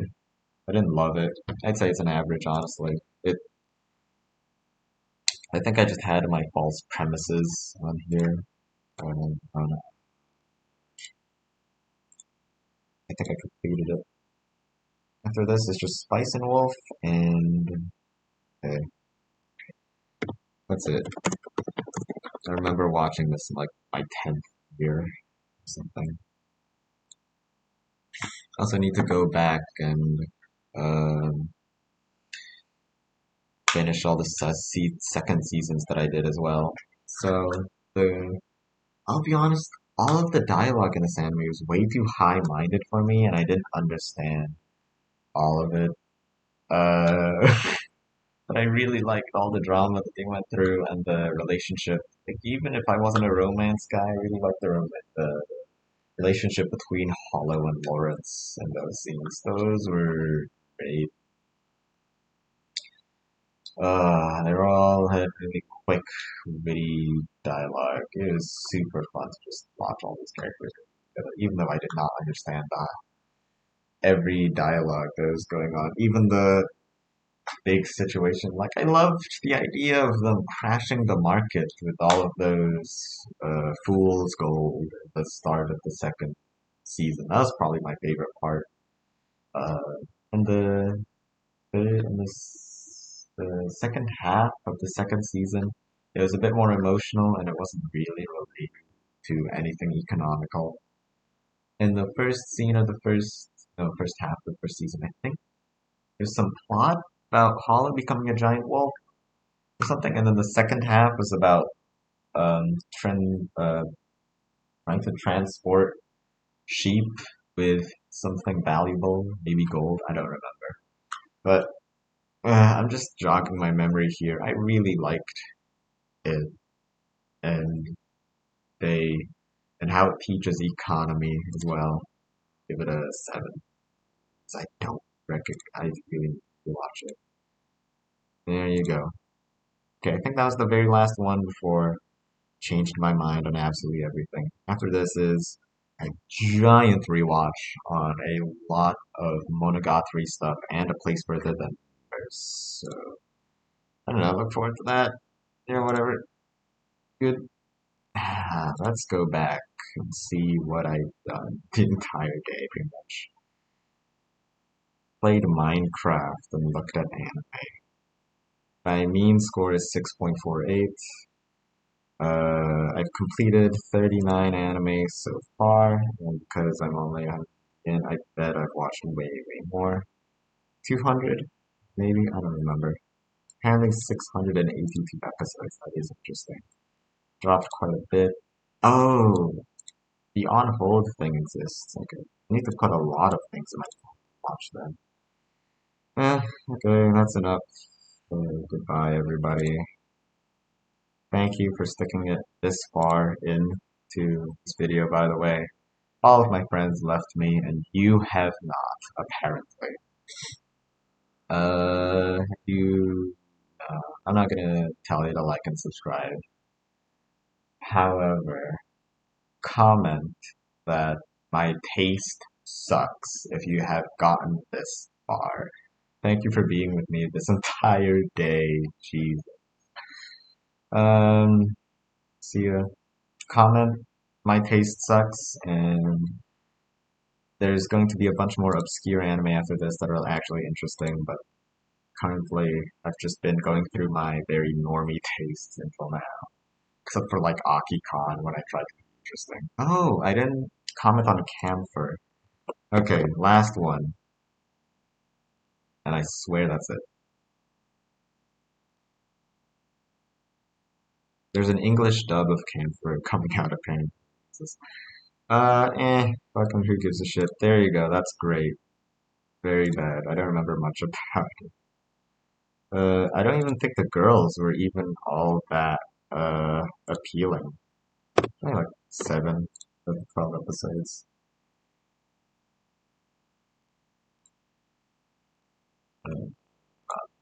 Thank you everyone, goodbye. Comment that I have bad taste.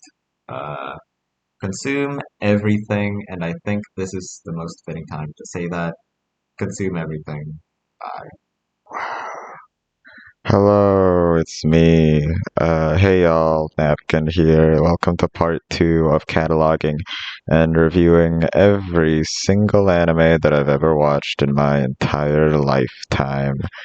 I'm your host, Nephew Napkin, and I would say this is a pretty good place to just, give me a sec, just a pretty good place to split the two portions of my anime journey, as to say, because yesterday's video that I recorded yesterday, whatever, that was with me, Ray, and it was basically my anime that I watched as a complete newbie. And this second half, well, not really half, I watched way more anime, but this is when I started becoming more of a weeb otaku, watched a lot more elitist, obscure anime. So let's just get straight into it. I hope you like my VTuber that I used here. Damn, love those hair animations. You know what? Before we go do anything else, let me, okay. Here is the other possible one that I could have used. I don't love it as much as the last one, even though the vibe that I was going for when I tried choosing my VTuber avatar was whether or not they were like really moody and fit my voice, I suppose, and edgy with like circles under their eyes as if they look constantly tired.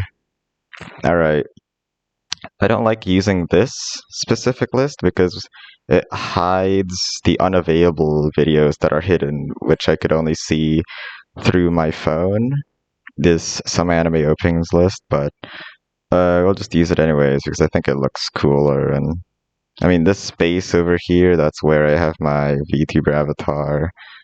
Here, I can see what anime that I've watched, and here's my anime list, so it's all pretty convenient. I suppose my weeaboo, my newbie weeaboo days only counted for, as it says here, 48 or so animes, around 50. And yeah, we'll just keep continuing and trucking on. Currently, I'm on around 130, 40-ish. Actually, there was some anime that I skipped. Oh, 140-ish out of 487. I didn't watch all of them, but still a pretty good idea of where it's left off, I suppose. Thing that I wanted to check was One Punch Man because I watched that.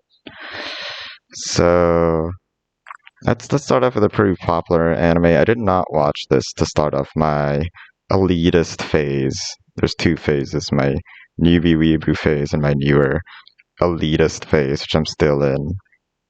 And I don't think it's ever gonna end because after that it's just moving to Japan and becoming actually Japanese.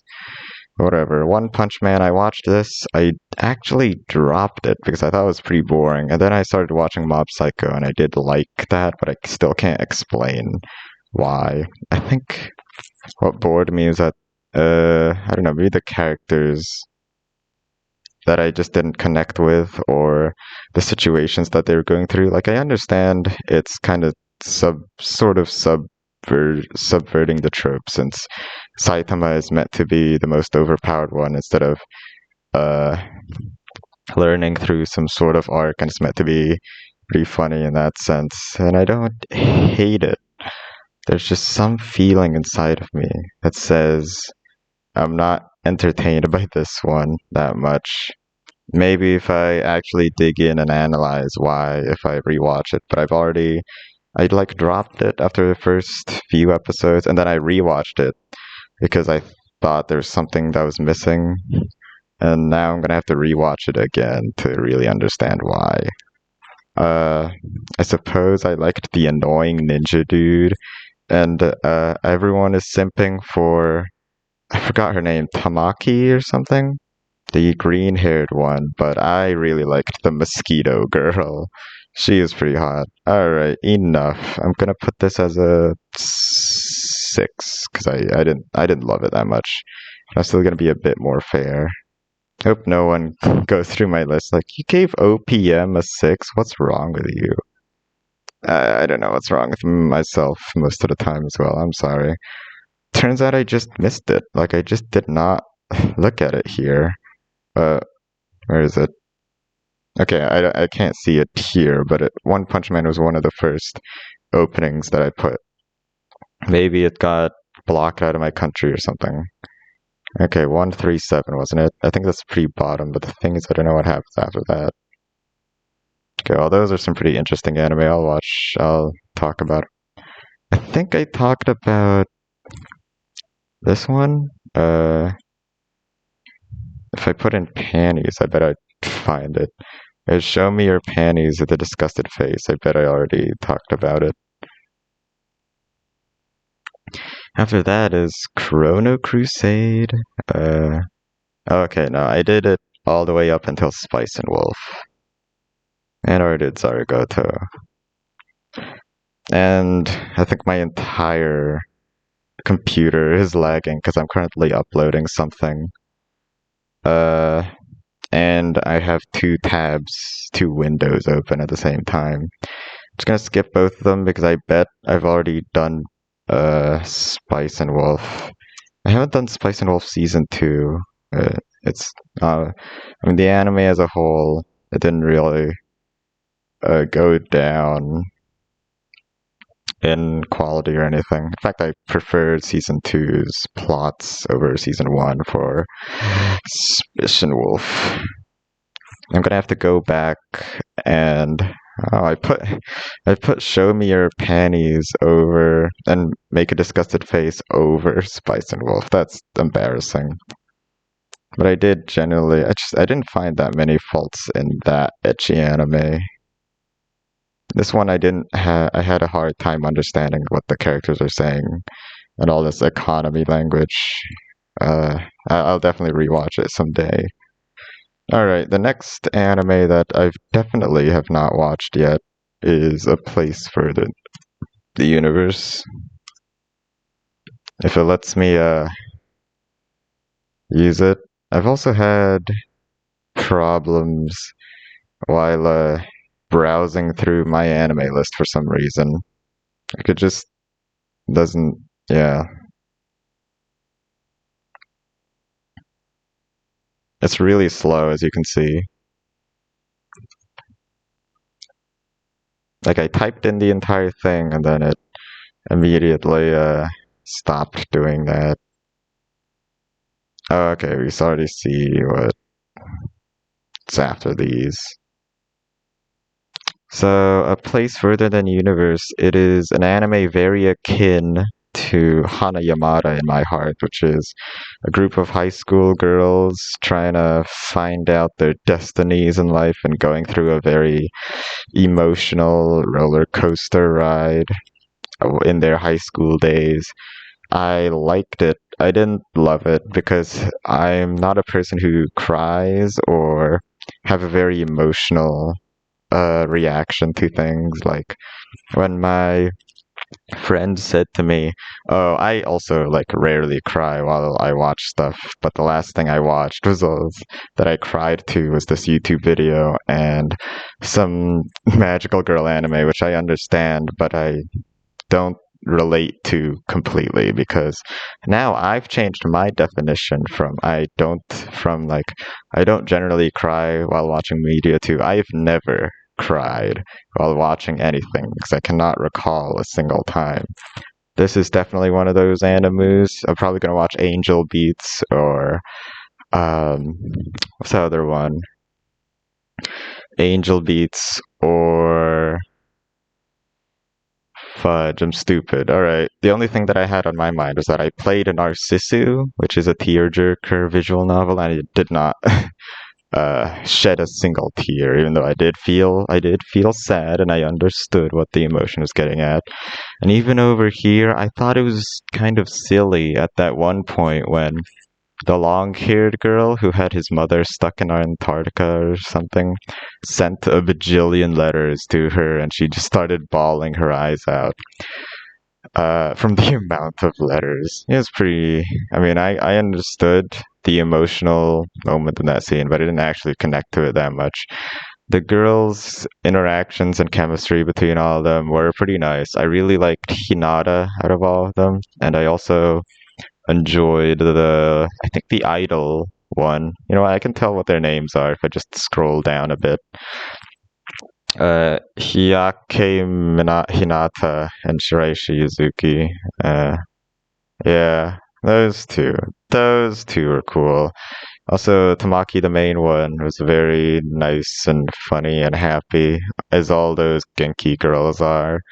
I think the arc that they all went through was pretty nice as it focused on each episode. I think it fit even more, like, the fact that they had a lot of emotional moments than in Hanayamata, because in that anime they were just hanging out in school and preparing for some Yosakoi contest.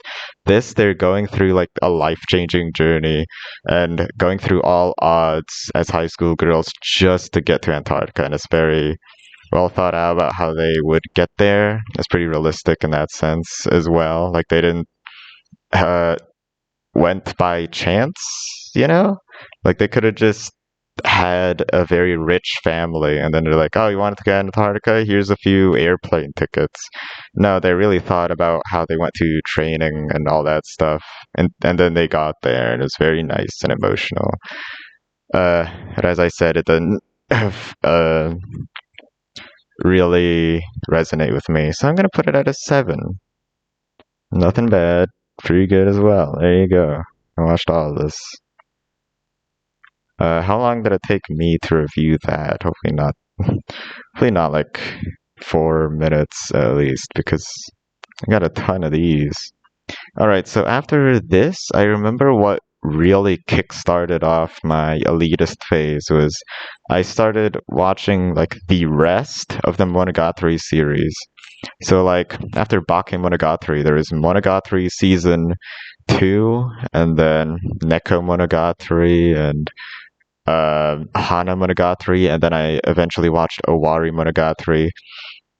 All those Gataris, those are all pretty nice. I definitely enjoyed the Monogatari series a lot more, and luckily it's after I gained an awareness of quality for the anime that I was watching, because back then, as a newbie, I definitely did not know. I definitely didn't really think about. I didn't really think while I was watching anime, I suppose. I just like, these characters are fun. Everything's so new to me. It's all from Japan. And now I want anime to be my life now. But after all of that, I could tell the difference between bad and good, and actually started to pay attention to the dialogue that was happening in the Monogatari series. So that's good. I also really like all the girls there. I'll just search up after this. I'll just search up all the anime that I missed, like the sequels to animes that I've already talked about, such as Spice and Wolf, the second season, and all the MHA seasons, and JoJo, and stuff like that. I pretty much already talked about the franchises as a whole when we were talking about them the last episode. So yeah, that's that. Speaking of the Kataris, there's Anime Gatari. This is when I found out about Anime Gatari. Gatari is the most meta anime that has existed. It's a school. It's Haruhi Suzumiya. It's one of those clones where they make a school club about what they're passionate in. But this time it's anime, and all the girls have different reasons. Like one of them's a cosplayer, one of them makes figures or something like that. And eventually the anime starts breaking down. Actually, you know what? Let me just search this up because I only watched one episode and I got bored to death with it, and I did not get to the fourth wall breaking moments parts yet, but I really should. Basically, the main girls, like, there's a title card at the front of the screen, right? And the anime girl, the main one, just starts bumping into it in real life. It's like, fuck. And then the school club around them just breaks apart and stops existing, or something. I haven't watched it. I should really rewatch it. I only watched one episode, and it was boring as hell. But if it's worth it until it ends, I want to really get to those parts. I want to give it a 4 or 5 for now. Okay. I am not watching it. I dropped it. Maybe I'll put it on hold or something, but I will look at my ratings for every anime eventually. Maybe at the end of this video. Okay. Ooh, the next one is pretty interesting. This one is shoot, what is it called? Girlish Number.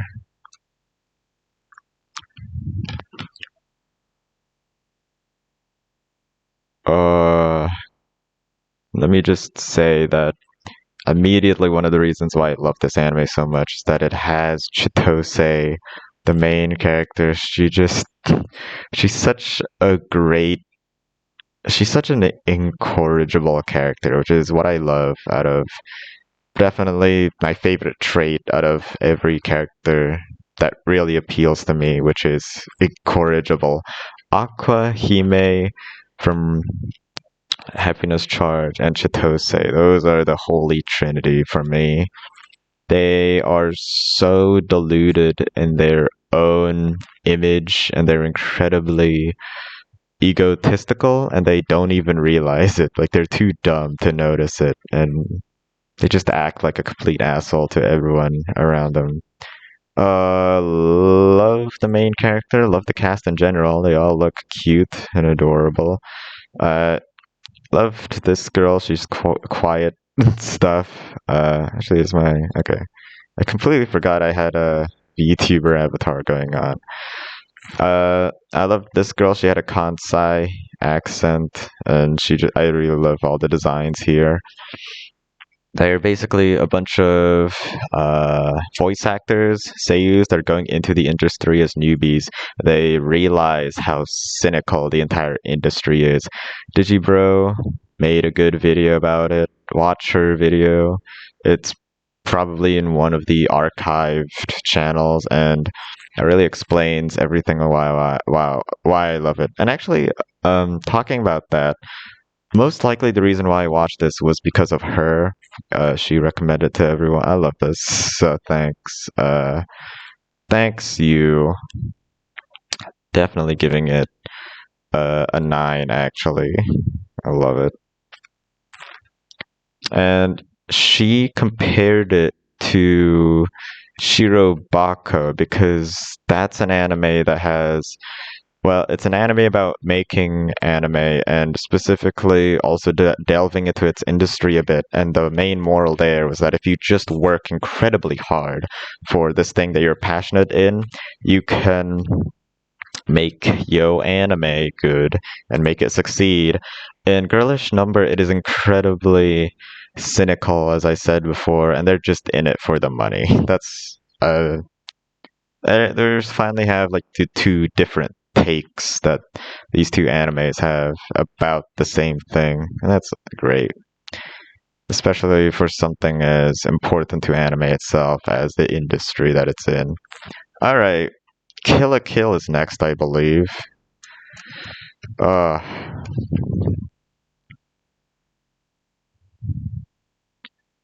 Kill la Kill made by the great studio that I love, Trigger, which offshooted from Gainax, and I'm sure Trigger offshooted to something else now that I don't know, but Kill la Kill itself, I don't really like it. And it was just kind of, I mean, I know there's a lot of deep things about it from all the analysis videos that I watched. And I keep watching those things and I'm like, what am I missing, you know? Why do all of these people appeal to it and like it so much, even though it's something like Kill la Kill, which is very happy-go-lucky and doesn't take itself very seriously. It's kind of meant to be, it's so it's so formulaic, I suppose, that I mean, obviously all of its aesthetic elements are very cool and interesting. Like they transform using the fabrics and their clothes and the world that it's set in, like the island that towers from the middle. It all looks really cool, and the animation is always great. But the way it shows its story is another one of those I'm just rebelling against the government that's too controlling, you know? And I did not see the nuances that a lot of people had, especially comparing it to something like Evangelion, which I understand because now I got into the minds of everyone that watched it because I watched a lot of analysis videos about it. But Kill la Kill, definitely not as much. Maybe I haven't been watching enough or whatever, and what it had to say about, I don't know, the warring states period, Sengoku, or Japanese history or something. Yet I really have to analyze it to understand everything about it. But I suppose even in a experiential sense, like you don't know anything about its background, just if you watched it straight up, it's fun, I suppose. A lot of its animation is great. All the characters are super entertaining. I loved No No Jakuzure, that one, and the Mako, because of course Mako. I'll give it probably a. I kind of want to give it a 5. That's what I'm really feeling about it. I'm so sorry. Um, what the hell did Nanon Jakuzuru say? Nani sore. Yeah, there you go. That's all you get. That's all you get from me. After this is the quintessential quintuplets. I think the quintessential quintuplets is just one of those forced popular animes that just has appealing designs, and that's it. I mean, I do know that a lot of people really like it, but I think I was just forcing myself to watch every episode because I didn't really care that much about all the characters. I mean, one of the reasons why people, I assume why they like it is because they lewd Miku to hell and all the sisters' designs are cute looking. I don't think the art style for this was really all that cute. It looks kind of generic to fit with its theme, I guess. I understand that I mean one of the things that I liked about it, I suppose immediately, was that all the harem itself kept like actually were real characters and they talked to themselves and this harem of sisters had a world of their own that is not related to the main guy sometimes, you know, like they actually acted like real sisters and that was cool.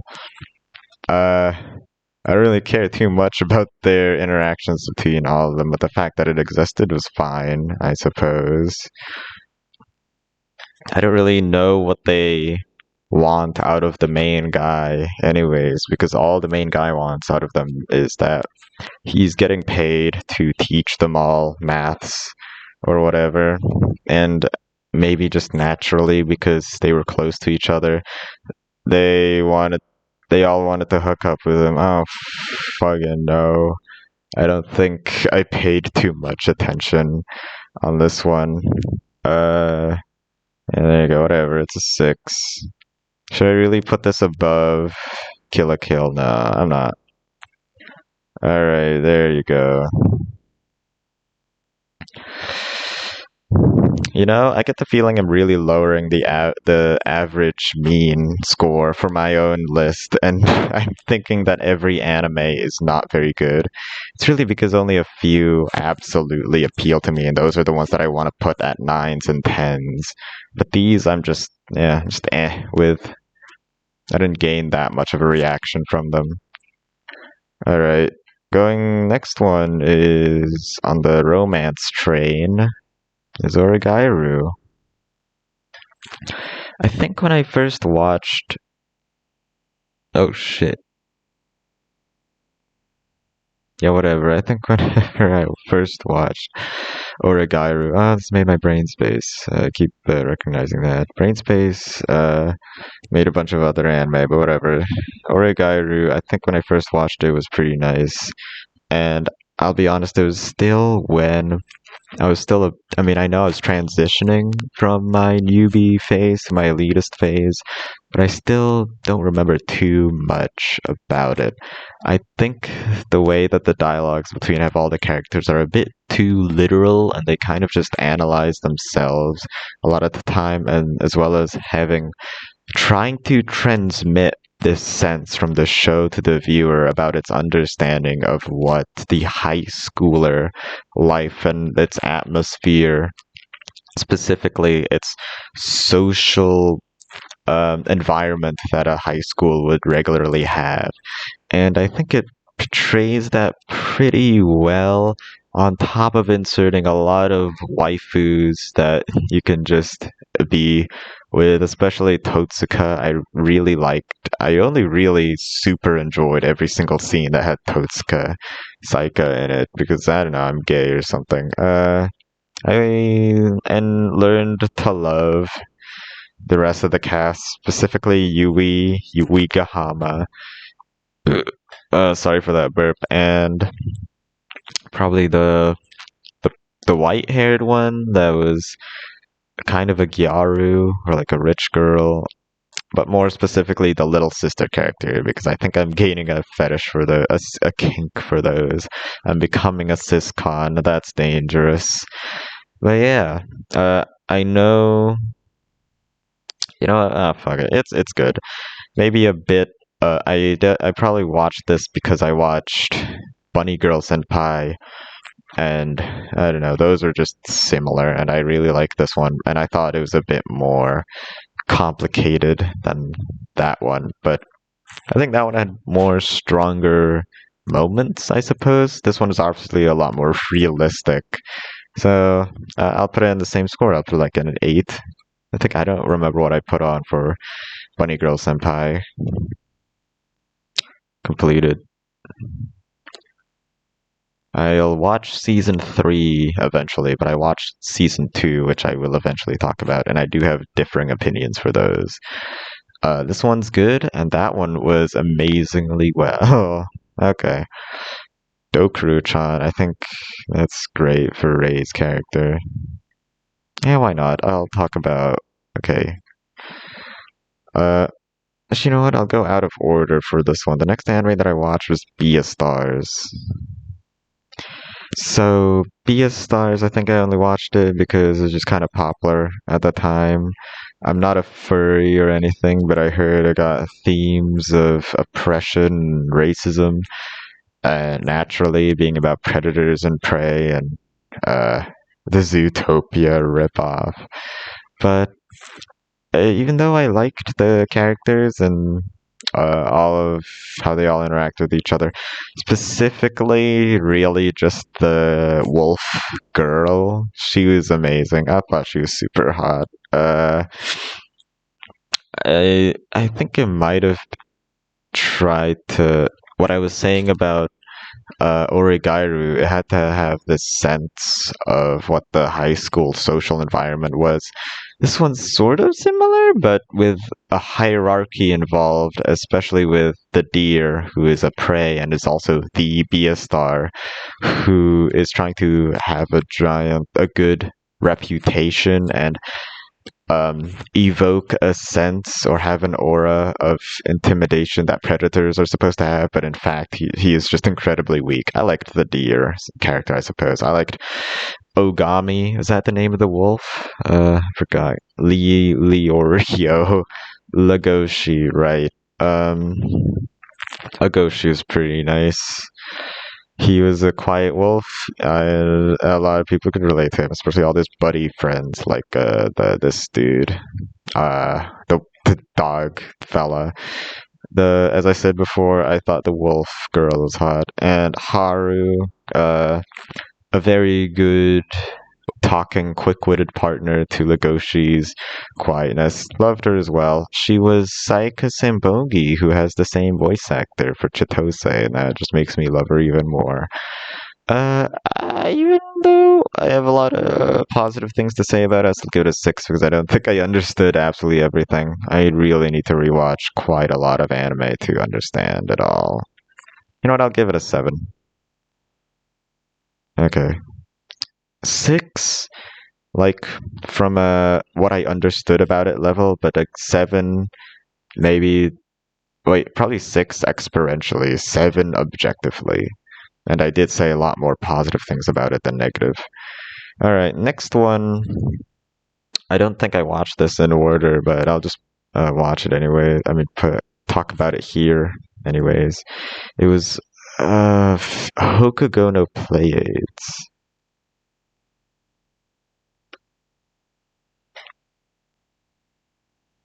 Okay. I watched Hokugo no Pleiades, which is this magical girl anime, which is not something that I was ever into.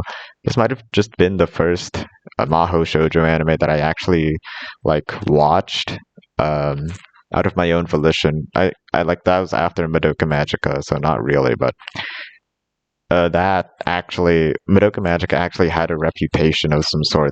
Wish Upon the Pleiades did not, and I wanted to be more edgy and elitist immediately because, I've been talking about Origairu and Beastars. Those are like medium otaku anime stuff that normal people, normies, wouldn't really watch, but more otakus would.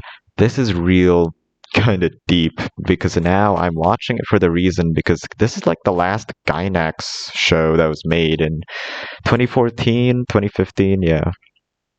And it's a magical girl anime, and I never watched those except for Madoka Magica, and I really thought I would have liked the style of most Maho shoujo animes. And this is Okugo no Pleiades itself. I'll give it a 7 because I think I didn't really love all the characters. I don't remember them that much. They had defining personalities, but not engaging ones. And the way all the characters interact with each other was just cute moe stuff. And I do enjoy that, but I don't love it unless it was personally appealing. The one incredibly noted thing, the thing that jumps out of me about this show is all of its relations to quantum physics, because it did this a lot better than goddamn Bunny Girl Senpai. It actually incorporated a lot of quantum physics theories into the narrative, and that is awesome because they're magical girls and they are about space, and of course it is because it's a Gainax show. One episode, one of the girls was on a broom and they had to travel to the end of the universe to find a shard of a star or something. That's the magical MacGuffin. And she talks about like she's going faster than light and how the girls on Earth are experiencing time differently than how fast she was going. And stuff like that. It was really cool, and especially the backstory between the pink-haired girl and the blue-haired girl, and how they split off because of the alternate universe theory, where every decision becomes different universes, and it's implied that they come from different multiverses or something. I don't remember everything. I really want to rewatch it and just make a complete video on how this anime explores quantum physics. I'm gonna do that eventually, but experientially I did not love it or loved hanging out with all these characters. I'll give it a 6 for now. Completed. Okay, next one. Psychopaths. Now that's an interesting anime.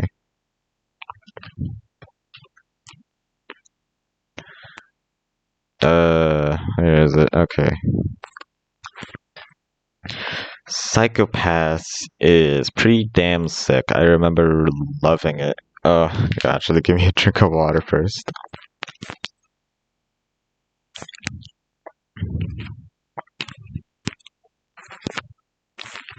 I think its ideas of how it wants to implement human morality and um, how crime works in general is very, very interesting, especially just this entire world that it creates of the Sybil system, the dominators, how how it all tries to connect with and no, not really how it connects, just it's all innovative, it's all great, and it's all to prove this point that the show is trying to make about the crime that happens.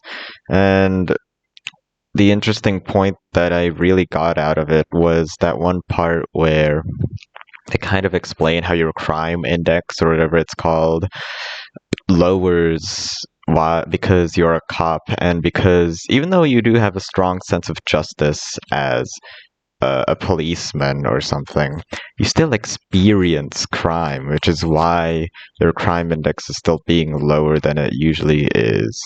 That's pretty cool. It was a nice concept. It was a nice show in general.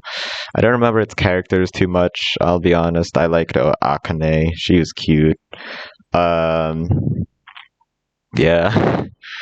Just experientially, all of the murders that happened were pretty nice as well. If you're a murder mystery detective kind of guy, I don't like those types of stories generally, and I still really liked it. And it's cybercrime. That's awesome.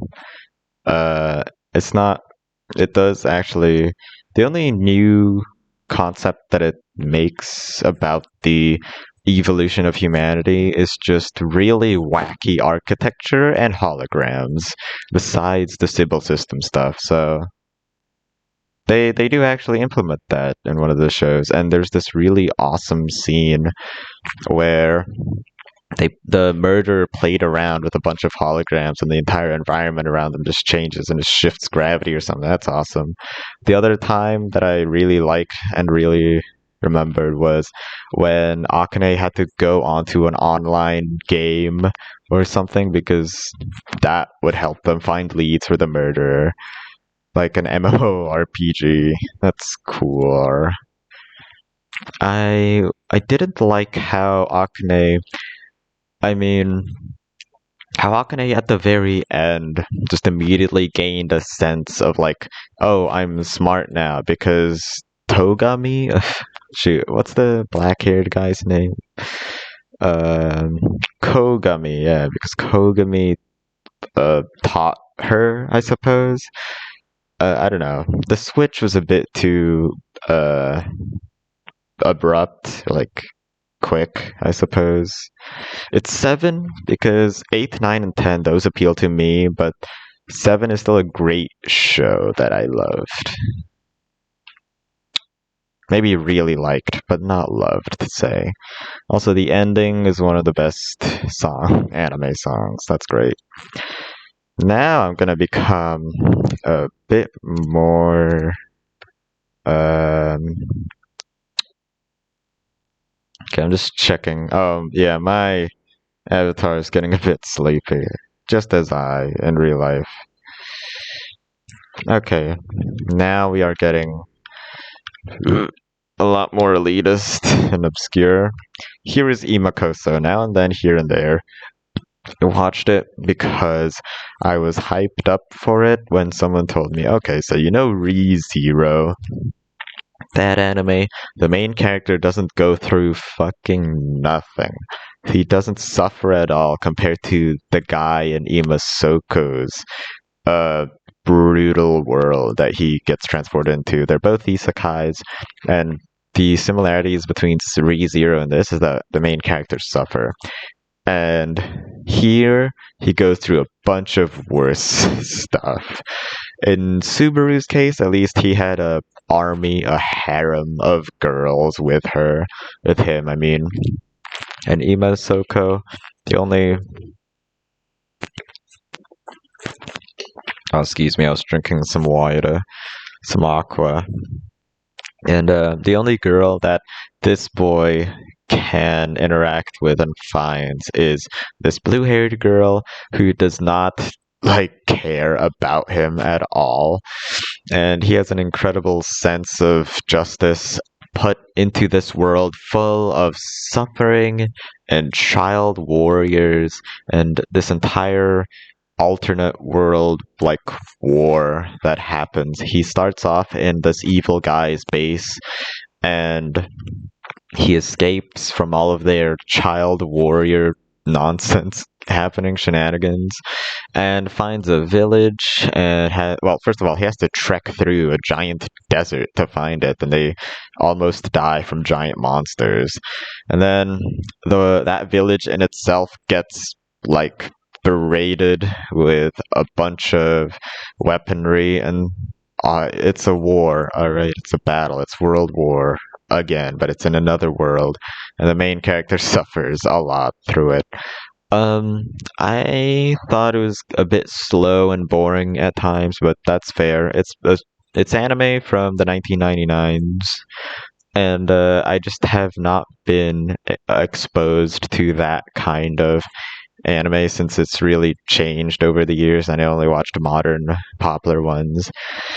I think thinking back, I enjoyed it a bit more, but experiencing everything at the back then, I was just kind of going through it and not thinking about everything that was happening. So I'll give it a 7 again. No, I think okay. Wait. I'll give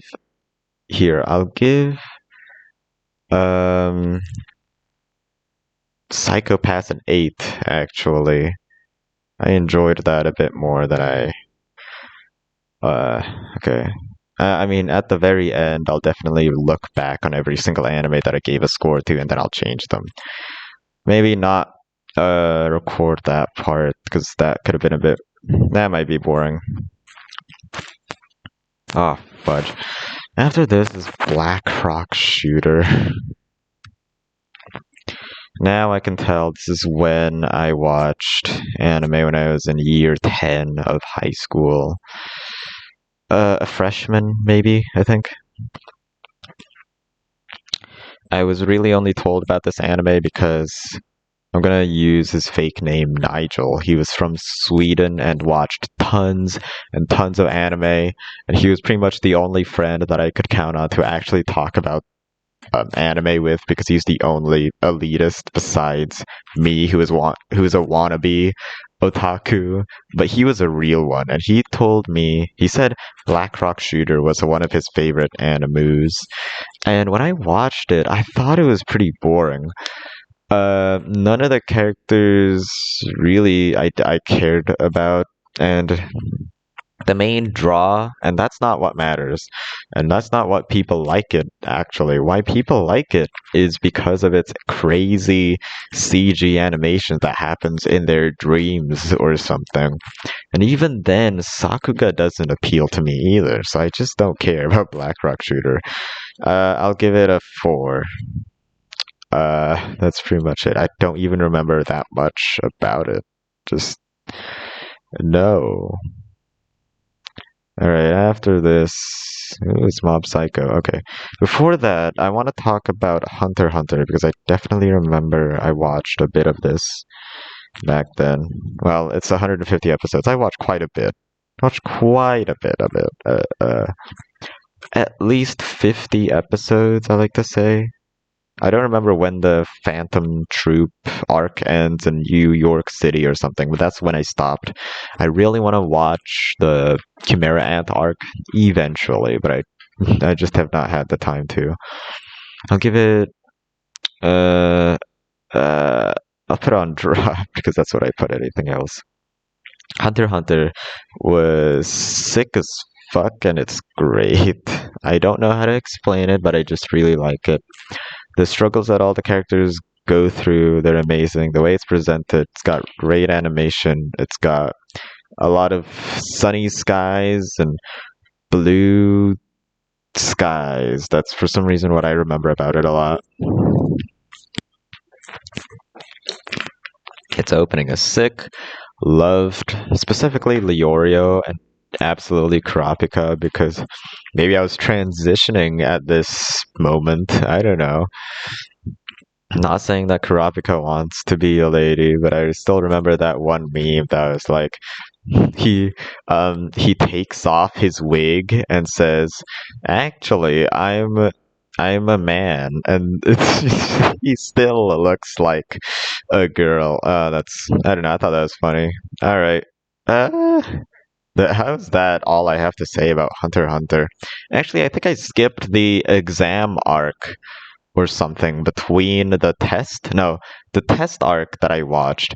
The arc where it was just Gon and Killua, I kind of skipped, and that's the one that explains everything about Nen. And I was really into its fighting system back then. I just completely skipped it. And then I got into the Phantom Troop arc mainly just because Kurapika was in it. And that was all amazing and riveting and thrilling all the way from the start to the end.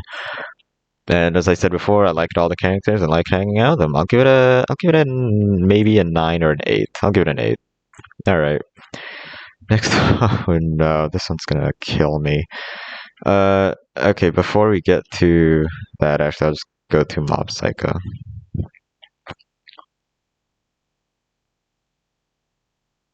How long have I been going, actually? 45 minutes? Great. And I'm not even done with the first 200. I'm not even halfway through.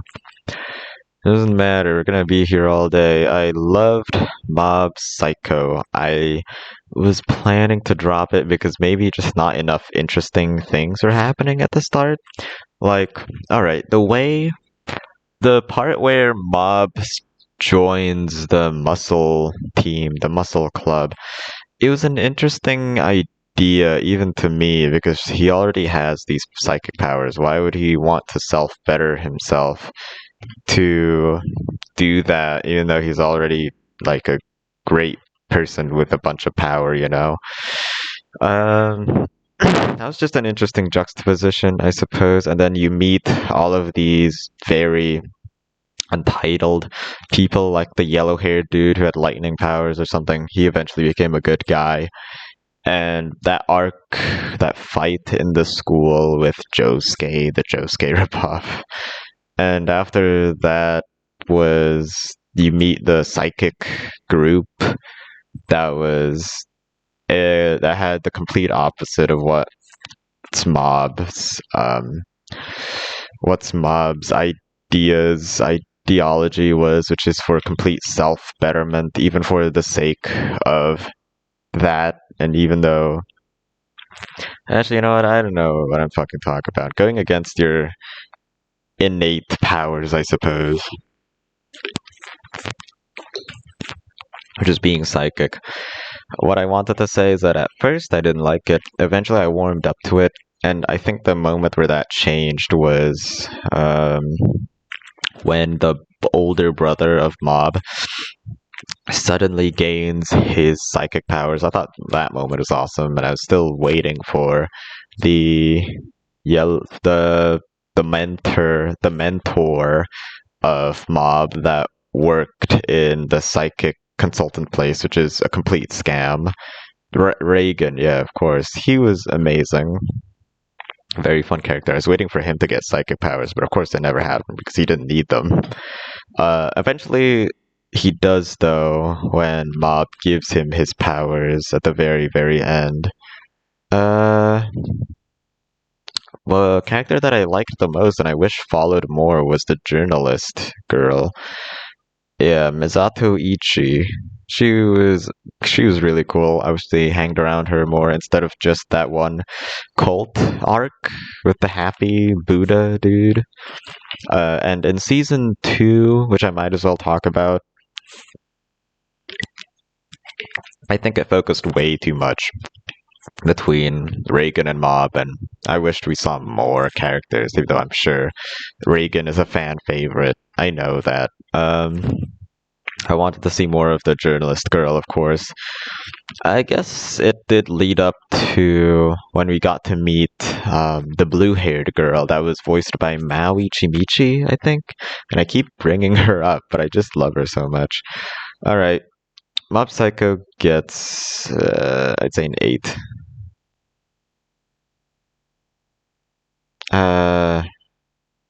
Give me a sec.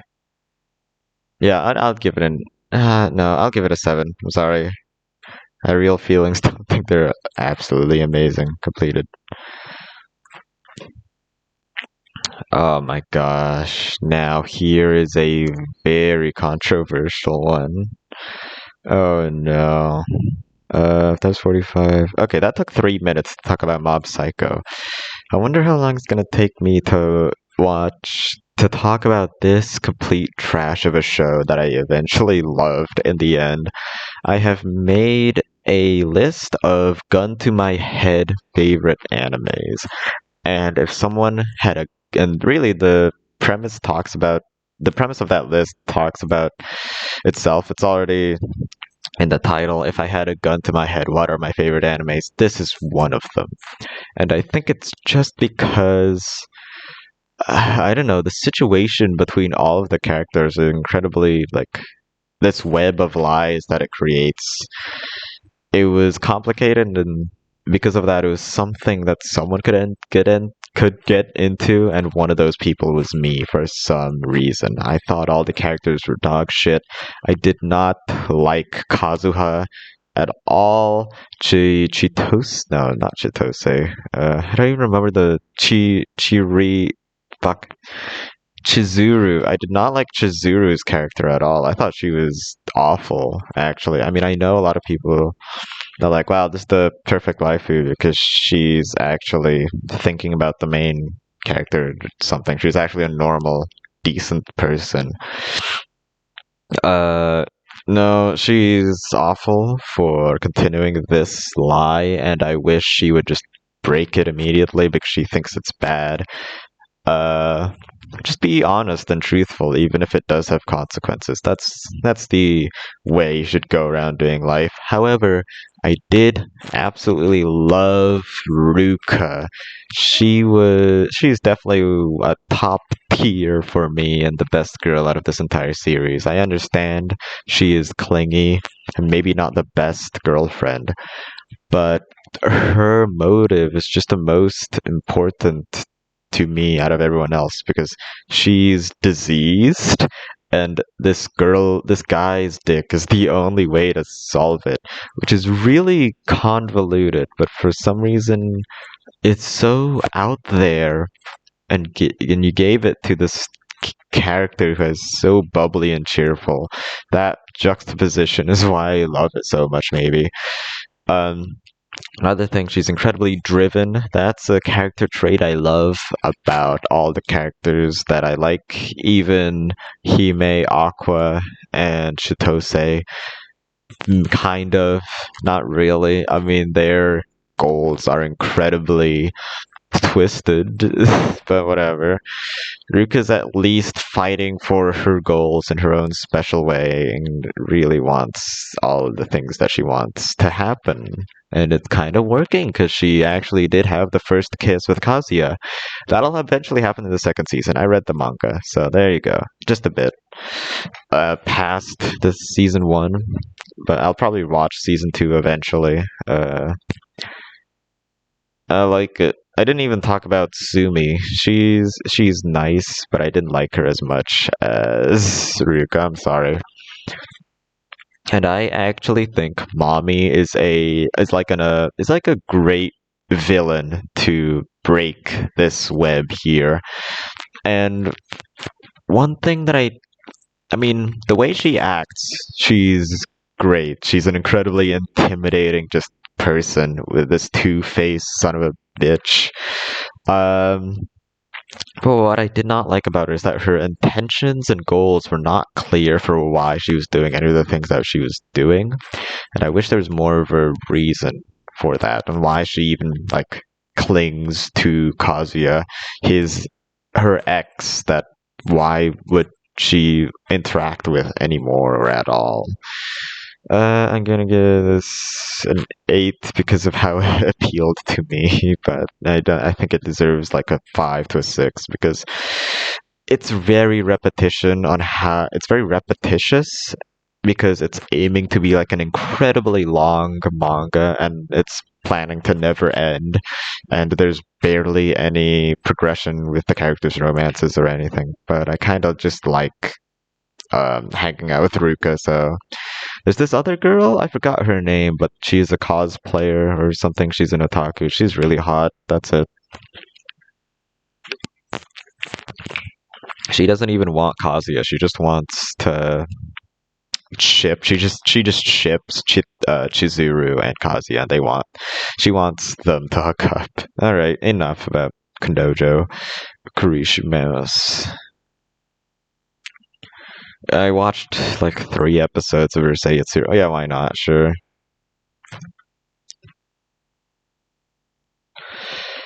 Here you go. Here's Urusei Yatsura. I watched the first 3 episodes or so on YouTube, and I mean, a lot of people say here's like every episode of Urusei Yatsura. It's great. It's an amazing anime, and I know a lot of the movies are great, and its directors had a start here somewhere or other, such as I believe the Hideaki Anno and such. Maybe that's not true actually. I remember there's others. Yeah, Mamoru Oshii, that was one. But yeah, Urusei Yatsura is a classical anime, and it's the anime that you should blame for every single ecchi trope out there. It just has crazy, insane balls to the wall concepts and episodes that goes on. But whether or not it appeals to you personally is definitely, I mean, it's very subjective. I still think it's a good show, but I just didn't watch enough of it. My opinion of the first few episodes that I watched weren't amazing either. I thought it was just kind of generic, at least up till then. I bet it's gonna have like an 8, maybe, if I cared about all the characters and watched through all of it. I think Shinobu is very hot as well. Not Lum, the magical pixie girl dream waifu from space. I liked Shinobu because she had brown hair. And she's kind of fighting against this otherworldly force for this guy's affection just through her womanly and earthly charms, and I think she's gonna win. Even though I don't think she actually did much in the show. Alright. Charlotte is the one that I watched next. Now, I remember when I first watched this, it was like, oh god, I was watching the dub, and I was so confused on what was happening. And I questioned myself, is this show, like, actually dog shit awful because of the dub that I'm watching, or the plot and narrative that is actually going on? And that emotion I have never felt up until I watched Charlotte. I have felt it again when I was watching Dylan, which is also trash, and I think it's just because I had decent expectations for these shows, but they were so awful that I just felt a complete sense of disgust wash over me. Oh god. Alright. Why is it bad? I don't care for the main characters. I don't think their chemistry is good. I think the main character is just cynical and edgy, but not in an entertaining way, just kind of generic. Now that you have listened to all of that, we're going to be talking about the anime that I missed yesterday, which starts from... I just missed Charlotte, wasn't it? So, okay.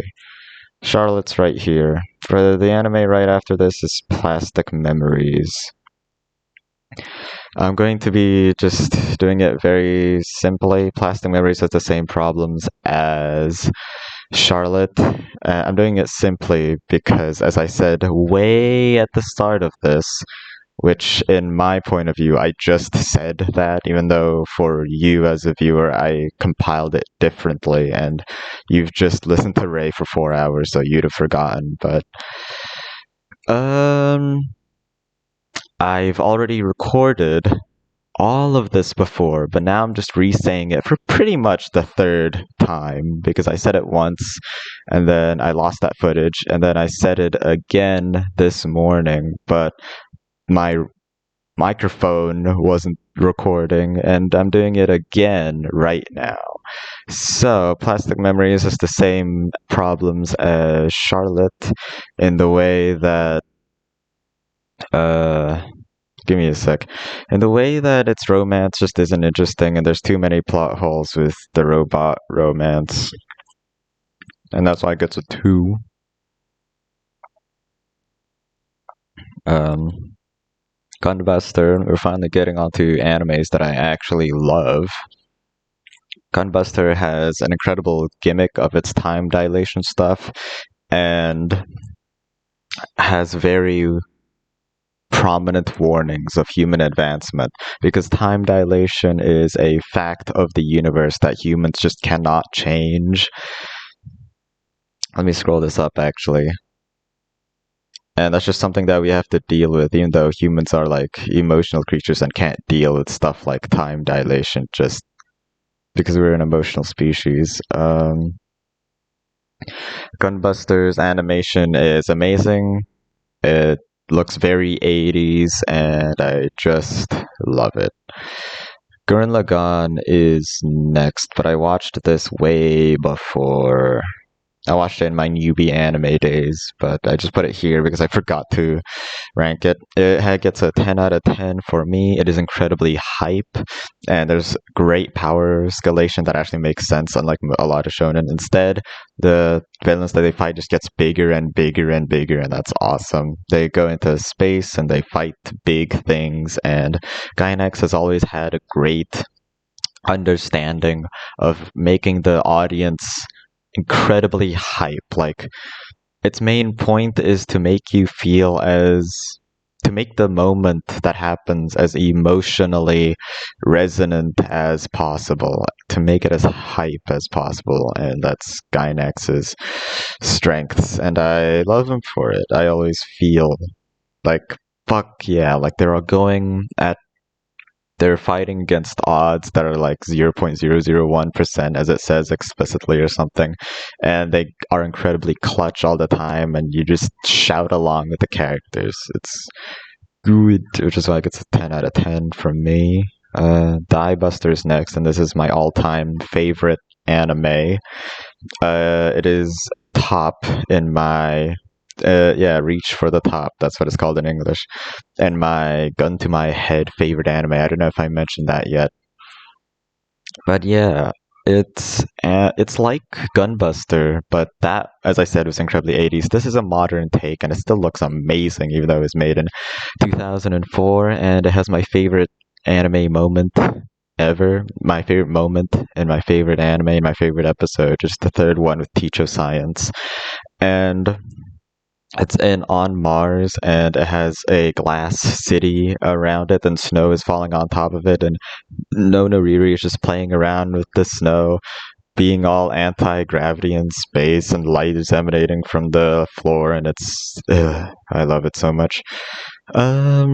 Yeah, so it's a 10 out of 10. I'd say what's one flaw is that it's high-minded dialogue that has a lot of technical terms that I'm just like, I can't follow with this, and it gets a bit boring. But its ending is so emotional and so just great. If you need to watch Gunbuster right before Die Buster, because I swear to God, if you watch Die Buster, you're not going to be able to understand the ending. And the ending is one of the most, it's just so good. It's the best. It is the best ending of anything ever, any piece of fiction. I don't care what you say, alright? It is the best thing ever. Watch Gunbuster and Diebuster. You fuck. Okay. What is after this? Aizoken. Okay. Keep Your Hands Off Aizoken has an incredibly catchy opening, and I love how the morals is related to the main theme, which is making animations, such as, for example, the main girl here. She learns a moral of like how to draw human motions because her grandmother was swishing tea and then throwing it out to the yard, and she eventually learns how to do that and how to draw and animate it as well. That's great. And the older, bigger, black-haired girl who only cares about money, she is amazing.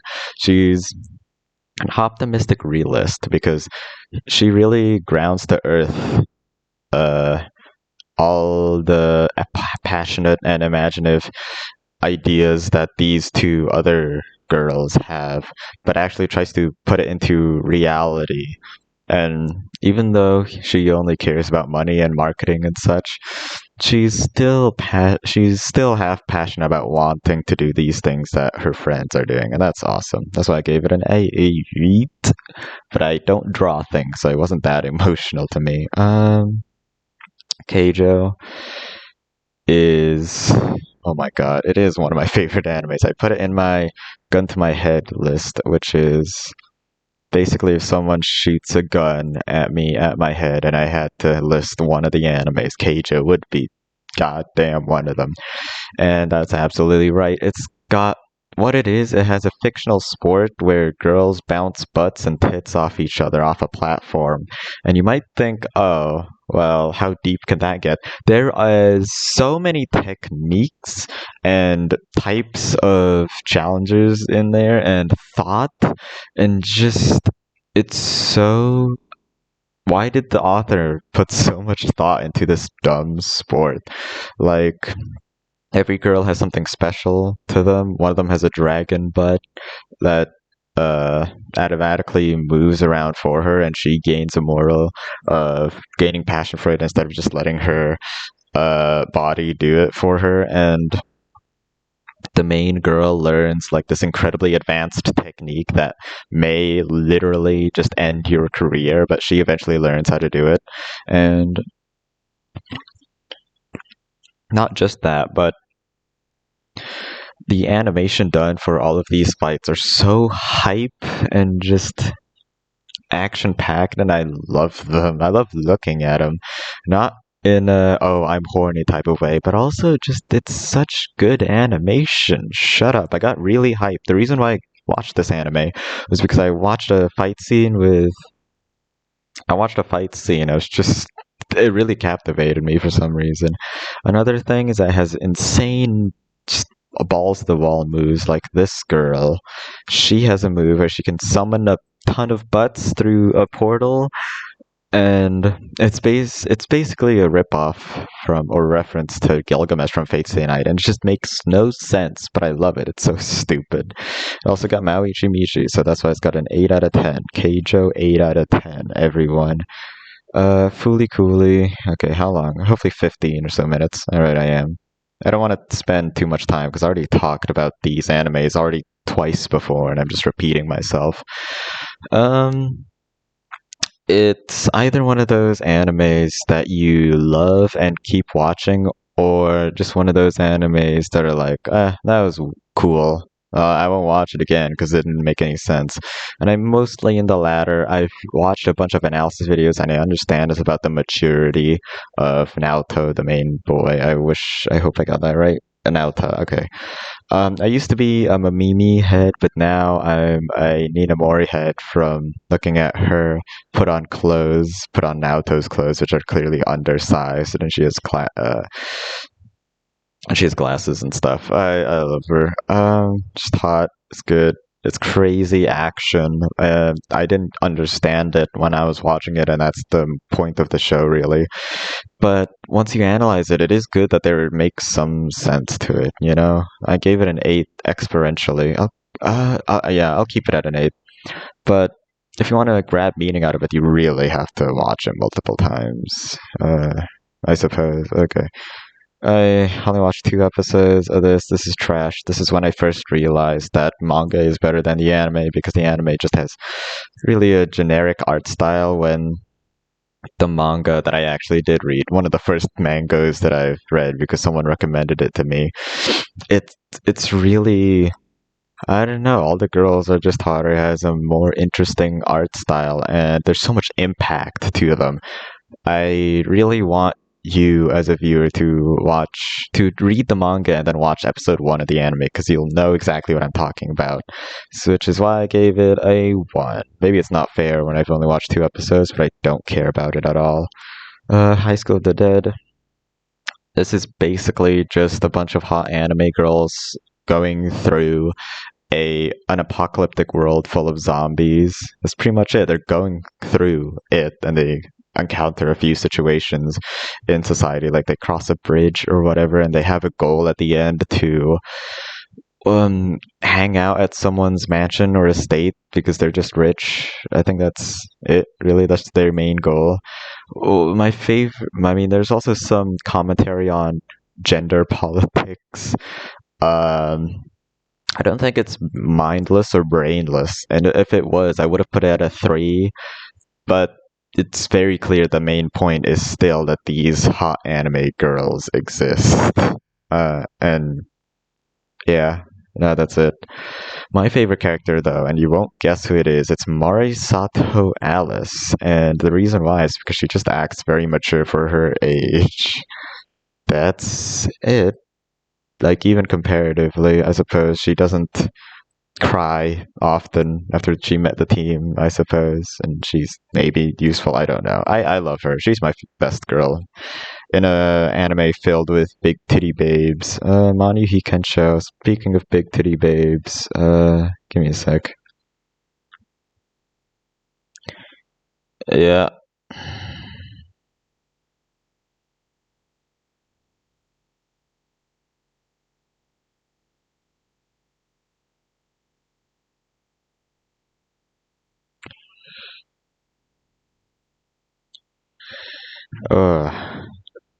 A quick pause.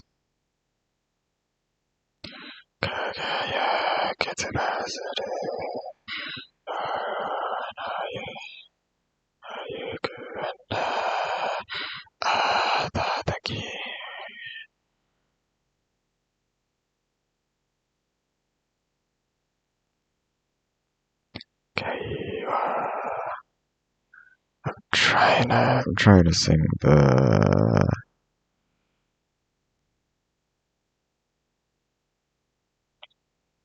Yeah, I'm trying to sing the Subahibi opening, but I suck. Okay, enough of that shit. Mani Hikansho, speaking of big titty babes, this one, I just watched it for the premise, probably. It's just got big tits everywhere, and it's about a feudal Japan where your position in the hierarchy, that is society, is based on your tit size, and if you have like H cup tits, which a lot of people do here, they're princesses, but if you're a patanko, you're a slave or something. And it's just the journey that this main girl goes through where she defeats a bunch of monsters and absorbs their tits to become bigger or something.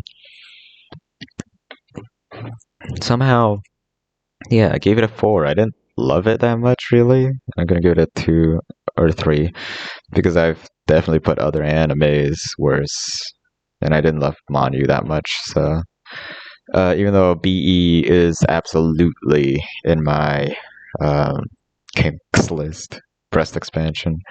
Alright, everything seems to be going in order, because last time I didn't fucking check. I wasted 2 hours of my life. Kisogiga, is it?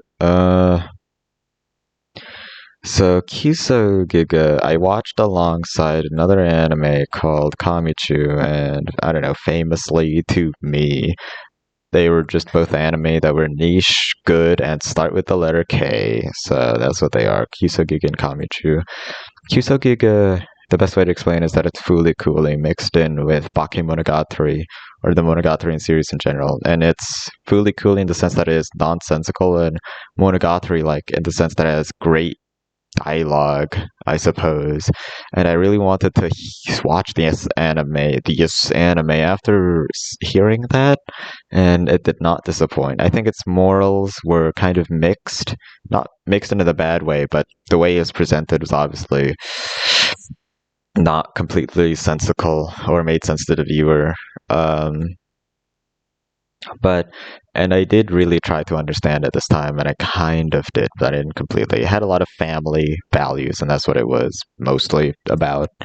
And I did really like just a lot of it. Its animation isn't amazing, but it's still not bad. It's made by Toei, and I will eventually grow to love Toei from Kamen Rider Tokusatsu and their other animation works like Precure. So I will say though, the main girl, this brown-haired girl, she has a big red ribbon. She wears a sailor uniform that's black, and she has brown hair and red eyes. And I just love her in every single shot that she is in. She's so goddamn adorable. Can't overstate that enough. Just look at her. Where is she? Okay, never mind. Doesn't matter. 8 out of 10. Kamichu is a slice of life anime with a lot of concepts that are not very slice of life. The main thing is that she becomes a god of middle schoolers, which makes sense in Japanese lore where there is a god for literally everything, like water bottles and the sun and paper straws or whatever. Let me drink my Milo through my paper straw right now, actually. And she now basically has to cope and deal with the responsibilities of becoming a god. She has to take care of the town that she is living in a bit more, and she can see a lot of yokai or ghosts around, and she has to attend a annual god conference or something. And a lot of the concepts or episodes were definitely out there and not really for a slice of life. For example, she goes to America because she has to meet with an alien, and turns out she's like, it becomes an ET story where she runs off with the alien and the government is trying to capture them. And another episode where she transforms into a cat and meets up with her pet cat in the underground mafia city cat wrestling ring. Something like that. And you might think all these concepts are like, well, that doesn't sound like a slice of life. The environment or atmosphere that it gives you is very calming and nice. And I don't know how to explain that in a better way. Maybe it's in its music or in its art style, which is kind of a bit blander. It's not a very vibrant or colorful anime. And that's not bad. It's gives you the feel of just being very calm and nice. A emotionally resonant moment with me was when she was all alone in the God conference, and she was alone. She didn't have any friends around her to talk to, and that reminds me of my situation in college where I don't have any friends. I broke the ice with. They're just acquaintances who I do university work with. So yeah. I want to cry, but I'm going to keep going on. So I gave it an 8 out of 10. After this is Pantheon Stocking with Garter Belt. Okay.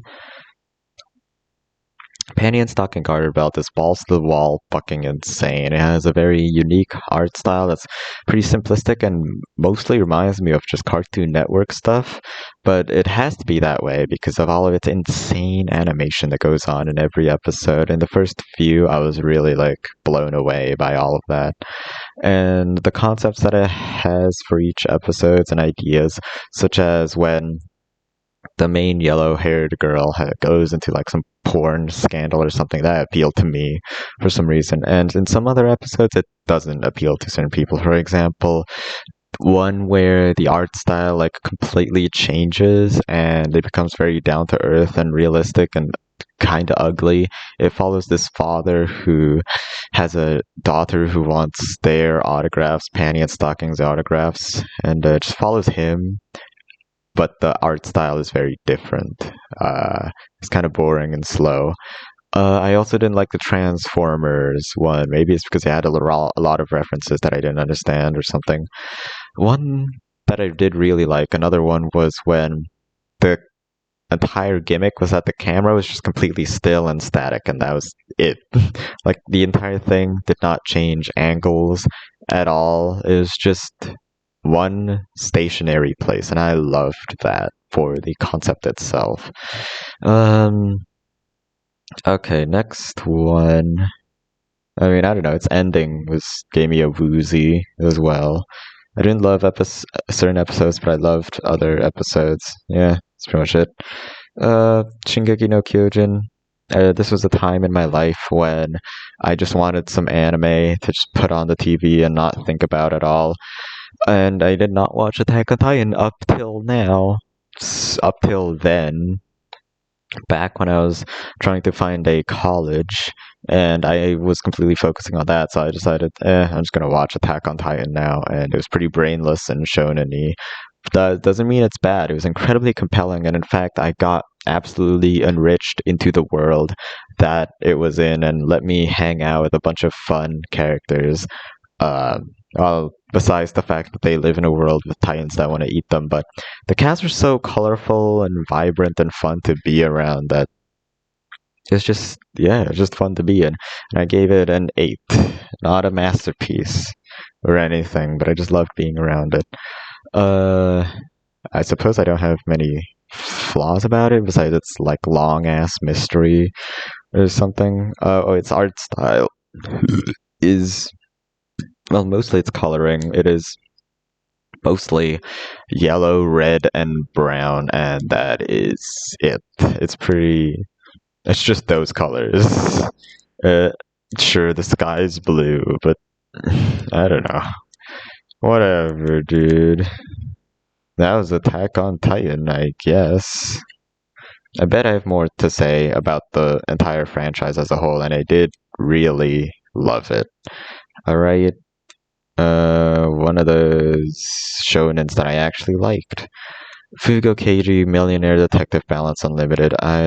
This is my first gay Fujoshi anime, but even so, I really just gravitated towards the anime girls that were here, like Kanbei Suzue and Saiki Maharu. Those are pretty hot and cute. But the main two guys, they have a pretty interesting relationship, I guess. I mean, one of them's autistic. One of them doesn't understand being human, and Katoharu is just like, you gotta be nicer and stuff and not fix everything with money because I'm poor.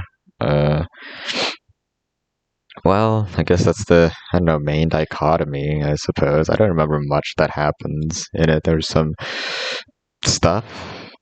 There's a few cases. I don't remember. Alright, that's it.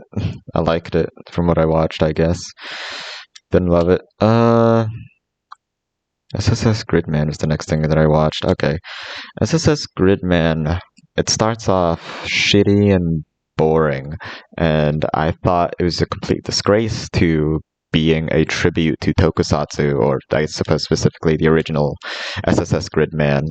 But when it started to pick up, it really picks up, and I really understood like why I loved it so much.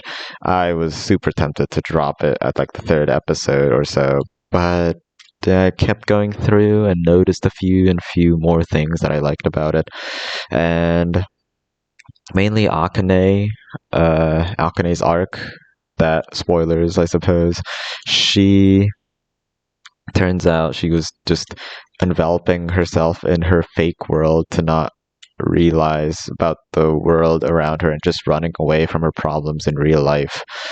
And that really appealed to me because at the time I was again doing college tests, and I was like, I really want to read away from them because they're so difficult that I don't care about thinking about them, and just keep I was forced to be obsessed about this thing that I just hate, and I wish I was doing something else, but I had to keep doing it because otherwise I would have I don't know, not a good future in front of me. That's what I kept thinking about to myself. And if I ran away here, I would deal with much, much harder problems. And I don't know, I'm happy with the way that with the place that I'm in right now, I suppose, ITS and such. That's the college, university, institute that I'm in. In the show itself, let's not get too emotional here with my own personal life. In the show itself, it gets really fucking cool near the end, where Akane just straight up stabs someone with a box cutter and like, fuck yeah, and its ending is pretty resonant with the entire world breaking around them and the sky is falling and shit with the grid man and or like the opening is just playing in the background. That's awesome. So I gave it a 7. Oh, I want to give it an 8. Okay. Manui Kensho. No, it's not. Surrey Children is the next thing that I watched. So Surrey Children was recommended to be my Ray, and he was, I assume, a fan of just cute romance anime. And I didn't know what I would get from it because I don't like those types of animes, but this was very charming and just nice to watch. And yeah, no, that's it. All the characters are cute and not a single one that I really disliked. I don't know, maybe except for the little sister one who's really annoying, and the main source of enjoyment from that was just the main girl was emotionally manipulating the little sister to do anything that she wants. I don't know, cool, I guess. My favorite one was the Joker one. That was like a comedy group, the one with brown hair or something. Maybe all of them are brown hair, and I was making whatever. Really relates to me because I can never act sincerely. Oh fuck, my golf ball. I can never act sincerely, and when he was forced to break his bubble of sarcasm at the very end, like, can you be at least serious for once in your life? And I don't know, it spoke to me a bit. Ugh. All the characters are cute, so that's all you need. My one gripe with it is that it was clearly meant to be for a manga, and in there, all the chapters are different, and you're following different people. And here, what the anime does is jump around a bunch of different characters, and that might be weird. At least it's only 10 episodes long to emphasize that bite-sized manga feel to it. If it was 20 episodes, it might get a bit overwhelming, I suppose. But I don't know, maybe I would have preferred if the way it was structured is instead of jumping around a bunch of characters, it would just focus on one couple at a time, like for 2 episodes straight up, and then do that again for a bunch of other couples. I don't know.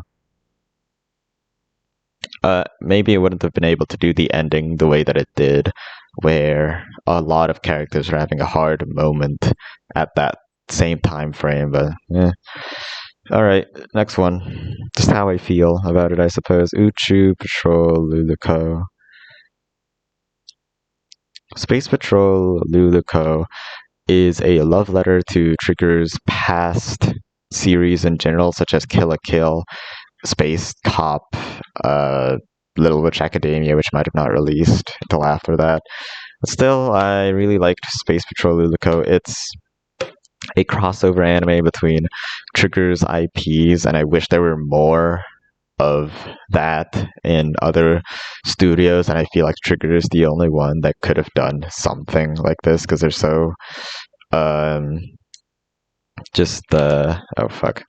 because they're just so experimental, I suppose, and willing to do something wacky as Space Patrol Luluko. It is a very fun anime. Yeah, that's why I gave it a 7. Do I really need any other reason besides it's fun? I love being around these characters. The animation was great. It's your regular Trigger nonsense that happens that still feels great, and all the character animations are super fun to look at. Alright, so I gave it a 7. Really enjoyed it. It wasn't really amazing, but I still loved it. Princess Tutu. I only watched 2 episodes of this, and this was before I got used to the happy-go-luckiness and that general feel of Maho shoujos where they're just having fun with each other, I guess, and it didn't take itself too seriously. I only watched 2 episodes. I didn't finish it, and I wouldn't give it a 5 unless I absolutely finished it. I might have given it an 8 if I knew what happened later, because I know what happens. She is fighting basically against all odds while fighting as a ballerina, and her foot is broken, and she's fighting against gods that she can't even interact with. It's so good. Just to fight for her romance, and I can really I'm just imagining it because I haven't watched it, but it just sounds real like a great anime. I'll watch it eventually. For my interpretation of the first 2 episodes, they were just a 5 because I know that's just how it starts, but I got pretty bored. I was like, yeah, whatever, on these first 2 episodes. I know it'll eventually pick up, but it's just happy-go-lucky anime, magical girl stuff that I wasn't used to yet. Maid in Abyss is next, apparently. Oh, wait. Okay, I did not watch it during this time, but yeah, Maid in Abyss is great. It has a very well thought out fantasy fictional world. And it's got it's very categorical, which is great for autists like me. There's different levels in the Abyss, and they all have different monsters, different climates, different challenges, and there's all types of whistles that they all have, and a bunch of characters. I guess they were all fun. I loved every character. Mostly the bunny one, and Ozen, the big woman. I love big woman. You can't stop me from liking big women. There's also, I don't know, big man. What is his name? Bondrude. Subarashi. I love people who say that. This fantasy world is just incredibly expansive, and I loved seeing more that the concept of what the Abyss is, and just the concept of here's a big hole, we're all exploring it, and why the Abyss is so hostile. Every level of the Abyss has different effects on you as a person. For example, and the 5th one, when you start going up, the curse of the Abyss kicks in, and blood keeps pouring out of every single orifice of your body. And in level 3, you start having hallucinations, and there are hints that later on in level 6 you just stop being human. And I'm just like, why does the Abyss hate humans so much? Why does it hate you? Why is there so many hostile monsters? And it's like, and all the creative ways that it punishes you for diving deeper and deeper into the Abyss.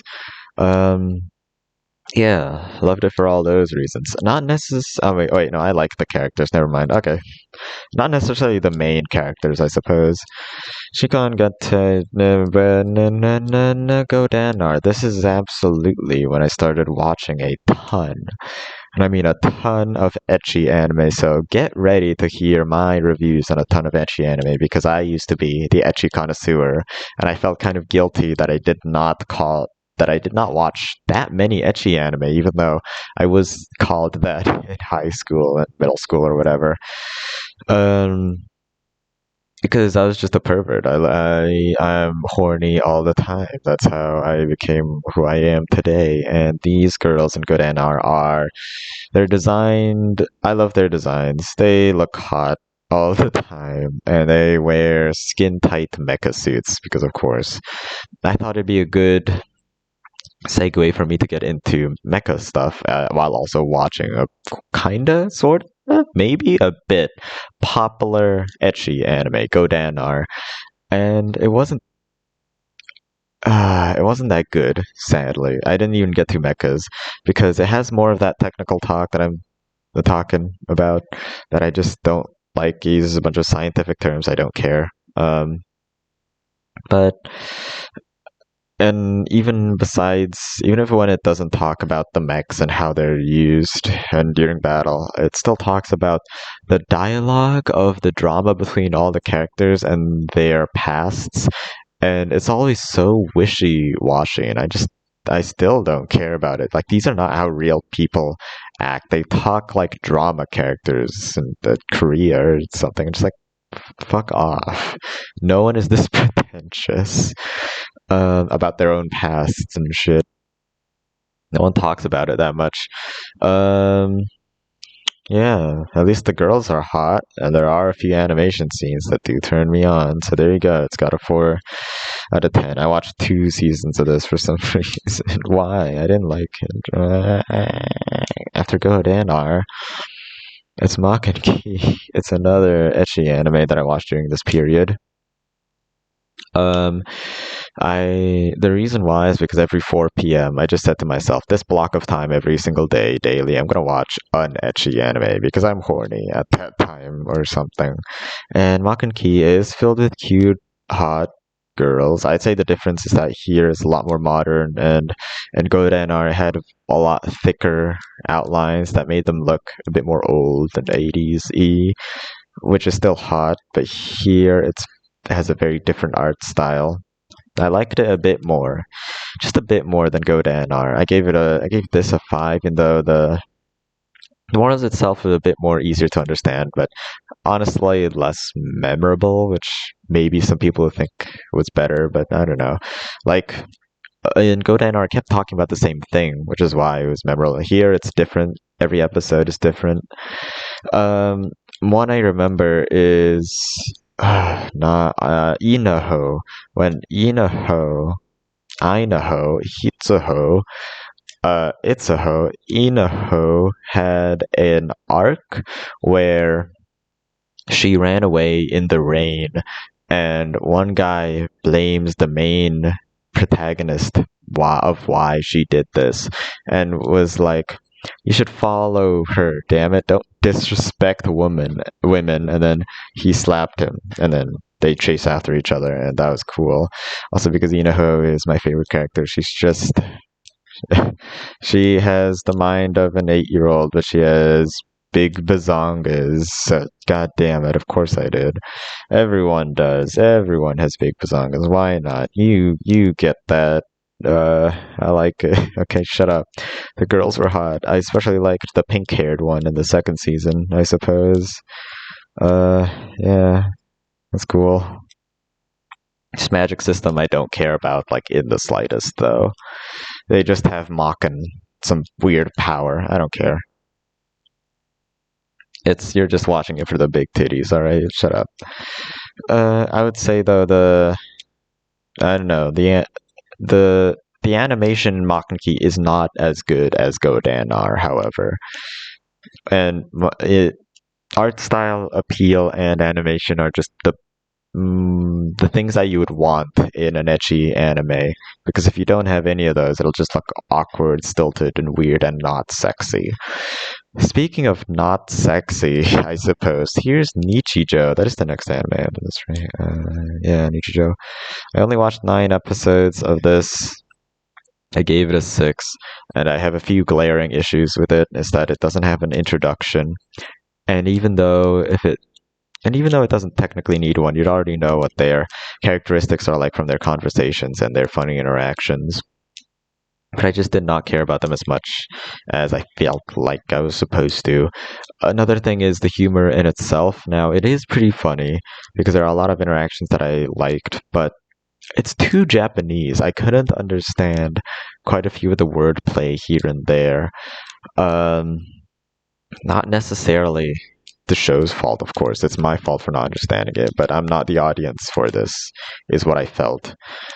It is a pretty nice anime that's chill to watch, and a few of the interactions are fun, especially in the earlier episodes when Mio and the Glass Girl, I think, they like the glasses girl was gaslighting her to saying she is confessing her love to Mio or something of the sort, and it was very cute. Besides that, I watched episode 6 and I could tell they really wasted their budget. That was the scene where the entire classroom explodes randomly, and there's a cool 3D flying around scene in the classroom during the football section, and that is the episode where the principal wrestles a deer. Besides that, episode 7 or so contains the scene where Mio's older sister, I believe, who is an Ara big sister type, as they are, One-chan, she is talking with the robot girl with a handle, something behind her back, a key wind-up thing. And they met because they're were doing some grocery shopping, and I don't know, I just loved the interaction in that episode. Love the big sister One-chan type who's just a complete psychopath and teases her. Love teasing, love bullying. Everyone bully. That's the main moral from Nichijou. Go bully people. 6 out of 10. I'm gonna watch the rest of it someday because I know it's good. Zero no Tsukaima. Here's another ecchi anime. I watched a batch of ecchi anime in a row, and specifically, I watched Zero no Tsukaima, Date Alive, To Love Ru, and Love Hina all in the same time frame. And Zero no Tsukaima out of all of them were my least favorite because I just didn't appeal to the characters. I didn't care about their dialogue that much. Thought it was, I don't know, kind of generic. I don't care about fantasy settings either. The only thing I liked, I suppose, is the ending, where it's pretty interesting. The main guy had to choose between keeping to live in this world or not, as well as fighting against, what was her name? Louise's man who she was forced to marry into, and he was in a World War II plane heading into the sun or something, and it was pretty cool. It was a pretty cool finale, I suppose. I also like the design of Siesta and Henrietta. They look similar. They are hot. I read a hot fanfic of both those characters, and it was super good. That's pretty much all this anime did for me. I don't care about anything else. 4 out of 10, I suppose. I want to give it a 3. Was it that bad? I guess not. I mean, yeah, I don't know. All of these are pretty personal. I'll just give it a 3. Why not? Whatever. Date Alive is next, and I did like this one more than Zero no Tsukaima. It really appeals to me, I suppose, because it tackles the visual novel tropes. Because how it implements them is also very interesting. Basically, it has a main character, and he is scouted out to talk with alien girls that has just went onto the planet, and he is controlled by a council of people, and they get to choose what he gets to say, but there's only like 3 choices every time, and they're either, I don't know, misogynistic or way too pervy or whatever, just like the choices in a visual novel sometimes. And what the council does, like, think about what each and every choice might lead the alien girl to say or react back to them. And it's pretty funny, actually. And it appealed to me since I was into visual novels at the time, I assume. Some of the girls are hot. I love Katori. She is the Emoto character, but she's also incredibly bossy and is secretly the leader of the entire operation. And I find that hot and adorable. There's also the white-haired girl who is absolutely nonchalant and kind of a rock, not very emotional, but the things that she does are so incredibly wacky and fun and she doesn't seem to have any awareness of that, and that's cute. The last one would be Kurumi. I thought her personality was kind of annoying instead of endearing, but she has very cool time powers, and it's great to see some of their magic be used for that reason or something. They actually put their powers as like an actual plot device, kinda, sorta, maybe. She just has cool, innovative powers, okay? She has a time gun. Fucking a time gun.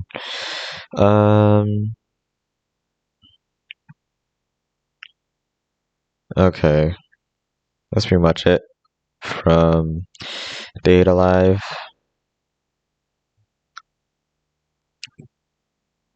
After this, it is Sorno Toshimono. Now, Sorno Toshimono is not in the anime that I said before, where I watched all of them in the same time frame. I watched this before, but I forgot that I watched it, and it gets a 6. I really liked the characters, and for an ecchi anime, a 6 is pretty good, actually. I liked the characters, their interactions, you know what? One thing that I like about it is that I'll just go through each of the characters. This won't take long. I'll go to the main character last. Ikaros, there are actual morals that these angels face, and backstories. Ikaros is like a lifeless robot, a lifeless sex bot for her master. She eventually learns to snap out of that and become more human. Nymph is probably my favorite. She used to be abused back into the world where she was from heaven or something by her master's god, I don't know. And she learns to just be out of that when meeting with the main cast. Mikako is just the big sister Arara Nechan type, and the last angel, I forgot what her name was, but she was yellow and she's dumb, and that's cool. She's also hot. Eiichiro Sugata is the biggest Chad possible, because all he wants to know is like, why is everything happening? Why are the angels attacking? He wants to know everything, and that is awesome, because the main character definitely would not do that, and I'll dive into him later. So Hara is incredibly hot for a middle schooler or high schooler or something, and she is fighting, quote unquote, fighting sexually for the not really affection of Tomoki, but she has a hot bod that rivals Angels, so that's all I want to say, and all for a middle schooler. I'm not gonna say it. Alright, Tomoki, am I right? He is the perviest man of all time, and at least that's his main character trait instead of just like as a joke. A lot of the things he does in the show is purely based off of his libido, and that's how most character plots happen. And there's a lot of weird concepts going on, like for example, one episode he steals panties and I don't know, somehow maybe makes a panty stealing machine, and a giant ball of panties flies to him, being stolen to him. And then Sohara slaps the shit out of him, I suppose. What else? Yeah, he gets gender bent once, but they don't really sexualize his. They do kind of sexualize him a bit because he was gender bent. Oh, whatever. The dub is great for Sorno Toshimono. The sub slightly worse, but I really liked the dub. It was fun, hilarious. That's why it gets a 6 out of 10. 2 Love Rues right after this. Out of the animes that I watched, this is probably my second favorite, most likely, because I don't know, I just liked the characters. All of them are hot. I liked Haruna, this is basically a Urusei Yatsura ripoff. At least Rito really likes Haruna instead of the main guy being horny for the angel girl immediately. Mikan, his little sister, is cute, and I liked him. Risa as well, who's just kind of a friend character. Oh, Elsie, I think that's the one. It's like the Ranma thing where it depends on the day she turns into a girl or well, she turns into a guy or he turns into a girl. That's awesome. Transbender, just I can transbend. Seito Kaicho Yui Kotagawa is also hot. Yeah, no, I just like the characters' designs. It's another ecchi show, which means every episode has a different concept and such. My favorite one would probably be the magical girl one, but the twist is her magical powers is fire, and she's just a straight up arsonist who's really clumsy, but she's also really hot. Pun intended. There does eventually have a plot with the main character where he becomes worthy enough or manly enough to get the to get married to Lala, and that was forced by Lala's father, who's like, okay, you're not man enough to be with my daughter, so if you don't become manly enough, I will kill you after some amount of time, and that's what the show becomes about, and that's pretty cool. Yeah, become a man, man, hell yeah, man, man, the man, love Hina is next. Oh my gosh, let me let me take a breath.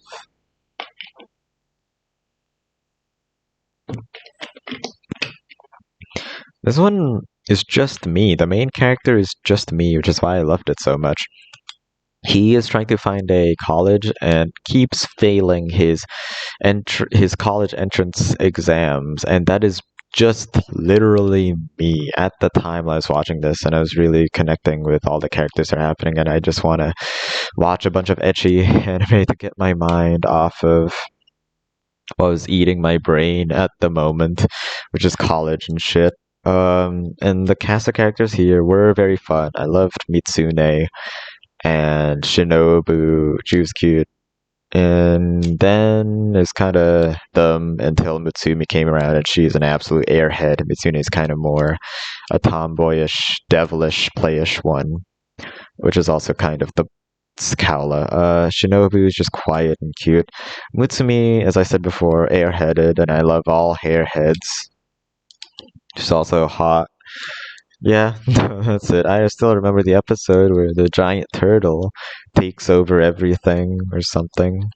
The gags here aren't very funny, though. Like, a lot of the comedy is just Naru slapping the main character whenever he does anything slightly perversive. That was even an accident. Just, it's whatever. I still enjoyed my time with the characters, though. So yeah. Let's go take a complete left turn here at a left field. Godzilla Morgan Singular Point.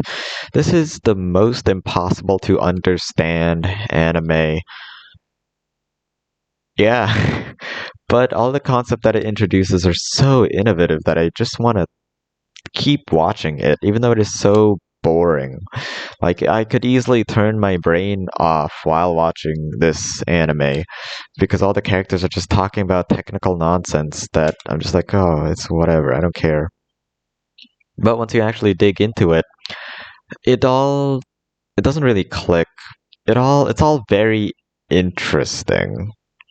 It's all endlessly interesting. For example, it turns out that the world is starting to revive the monsters, the Godzilla, the dinosaurs, and before that, a stage comes out called the Red Dust, I suppose, and Red Dust starts going everywhere, and it interferes with electromagnetic signals, and it acts like an EMP, so electronics inside the Red Dust don't work anymore, and then pterodactyls start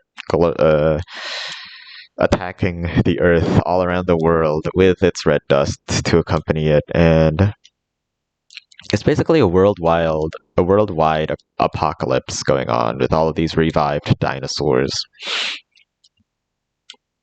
And it's basically just a Godzilla movie, but stretched out to 13 episodes. I still love it, and a lot of technical nonsense in those movies happen, but here it is cranked up to 11. To make another concept as an example, turns out these monsters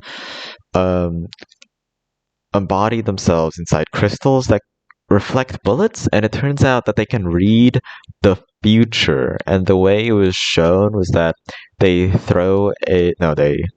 shine a laser pointer at one of these crystals that reflect into itself, and it's weird how the laser pointer light just magnifies instead of lose energy, which is what is supposed to happen according to the laws of thermodynamics or something. But no, what it does is magnify its power.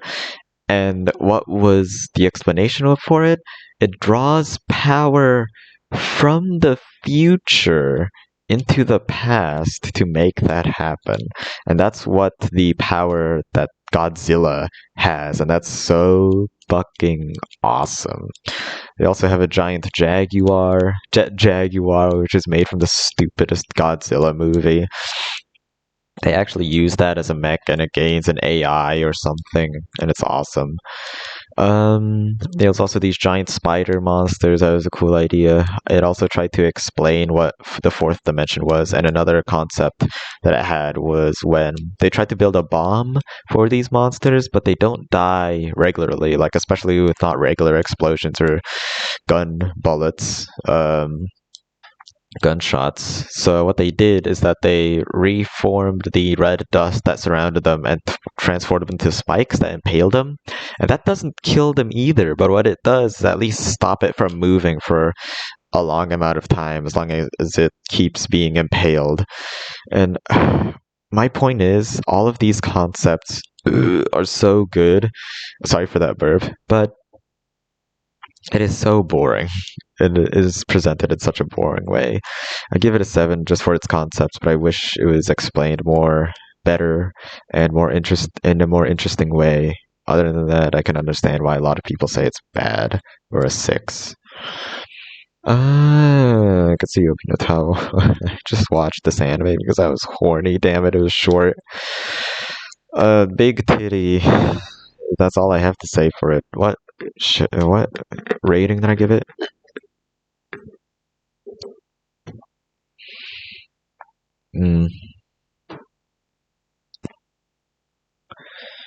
BNA.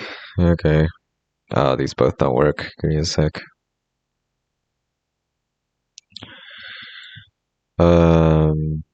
Yeah, nothing seems to be off. No internet, it says, huh? Okay, we're back. Big titty.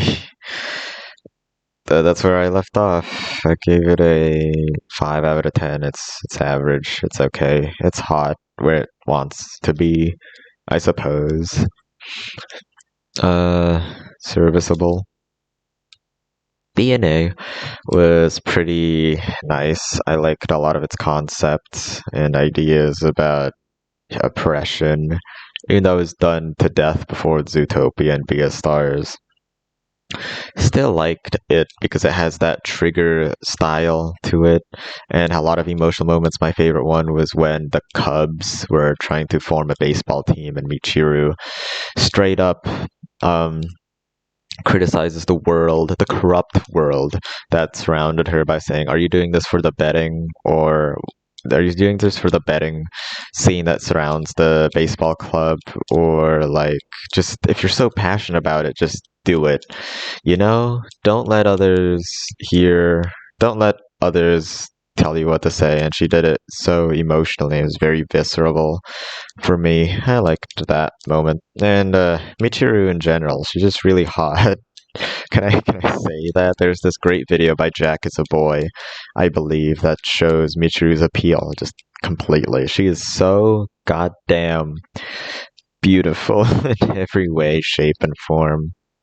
She also has some connections with her old high school friend who is now the leader of a cult, and I liked their relationship as well. It was back and forth, like she has this old power inside her, and now Michiru is trying to change her and shit in the society, and it's all about breaking through the corruptness that the animal society has, I guess.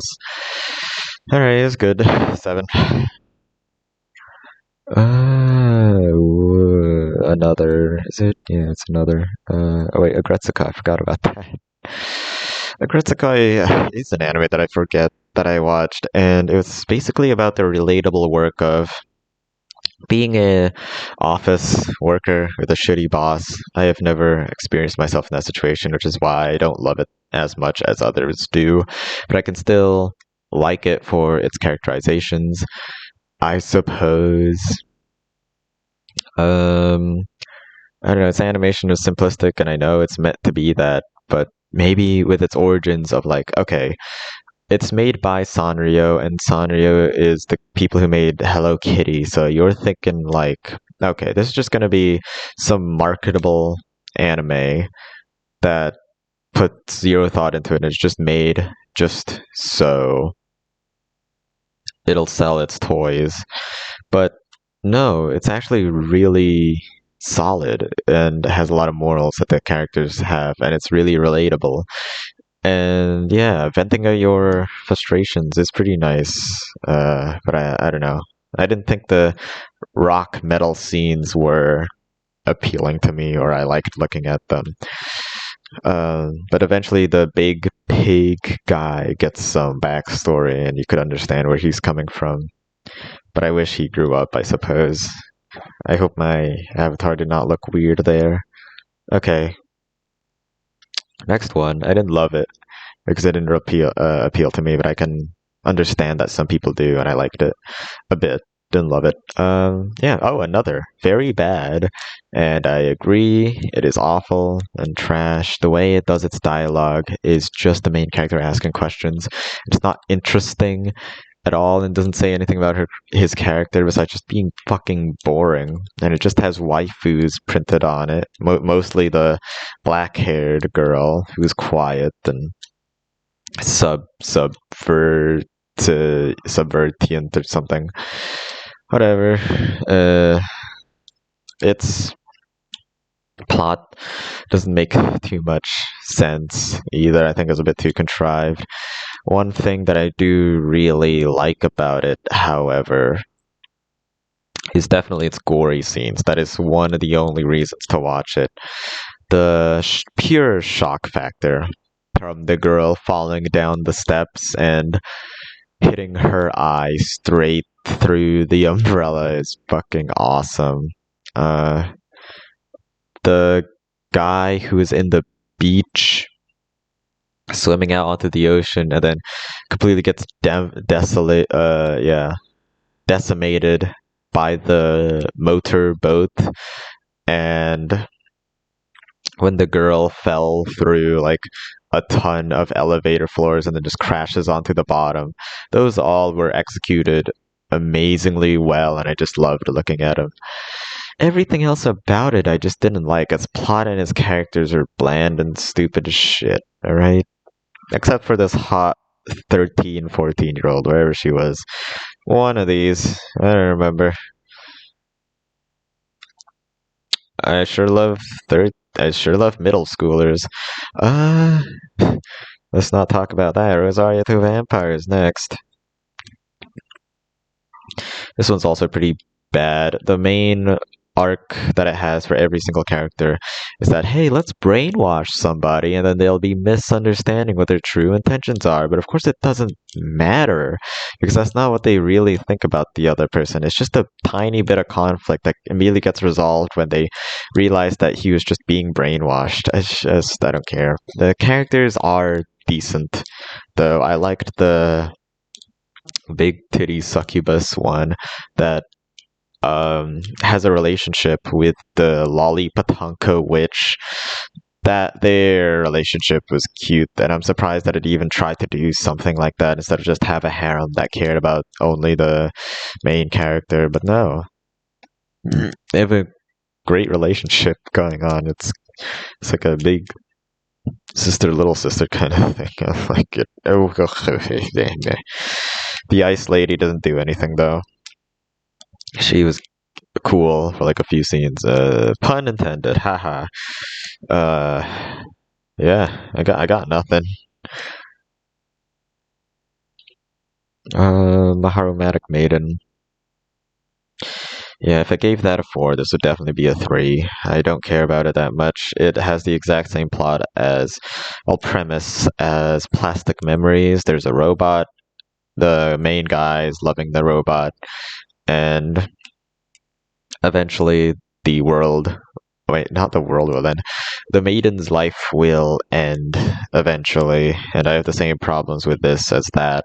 It is presented a bit differently. It's a lot older, and I thought, just maybe, Gainax and Shaft, which are most likely my two favorite studios. Gainax being very emotional with its animes and hits every note in that sense, presentation wise, but Shaft is great at making dialogues, and I did not feel any of those two elements working together in this one anime.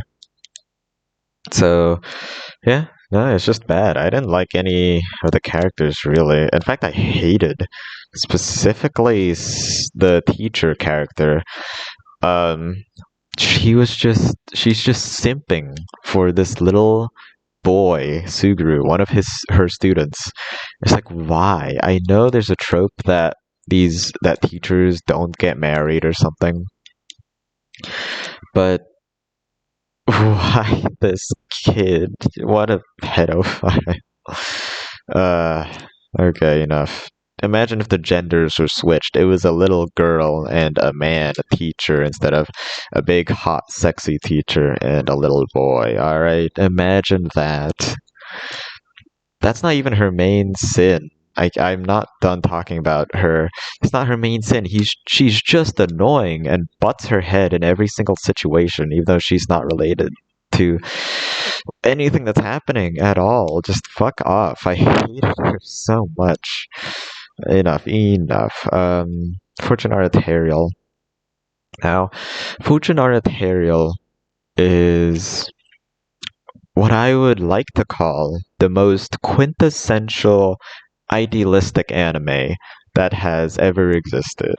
And as you can tell from my score, I still gave it a 4, which means it's not good in that sense. It's not a good anime, but it is a quintessential anime because I thought this was just, I don't know, boring and full of drama, and it was set in a high school and has a harem and has a club, a student council kind of thing.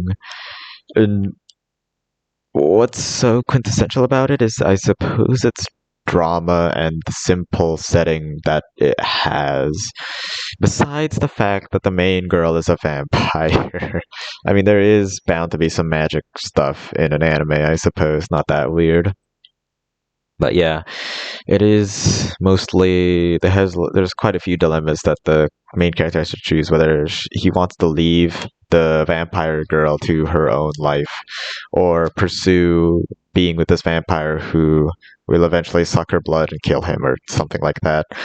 He makes that decision, and there's another decision where he wants to join the student council president club or whatever. And I liked this line, and I thought it was going to be really deep about, hey, stop being a bystander just watching there. How about you be proactive for once and actually do something in your life?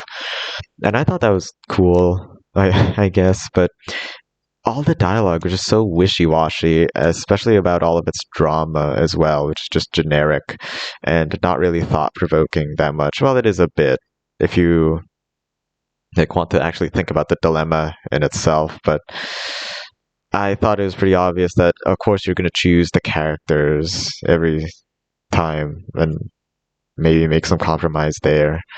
I didn't know specifically how, but I knew that was going to happen. All the girls, though, they're pretty hot. Not that I thought they were great characters or anything. I liked Kanade. She was fun to hang around. For some reason, I had this feeling I should totally rewatch this just to see more scenes of them hanging around, because maybe in my hearts of hearts, I do like shitty, just dramatic anime. Eriko is hot. That's the main girl. There's this lolly here. Whatever. Right? Whatever. Enough on this shit.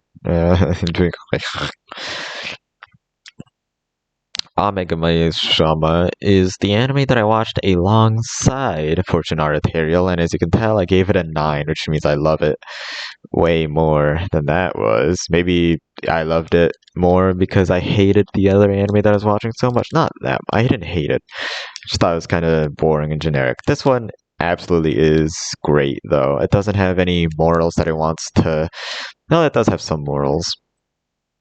No great point that it wants to give you. Just a incredibly fun anime that I loved spending every single moment with. Not a single um episode really bored me or was like, oh, I don't like what's happening here. I loved every single time with the characters that I had.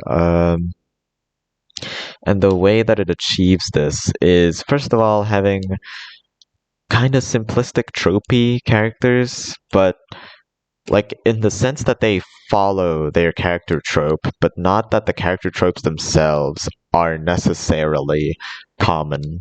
Kind of. For example, the little sister character, she is happy-go-lucky, energetic. I mean, all of them kind of are, but she loves her sister and she's an inventor. And sure, a lot of little sister characters get the inventor, very smart trope as well, but it just fucking kill me. Just the way that it was presented, or the way that they had to play around with their character was very fun. Since she, another thing that is great about this anime is that every character interacts with one another, even though they don't have a clear connection in the first place, and every character is inserted into every episode or scene with the minimal amount of reason to be. And you might be thinking, really? That just seems kind of contrived if you want these characters to meet together. But to me, it makes a even greater bond between every single character in the cast. And why I don't mind it so much is because all the characters are just genuinely fun. Like a thing that I said, they're kind of tropey, but all the characters have two character traits at least, which is their main one and that they're fun to hang around and be around. They're very eccentric. Is another one. She is the big sister Ara type who's very mature. And there's Belle Dandy, who also sort of the big sister archetype, but she is airheaded instead of mature or anything. I ended up loving way more than I should have. I loved Skull from the very beginning because I'm just into Moto characters. Belle Dandy is the main girl, is main heroine, and she was pretty nice, but I have a soft spot for underdogs. There are many, many more characters that I just love. Like, oh my god, I forgot to talk about Marler last time. Marler, oh, it's so cool. She is basically just the Team Rocket of the entire situation. And I don't know, she's just so egotistical and thinks that her plans will work, but she's so childish. There's Sayo. Is that the girl? Okay, I think that's Sayako, yeah. Sayako is an asshole. But still fun to hang around. She eventually learns her lesson. Asshole in the sense that she's the popular girl clique who tries to steal Belle Dandy away from the main guy. She eventually learns her lesson. Megumi is the little sister, I believe. Yeah. She's incredibly fun as well. She's a bit more mature than Scold. Still pretty cool. Now, what really appealed to me to this anime was Keiichi, and he is the main guy. And in the very first episode, he is just down in the dumps, just the entire time. He's just very depressed, and life just beats down on him. And that is until he makes a wish for Belle Dandy, where he finally finds his purpose to live in life again. And the situation in his life is that he is a college student and everything bad is happening to him in that context, and I'm also a college student, so I'm just like, hell yeah. I love it so goddamn much, and it was so refreshing to see Belle Dandy appear in that first episode. And then the following episodes is very realistic as well, because he got kicked out right after Belle Dandy meets with him, because having a girlfriend isn't allowed in his dorm, so he just sleeps in his car or something, or motorcycle, I don't remember. He doesn't have a car. They just sleep somewhere, and then they try to find places to sleep in, but they always get rejected, and it's pretty realistic. It doesn't try to make a convenient excuse for how they could get somewhere. Like, even if they did, they would have been like, oh, you have a girlfriend? Oh, we don't have any rules against that, so just keep going on with her, even though we're jealous or whatever. No. He immediately gets kicked out. He does not find a place to sleep for many days. That is until they just have a temple, and they just find a temple. Yeah, and no one owns it until they do a very good deed for the temple master. So at least that is a reason. What else? I think its concepts in each episode are also amazing and great because for Scold, like the world that they live in is that all these angels are part of a computer system that the world is a computer and the angels are monitoring it. So there are these things called bugs and they materialize as like literal actual bugs in the world. And it materializes in the sense that Earth starts being stuck in the television and Keiichi is becoming flat and teleports everywhere. This is such a cool concept, and Scold eventually builds a machine that fixes all of that. So fucking awesome. I love Megami-sama so much. It is so fun to just watch and be in. Okay, 9 out of 10. Okay. Seikure.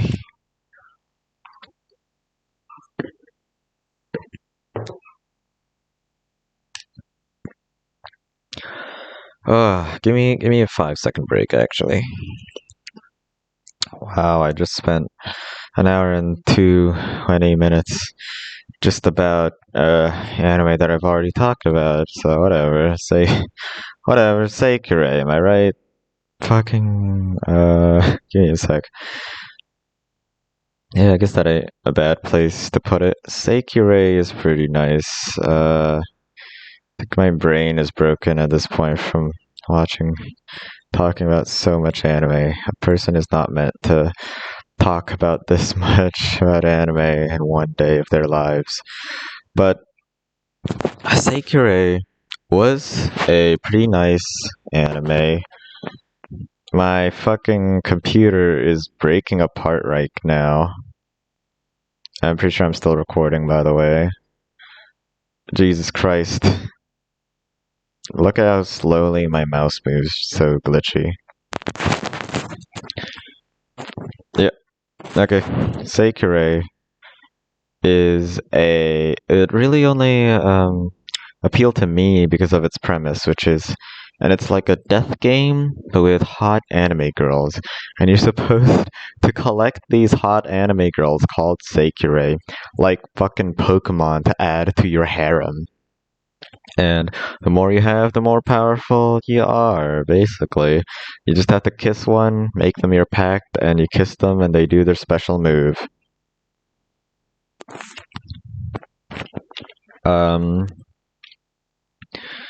Fuck, my computer mouse is still so goddamn slow. But yeah, okay. What I liked about it is that it had hot girls. Matsui or something is hot, and my favorite Matsu, the red-haired braid girl who's into computers. Musubi is also cute and hot. I don't know. I don't fucking know. It appealed to me, man. Its premise, mainly. I don't care about anything else about it, really. All these girls were pretty cute as well. Uzume, because they also had some arcs to all of them as well. Uzume specifically has a master that is in the hospital, and she has to take care of her secretly. Homura is pretending to be a guy when she is in fact a girl. Kusano has some secret past about her being the ultimate weapon or something. I don't remember. Or that might have been something else. Yeah, I don't know. It's got hot girls in it, man. They learn some kind of lesson, and that is a point towards it. I guess most of it is just fan service, though. At least this time, it's not like an ecchi show that has nothing toward it except weird and wacky concepts and ideas for every single character, like To Love Ru or Love Hina, those types of shows. This one, it is purely about the death game that they are in. that seems to have a bunch of fan service to it. There's also some characters that die that I also really like. And I don't know, they all have great designs. I think they're all, even if they didn't have a big place in the plot, still had great designs. Okay, enough about that. More ecchi anime. Here's Buso Shoujo Machiavellianism. I loved it. One of my favorite animes of all time. Because of just not really the concept, the fact that all the characters interact with each other, and that is another thing that I like about anime, another trait about anime that I like, and that's all of the characters interact with each other, no matter how small. And the harem here, is pretty nice, and I liked a few more than I didn't expect to. For example, Hanasaka, I believe, yeah. Hanasaka, I thought was just gonna be a copy of the other yellow-haired one that I liked a lot less, Mary. Apparently she's really cool as a bro girl to be around, because the way the formula works is that the main guy is trying to defeat the big 5 anime girls in the school to get their stamps to exit it. And basically, every time the main guy fights them, they fall for him and love him. Not because of some magical thing, but no, they just do because they learn about his character or something. I don't fucking know. And normally, the main girl of the last, the person that he defeated, gets to interact with the next battle, like Jojo, like how Jotaro is in part 4 and Joseph is in part 3 and something like that, basically. And Hanasaka Warabi, she is just the best one out of all of them, I suppose. The fighting against Satori, and Satori is a very Satori used to be my favorite out of all of them before I even watched it, but she's just crazy.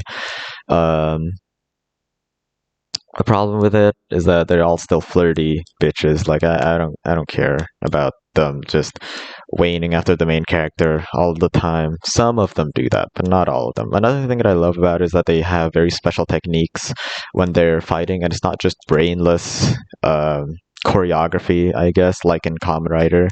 I mean, there are some special moves there, and they are definitely special moves here, but here it's given a lot more thought into how they're actually fighting. And that's just very engaging to watch while they're actually doing it, and not that they're just mindlessly punching and beating each other. One thing that I hate about it, genuinely hate, is its backstories that it gives all the characters. They're nonsensical and bullshit and wacky, just like for Satori, who has like a twin sister, and one of them's evil and one of them's good, and the evil one came out, or something, I don't fucking remember. Amo, which is the main villain character, she's pretty hot. I can't actually talk about a character who is hot, and I can't mention that they're not hot, but they are hot. Amo has a backstory with the main character where she and him, like, okay, she used to have a reputation of some kind for being a fascist and a student council president, and she's untouchable. That is until the main character was like, fuck all that shit, you're my friend, alright? And that really emotionally resonated with her, and now she wants to kill him so she doesn't have to feel those conflicted emotions that she has at that moment. I don't fucking know. I don't remember that much, but it was stupid. That's all I remember from it. Yeah, I remember one moment that I did really like with the pink-haired girl. She was basically, at that moment, was trying to choose a side that she wants to be in, either the good guy side or the bad guy side. And the good guys say, hey, pink-haired girl, you are, wait, no. The pink-haired girl asks first. She asks, hey, are you my friend? And the good guys are like, sure, I guess. And the pink-haired girl is like, okay, I'm your friend. I'm gonna protect you. And that was just so cute to me for some reason. There's also a lot of interactions seen all of them in other arcs that they aren't even main characters in. As I said before, that's a trait that I like. Which is why I gave it an 8 out of 10. it's kind of generic in the way that it presents itself, which I guess I understand. That's why it's 6.9. And nice, by the way. D4DJ is next. D4DJ it's one of those idol animes that got shitty drama between all the characters, and they all quote unquote learn together to become the best idol group that they can become. Hanayamata and what's the other one that I watched? Well, I suppose A Place for the Universe is kind of like that, but they aren't really trying to become anything. They do have goals, and it's just to get to Antarctica. Let me fix my mic. Okay. There was one moral that I specifically remember that I was like, oh, this is bad, and they misunderstand each other, and it gets fixed in the end in episode 10 or so.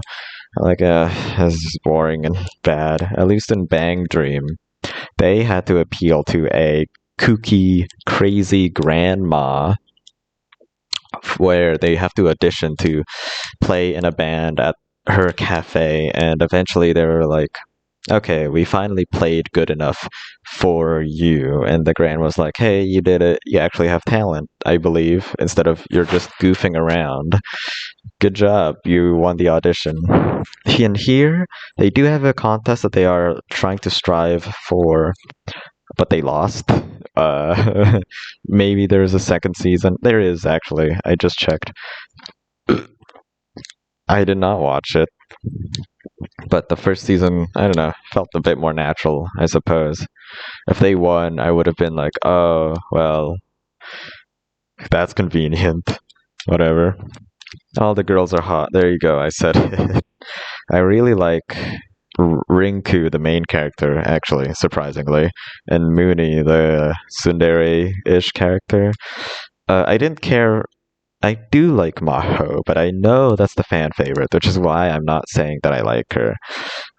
Everyone from every other band group is also pretty cool, I suppose. I don't know. I don't love them. I'm just like, okay, I guess.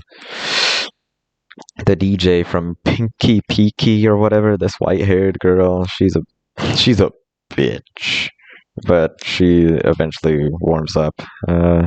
Yeah, 4 out of 10.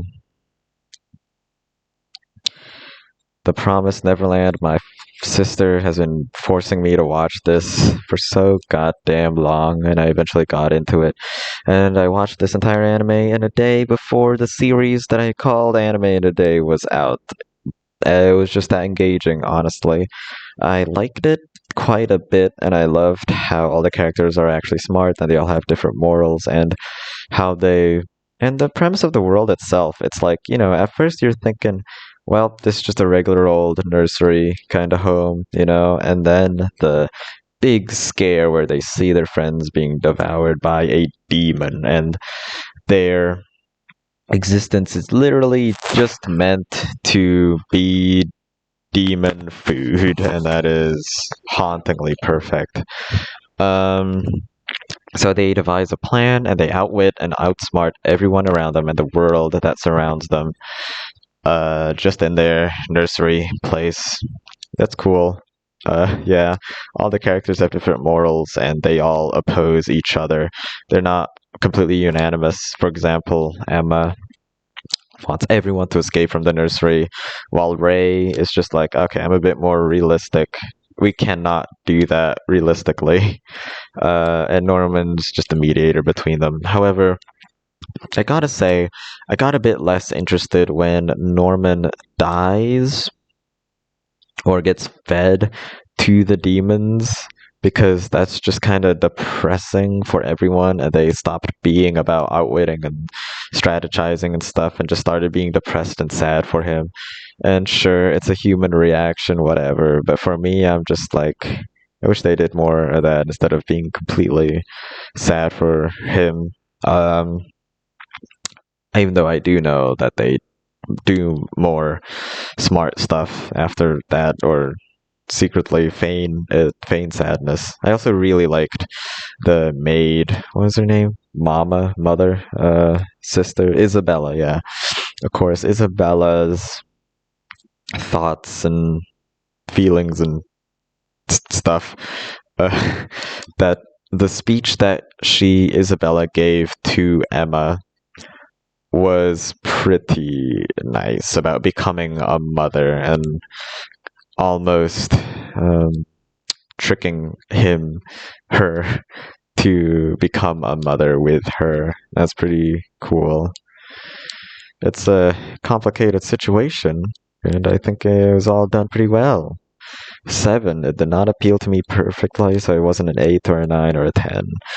Mushoku Tensei. After this is 3 more anime that I've done already. This one was pretty nice. I liked it less than. Yeah, give me a sec. I liked it less than The Promised Neverland, but I'll just keep it on the same score or whatever. It is an isekai anime, and its main thing to me is just its incredibly well thought out world, and infamously has different languages for a bunch of different things. I'll give it a bone for that. It wasn't really needed or necessary, but it was a very big step into fleshing out everything about the world. And I say it's not necessary because every single other isekai doesn't do that, and I'm like, man, if only they made different languages so I'd be properly immersed. I'm just like, I don't care, whatever. Here, it's just a good point. About its characters, I suppose Rudius is just really horny, and that is a big detractor from it being incredibly great for a lot of people. I'm a pervert, so I relate to it. But I don't know, I thought it was annoying. Sometimes, I suppose. It just happens that every girl in this world has big titties and will grow up to become incredibly hot. Except for the blue-haired girl, who's just cute, Roxy. I thought its structure was kind of cool. I'm pretty conflicted about it, actually, because at the start it is incredibly emotional then, and after you watch the rest of the series, I think, no, it's because the first one progresses at a lightning's pace. It was incredibly fast, and you remember a lot about it, and it wasn't really a slice of life. It was just this guy's journey, I suppose, becoming into an adult or a boy. And also you meet a bunch of very important characters, such as the green-haired girl and the Roxy, who was his mentor. And basically it becomes an actual journey after that has episodes that take place right after another, instead of this incredibly fast-paced episode that was episode 1, which is meant to reel you in. And you just remember everything about those. Technically, it was to reach those first few days that he got into the world, I suppose, because he's trying to find Roxy again and the green-haired girl and such. And there were a few actually emotional moments, such as when Rudius relates his current happenings with his life back as a nerdy otaku.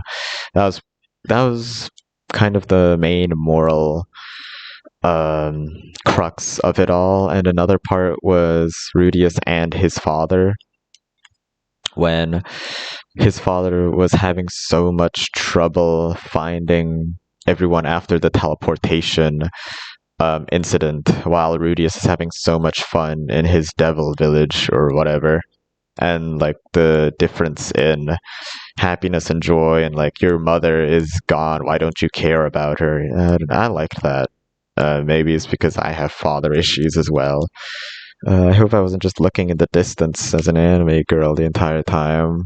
I was. Okay, well, I was just brainstorming over there. I liked it. 7 out of 10, whatever. There you go. Animation is just top notch. Just one of the great things about it. I didn't love its music. I didn't love its opening either.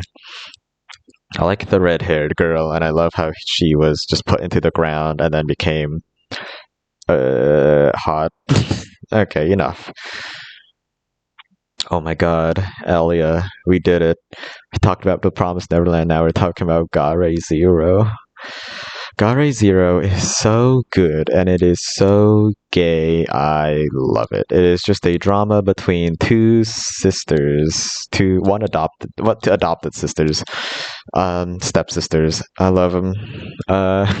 Yeah, portrayed it very well and cutely, and it is mostly them joining a group. Oh, give me a drink.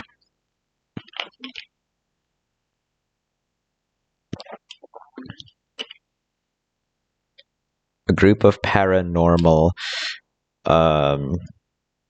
monster hunters, basically, where they gain special swords and techniques to kill them, and will eventually inherit a family tribe's stand ghost, basically. Like, one of them gets a giant dragon or something, and it is meant to serve as to drive apart the plot, to drive apart the two sisters.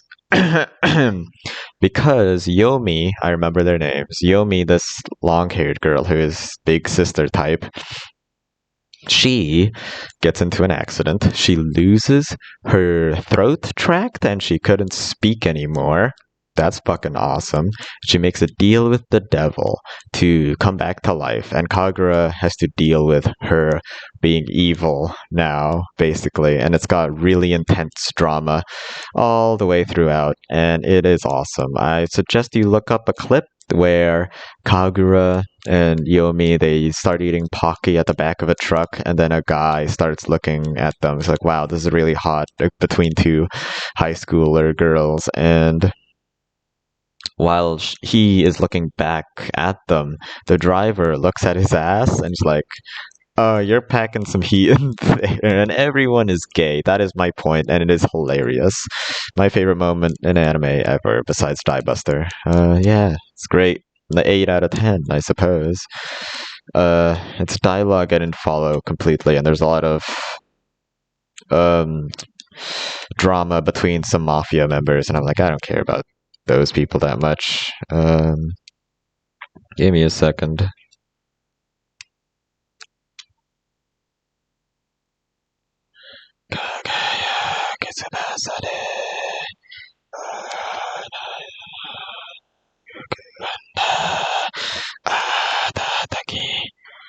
Okay, yeah. Next anime is the last, I believe. Nyankoi. Oh, Hokugo Saikuro Club as well. Nyankoi is actually very good. Put it above Plastic Memories and such.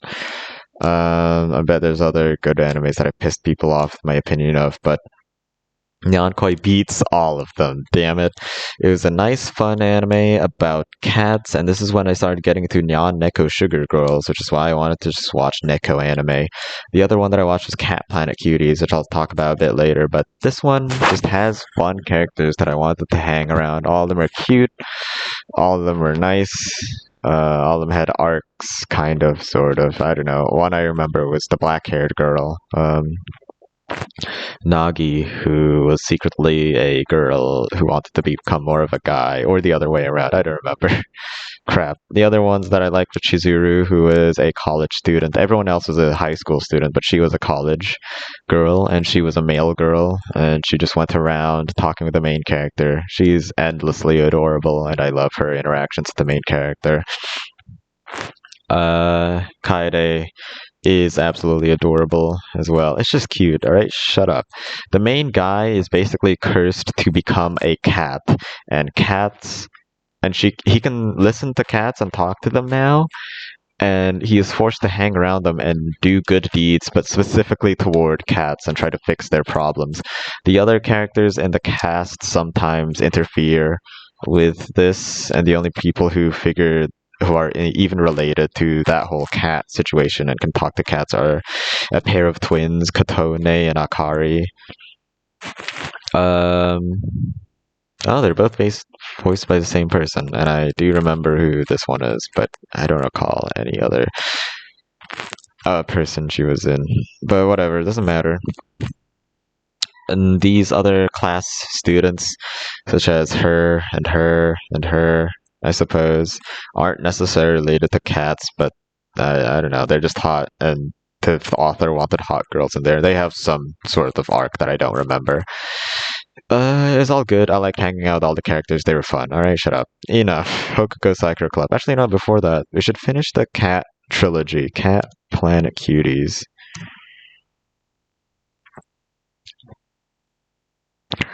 Cat Planet Cuties. I did not like as much as the other anime that I watched alongside it, so I'll give it like a 5. Actually, I don't love it that much.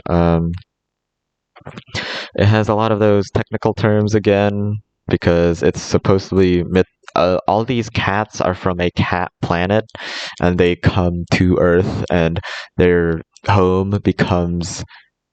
And what I thought was pretty stupid was that their home became an interplanetary place that isn't related to Earth at all. Like, it's not on Earth anymore because the reasoning is because it has cats living in it or something. It wasn't that dumb, but just because there is a foreign office in another country doesn't make it part of that planet's country, you know? Is kind of dumb, and that's the reason why they could have sex as aliens and humans or something. I don't remember. The other thing that I liked was that these two characters, the black-haired one and Manami, they had some kind of arc as well where they tried to figure out their feelings. Oh, they're voiced by Tomoto Haraka, which is the same girl as last one. Huh, that's cool. Hanazo Kanawa was also in this anime somehow. But yeah, they had an arc where they tried to figure out their feelings toward the main character. And it was very long, and I didn't like any of the dialogues at all, but they were trying to figure it out in general, and they had a lot of dialogues between them, and that's pretty interesting, I suppose, between harem members. Whatever. Eris eventually comes on, who's the main cat girl. She's like, hey, why don't we all just love each other? Why not? There doesn't have to be one winner. And that's the main moral of the episode. I love polygamy. Everyone, thank you. There's some wacky plots as well that were related to the military. Like, they do a film shoot and they infiltrate military buildings to get weapons. I don't fucking care. Cool. 5 out of 10. Didn't appeal to me personally, but the animation is good, and I found her to be hot, Manami. Yeah, I did. There it is, Asamine Yakuyo. Now we're gonna talk about Hakugo Sokuro Club, which is my favorite anime besides Die Buster. 10 out of 10. It is basically about these high schoolers who go to a after school dice club where they play board games, and that's it. Every episode it focuses on a different board game, and it explains the rules on how you play it, which is interesting, and all of the high schoolers playing together. So it also gets you into the thought of their heads, and it is absolutely like the best way to experience them. This is what I wanted to do with my board games explanation series that I did on YouTube, but this anime just does it way better with a few select board games. And this is when I really started getting into it, which is why I watched this anime in the first place.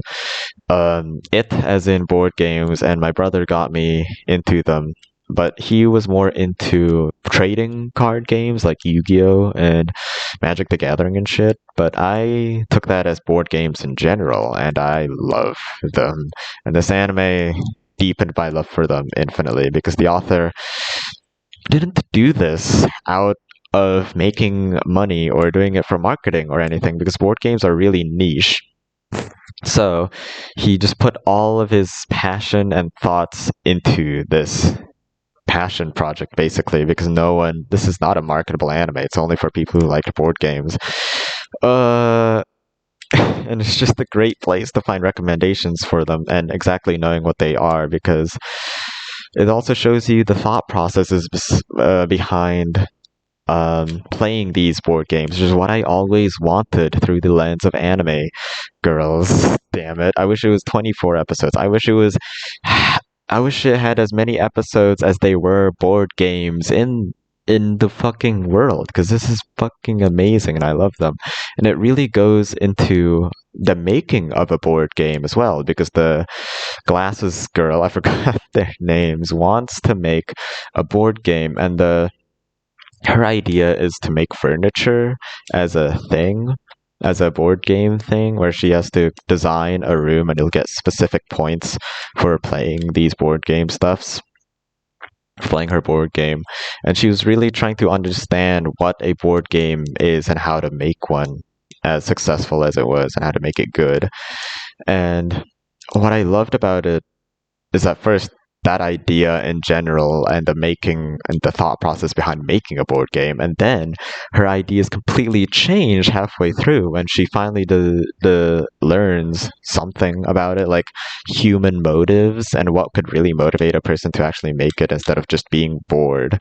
And she really perfects it, and I just love that part. And what part of that really got to me, or the moment specifically, was when the yellow-haired girl, who is a foreign student that is voiced by Maui Chimichi, she was like, okay, let's play hide and seek, or no, let's play red light, green light. Let's play red light, green light, but every time you do something successful, let's make it so you have a point, because generally in red light, green light, there's no motive to winning generally, but once you add points and stuff like that, you really make the players involved want to play it more. And I am awful at explaining this, but the anime episode does this amazingly, and the girl analyzes why. So yeah, like, now you have to figure out whether you want to run completely fast and risk it, or slowly and play it safe and get a point, or something like that. It was great game design. This anime fucking teaches you game design, alright? It's awesome.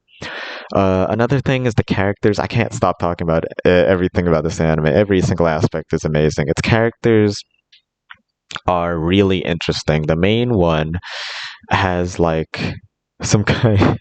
She like doesn't have anything going on in her life. She has no friends. She doesn't really have any hobbies either.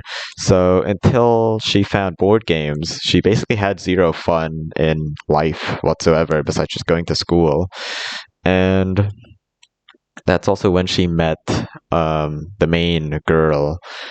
Well, not really the main girl, a happy-go-lucky girl who tells her, how about you just go wherever you want without worrying about your destination, or really the journey, because you'll find fun wherever you are, you know? And I thought that was a very good thought, mindset for getting into board games, because you'll find fun in anything, and even though you're intimidated at first, you'll grow to love it. Fuck yes. It's so good. She's so edgy, and I love her. Especially at the very, very end when the spoilers, but I really love this arc. The main girl, again, Miki, she realizes that all of her friends are going away, and that means her board game club is also disintegrating, and she's like, no, I love my friends, I wish none of them left me. And she starts crying and hallucinating about, and it also incorporates the card game that she is holding and she bought into the story itself, because she starts imagining these monsters as her and her friends. They're like, okay, I've got places to go. I want to go to Germany to achieve my dreams. I'm going to make my board game. I've got to go to college and find a college and leave. And then Miki is just here sitting all alone. It's like, where are you all going? I wish we could have all of these happy times together forever. And I'm like, fuck my heart. The last episode was so good. Yeah, And that's just exactly how I felt during high school, honestly, when all my friends are leaving. I hate how time passes by. Fuck. Fuck you, Psycho Club. You're so good. Enough about this. Let's go talk about another anime. Okay.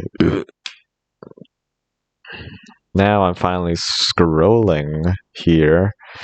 The next one that I have is NHK ni Yokoso.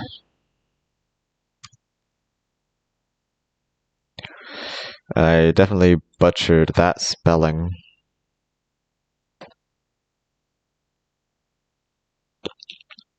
Welcome to the NHK is absolutely like the best way for an anime to represent loneliness and becoming crazy because of it. Because the main point is that it's basically an exploration into the mind of a hikikomori and all of the delusions that one hikikomori can have or become. Now, you might be thinking, oh, it's just a guy who spends all of his time in a room all day. How interesting could that be? And unironically, Welcome to the NHK is actually one of the most engaging animes that I watched. It was really hard to stop watching, honestly. All of its plot hanger clips and stuff, I've loved them. It actually has a very moving plot. I really liked it. All of its characters are also very deep, and I also loved all of the characters have some sort of moral, and I also really liked the anime guy that lived with him who just played Puru, the magical girl opening that he really liked, and it was basically Ojamajo Doremi or Precure for me, and it was just really appealing. Because I'm definitely that kind of guy to just play a magical girl opening all day, every day, because I love them so much. All the girls that he has interacted with in his life are all just broken. But yeah, no, that's pretty much it. Misaki, as well as Shizoe and such. Hitomi, yeah. I remember them. They're cool as well, especially the very last episode when it dived into Misaki's dealings. And before then, it was just Misaki trying to become a very nice anime girl who the main guy doesn't understand why such a cute high schooler would want to hang out with him. But she does, and she doesn't have any friends at school either, so they've basically only got each other, but they keep pushing each other away. And at the very end, Misaki, well, it delves into themes of suicide and such like that. But they both save each other eventually. I think what I really loved about it is just how fucked up the main character is, I suppose. Even in incredibly serious moments, such as the last one, he still fucks up, kind of. He's still like a loser and an idiot, because the way he saves Misaki from killing herself is just by saying, no, you're being mind controlled by the NHK, this organization that's controlling you. I'm gonna save you and I'm gonna jump off instead. It's like really dumb and weird, but it totally fits his character and I love it. He also one time becomes so deluded that he's like, oh, I'm into little children now, so I'm gonna go outside a preschool and just film them all. It's like, what the fuck are you doing, dude? And every single hole that this guy falls into, like, here's the thing about him. I think the best way to explain him is that he completely relies on human instinct and does not think about any of his actions or in their long-term effect in any way whatsoever. So he just follows his libido. He is a caveman and does not think about what he will do in the next like 5 minutes. He will just do what he wants to do right then and there. So during what they he plans to make an eroge game with his friend, and I really wish I had their relationship, by the way. But he, as a scriptwriter, because he was assigned to be that, just is completely lazy and doesn't care about anything, or that he will eventually go into Comiket to sell it and make lots of money. But no, they just don't. And besides that, he also just forgets about it a lot of the time. And I, as like a working man, because I'm incredibly passionate about the things that I create, wish I completely was involved in this eroge game. But this guy, just any slight emotional disturbance when he is working, he's like, okay, I'm bored. I'm gonna go do nothing for 16 hours a day and just sleep for all of that time doing nothing. And just he's broken ever since the first day of college. While he was walking over there, he imagined a lot of people around him just discussing and talking about him and saying he's shitty, and that really relates to me because I'm incredibly self-conscious, but I broke through it because my mother and father are actually supportive, I suppose. But I was still incredibly scared, and I was scared of becoming a hikikomori back at the start of college as well, which is why this anime appeals to me so much in so many ways. Gosh, fucking great anime, everybody. 9 out of 10. There you go, completed. There were some arcs that I thought were weird. I mean, it still kind of involved itself into the sometimes bad sides that humanity can fall into. For example, later they go onto an island and they all kill themselves. That's what they all plan to do. I'm not going to tell you how they get out of that situation. After there's another arc where a girl was involved in some sort of hierarchy pyramid scheme, and that she has like a brother or son that is also a hikikomori, and all he does is play MMORPGs. And she is basically just selling a bunch of stuff from this pyramid scheme because she was trapped into it and cannot get out. And all of these bad situations that a person could get themselves into, and holes and rabbit holes that could never get out of. Welcome to the NHK, man. I love it. Watch it, man. I think I already talked about Neon Genesis Evangelion.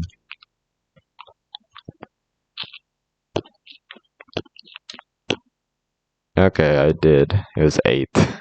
I'm not gonna talk more about it then. Super Cub seems to be the anime that I watched next. Now, Super Cub is kind of similar. It started airing on April 7th, 2021. That's my birthday. Lol. It has a similar premise to a lot of these moe kind of animes. I guess the main girl has no destiny or idea of what to do in their life until they just find it.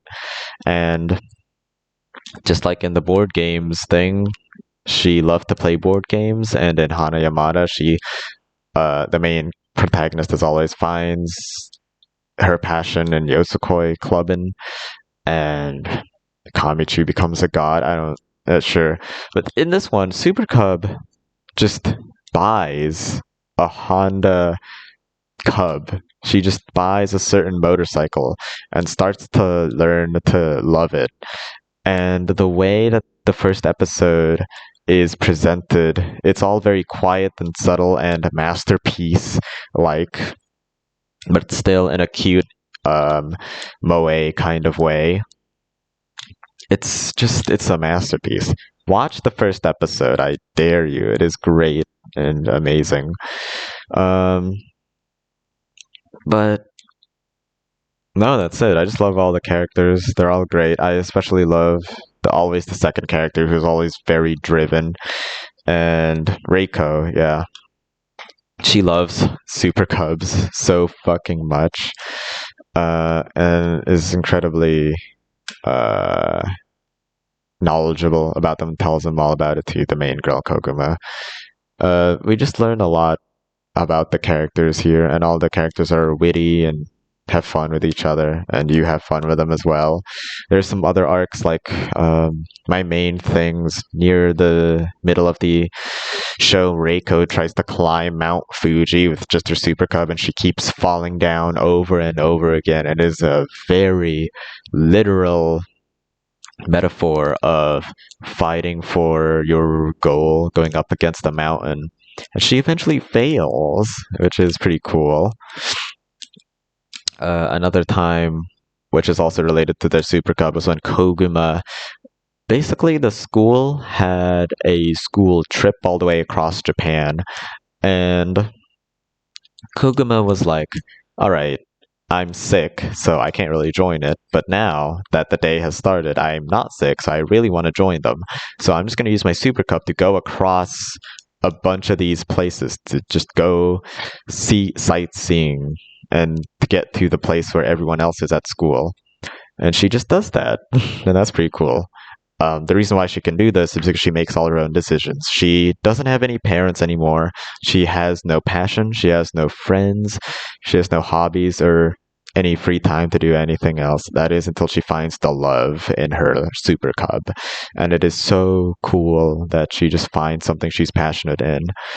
Ah, my god, I love Super Cub, the way it's presented and all of its subtle stuff. I think one thing that it overuses is when it is very, like, it's very unsaturated, and then later on, it just incredible saturation. All the color has come back into her life now, and it is shown incredibly literally. Like, it actually has more color and is more vibrant when she turns on the Super Cub in the first episode, and it is very cool looking the first time, but it does it pretty often. There's some other dramas like the little girl who just uses a bike, falls down a hill or something, and it's a very tense situation on how they're gonna be able to get themselves up from there.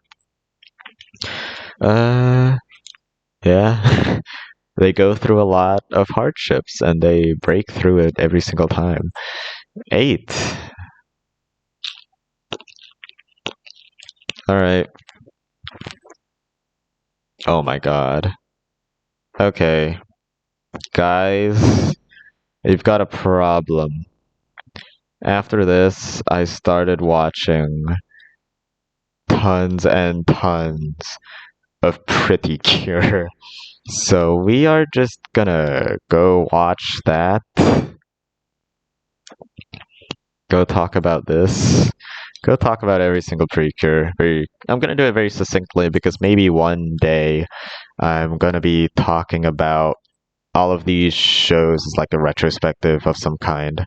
But Happiness Charge is the first one that I watched, is my favorite out of all of them, and I'm just gonna give it for like a 9 right now. I love it so goddamn much. I love its style. I love all the characters. I love its arcs. They're so personally appealing is really just why. I can talk about this show for so much, and I already talked a bunch about it in a video that I've already made, but to put it in short, it's very personally appealing. And all the characters are actually resident with me, and some of the later seasons do not do that. It is so...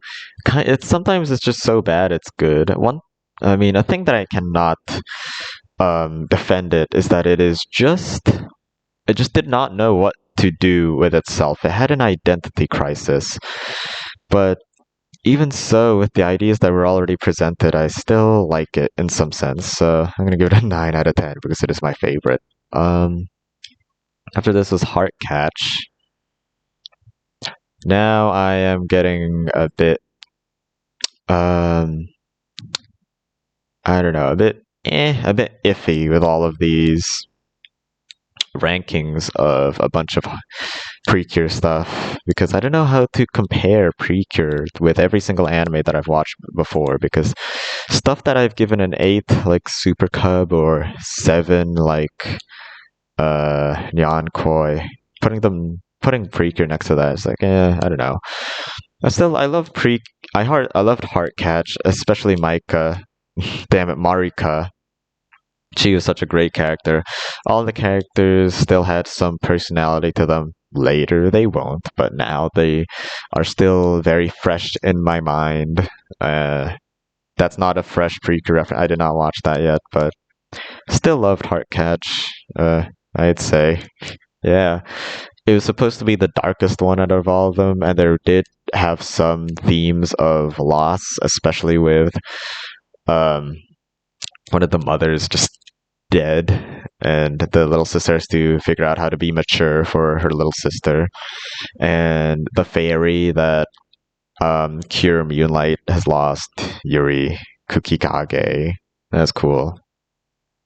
Yeah, still like I'll give it a 7. I'm again not being very eloquent with all my my pre-cures, because eventually, maybe later on, I'll make a more complete video about all of them, or as a retrospective. For now, though, I like them. After this, though, I watched Sweet Precure. I literally don't think I watched anything else during this moment in my life. Just pure Precure, because I was so obsessed with it. The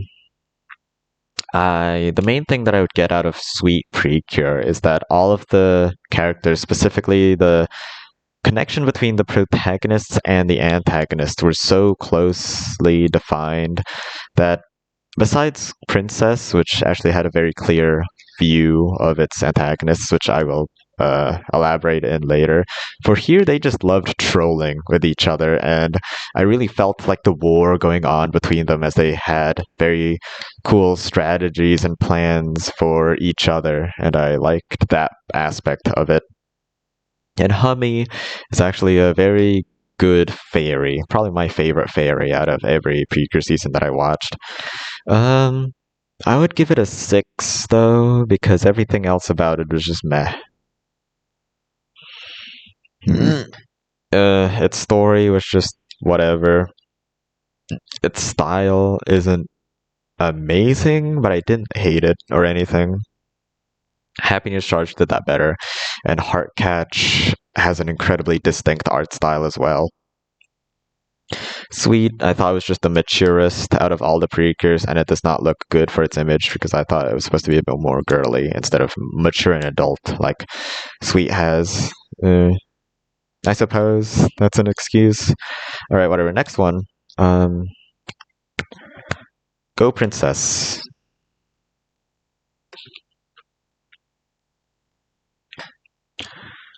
Alright.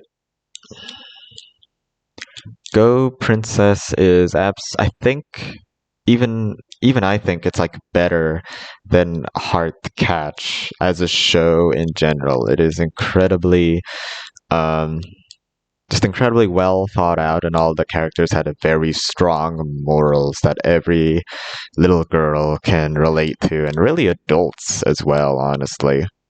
And it had to do a lot with dreams that these girls had, and becoming a proper princess, and what it means to be what the ideal version of what you want to be, and your dreams to achieve it, that's what it really explored. I liked it.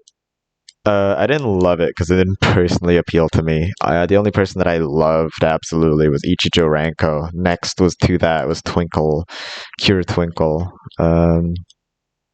But I will say though, what is pretty special to me is the main character in this sense, which is Cure Flora or Haruka. I almost forgot their names.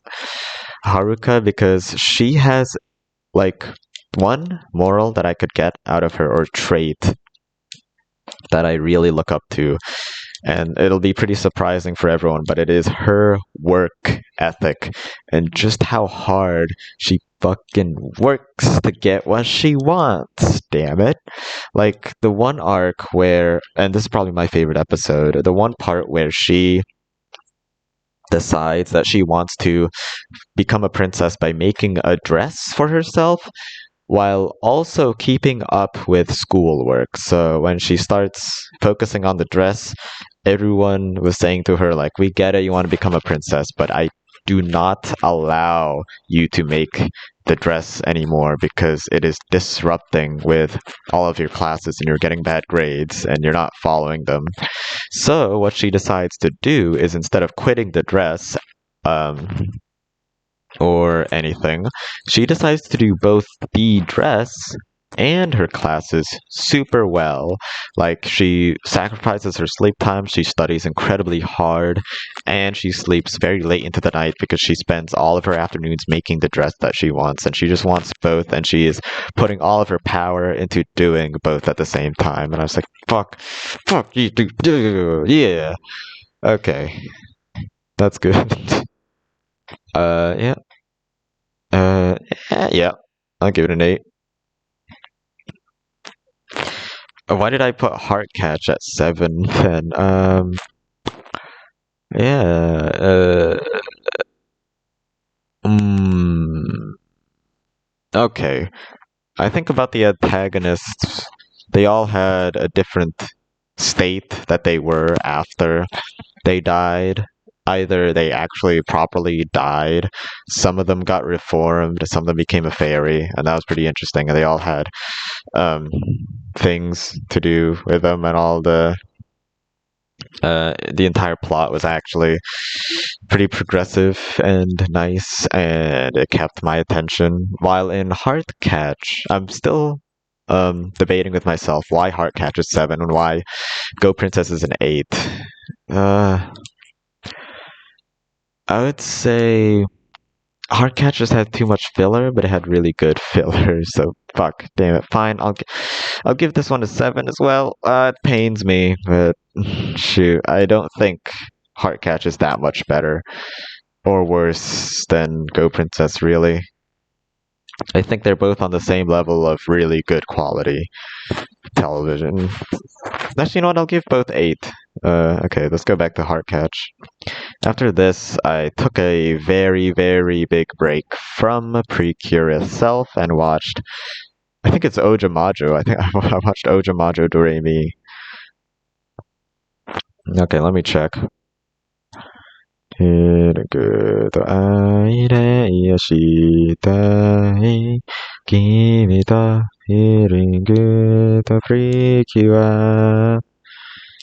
I just put a bunch of animes that I didn't actually watch onto here. Mostly Precure, because I started to really like every single Precure opening. Okay. Eromanga Sensei is after this, actually. Oh, and I already talked about it. Shit. Yeah. Oh, after this is Sayonara Zetsubo Sensei, yeah. After that, I watched, Made in Abyss, but I did not do it in order. Sayonara Zetsubo Sensei, what it does every episode is that it delves into a different part of society that the main teacher has some sort of problem with and has despaired feelings towards. And it delves into why society is being a hypocrite in that sense, or just delves into that topic in general. For example, I suppose one good one would be when someone looks so suspicious and so evil that they can't be that obvious, you know? Like, I have a knife in my hand and it has blood on it, and someone died in front of me. So you might be thinking, oh, I must have killed him, but it looks so obvious that that cannot be true. So I am free of all judgment, and people would judge me or judge you for judging me for being so obvious, you know? But what it tries to be a hypocrite about is that the main girl actually did do all of those bad things, even though she looks suspicious. That's one example. Another one. You know what? You only need one. Just watch the actual series itself. If not, I'm going to be spoiling the entire thing. Another thing it delves into is just a harem of hot girls. They're all super hot. I love them all. Even though they all pretty much look the same, they have slight differentiations that I'll differentiate them. And I love all of them personality and looks wise. I love Tsunetsuki Matoi, which is a complete yandere or clingy to the main guy. Kiri is also adorable.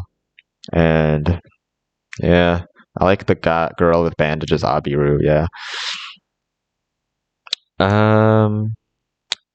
What else was it?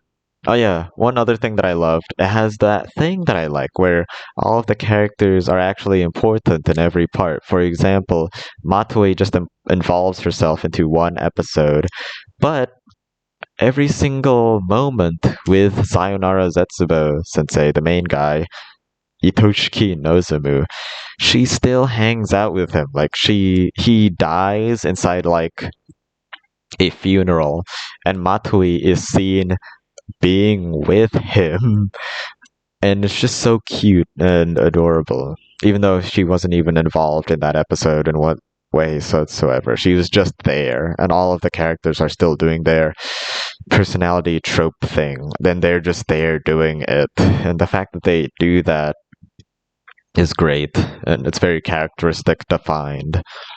I'll give it a 8. Yeah, I liked it quite a bit. I want to watch more. Maybe I should give it a 7. I'm in between both of these.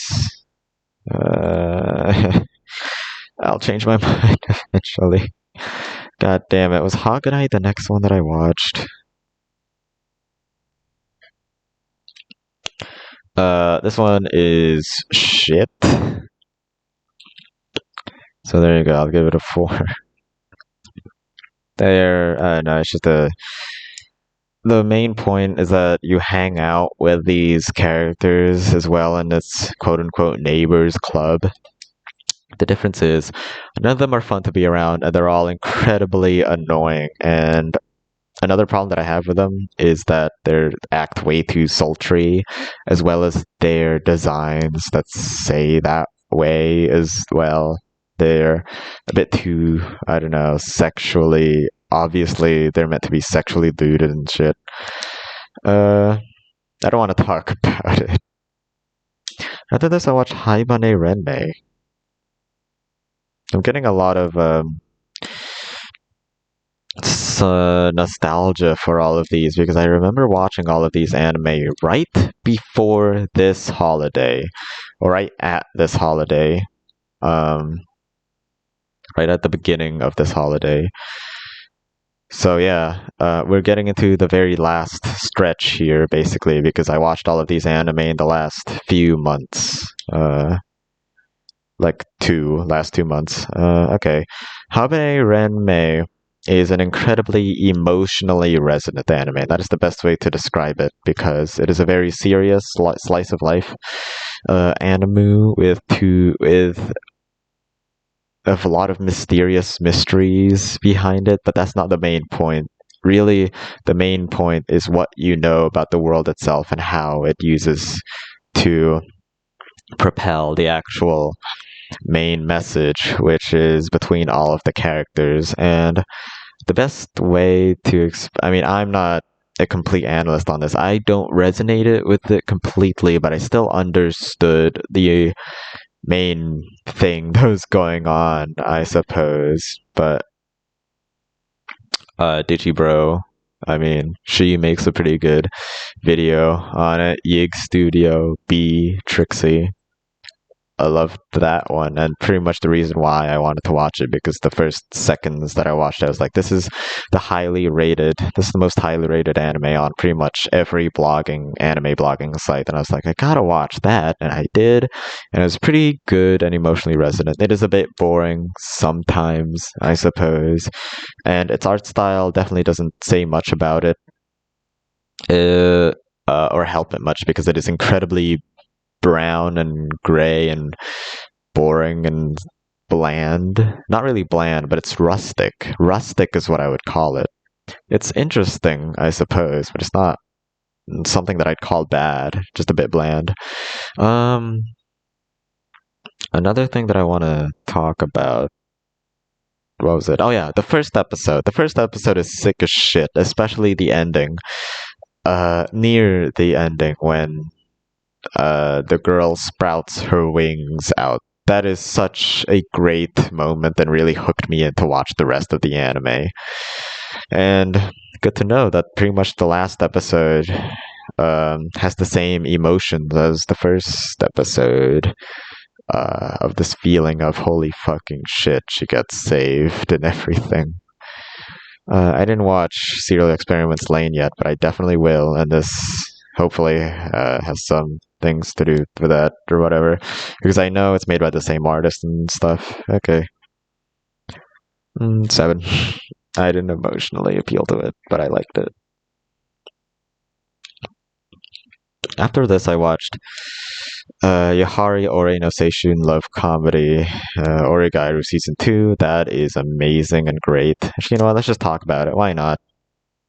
Even though I already talked about the first one, I think I have more thoughts about the second one because I completely forgot what happened in the first one by quite a bit. Besides, I preferred the first one's art style, like this, over the second one, because I thought the second one had a bit more of a boring art style. It was a bit more bland.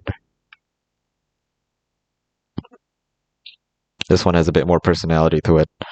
Wait, was Zoku... Was it? 2015. I assume this is it.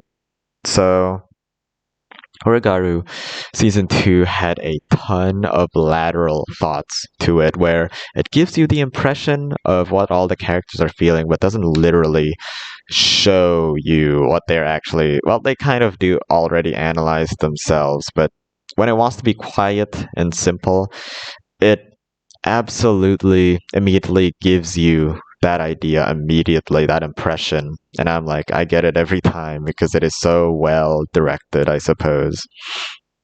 And I think I said this before, but I don't remember when, that I say it gives off it tries to give you an understanding and a sense of what the high school social environment is like, and what it says about it, and how the characters try to fight through it and solve problems in this social environment, and how to fix all those problems. This one absolutely does that a lot more and a lot better because of all the situations that it's in. It's not just focusing on individual characters anymore. There's a lot more things at stake, things involved, people that have arcs that they go through as well. It's pretty interesting, it's pretty cool, and I like it. It might actually swoosh above some people, go over their heads, you know? I think it's a bit smart. I think it's very smart. Next one is Katanagatari. Now, let me drink.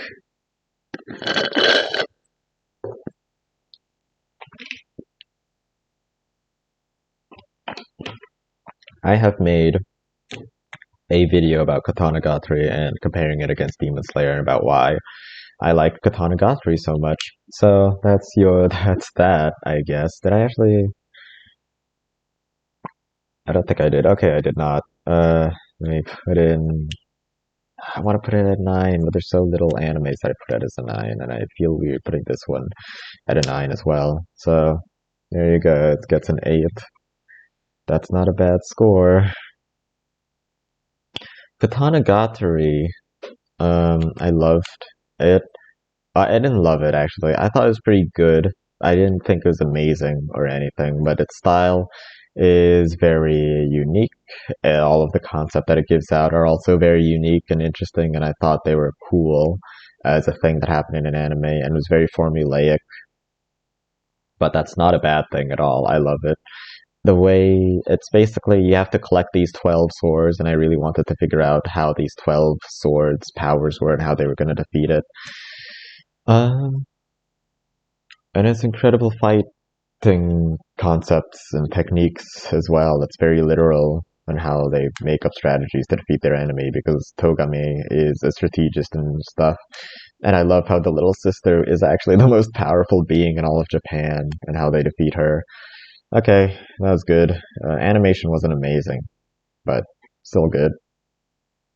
I'll give it a 7.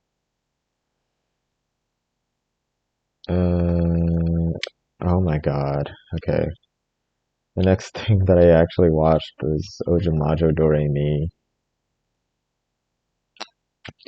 Okinakore pirka pirara hashai dasawai de tachao e I fucking love Ojamajo Doremi with all of my heart, alright? Shut up if you say anything otherwise. This is the best anime ever fucking made, and you cannot convince me. There you go, 10 out of 10. Do I even want to fucking elaborate myself? It's like Precure, but I watched something better. Precure, I mean, depending on the series, I suppose, doesn't always have the best, like, doesn't always have the best episodes. I'd say, generally, as I said before, My Little Pony has like 60% mediocre or decent episodes. Ojamajo Doremi it has like 60% good episodes. Not decent or average, good. Plain good.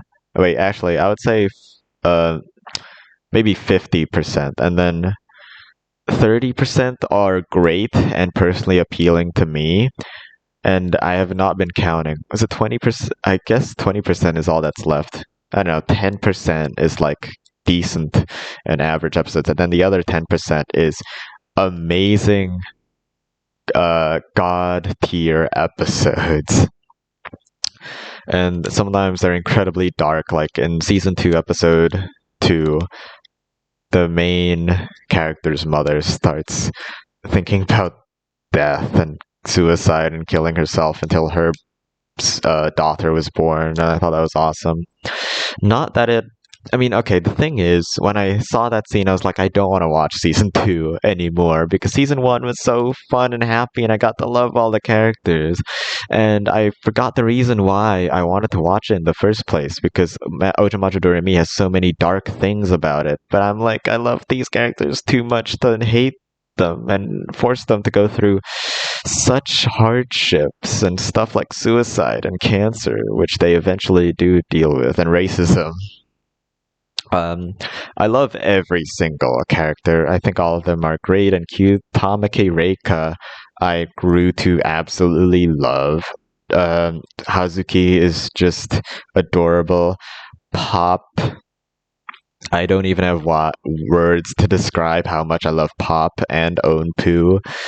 They are pretty much, if I was in their class, Onpu and Pop respectively would be my ultimate crush on them because they are so driven and personally appealing and I can't explain it. Watch the show. Please. I beg you. 10 out of 10, baby. Alright.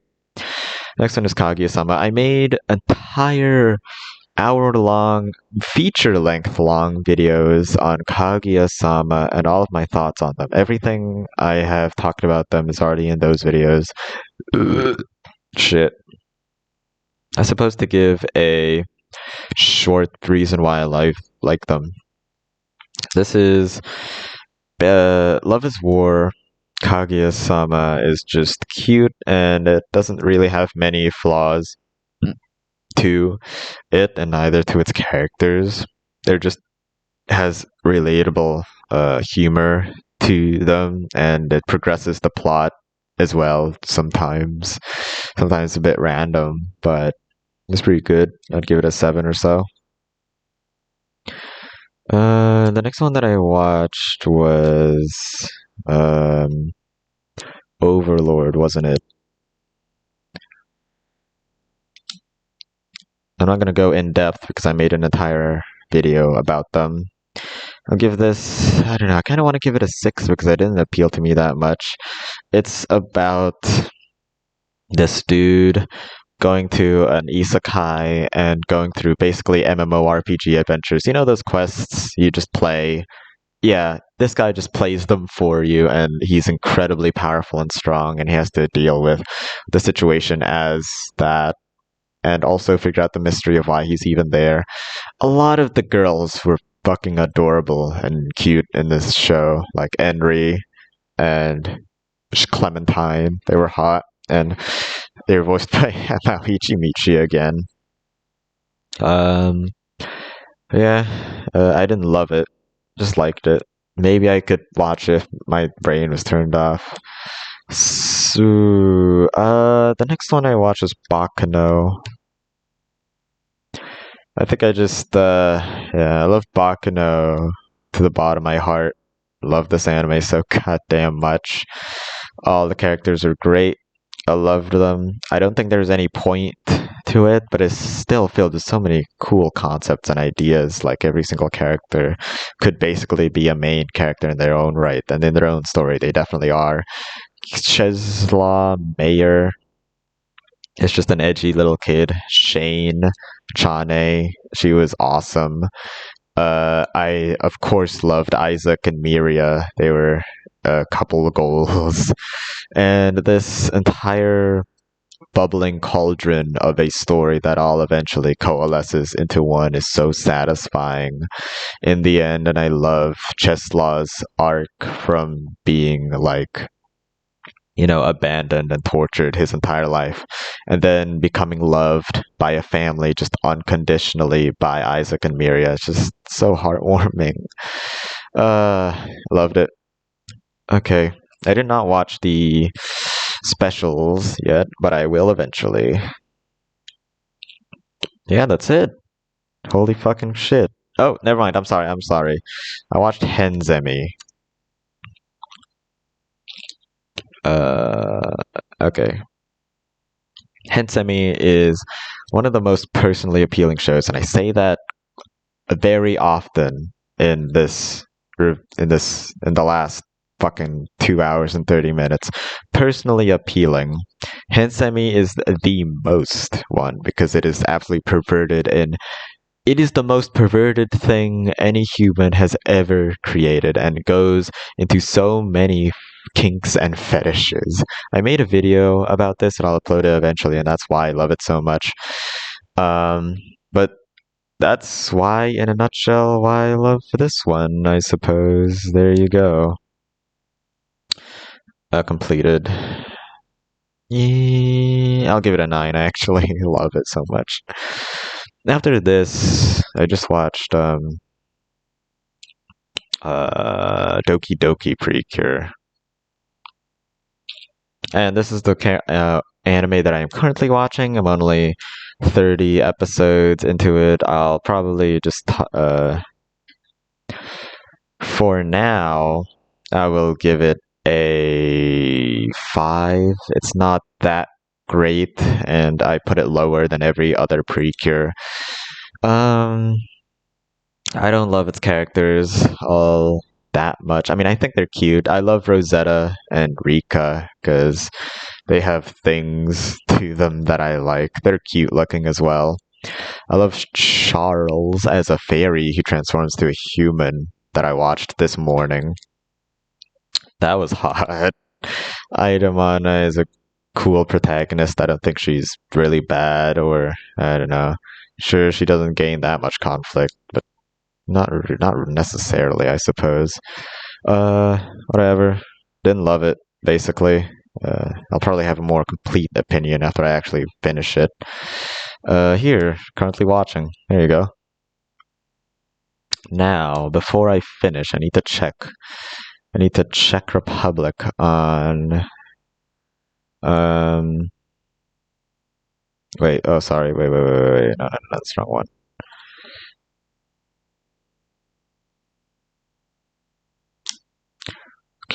Happiness charge purikyu arabri complete. 嬉しい楽しいこといっぱいしよう。今知する世界が変わるから。涙も痛みも笑い飛ばしたい。Okay. Now I gotta go scroll through this if there is any anime that I'm missing. I do not think so. But why not? I'll just check. Oh, nothing then.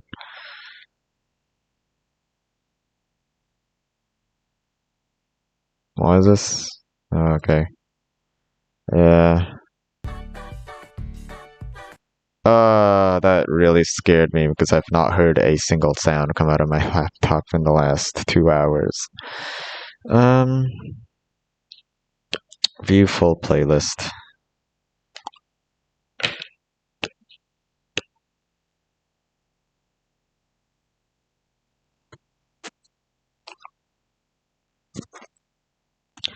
Yeah, let's just start from the top. I don't care.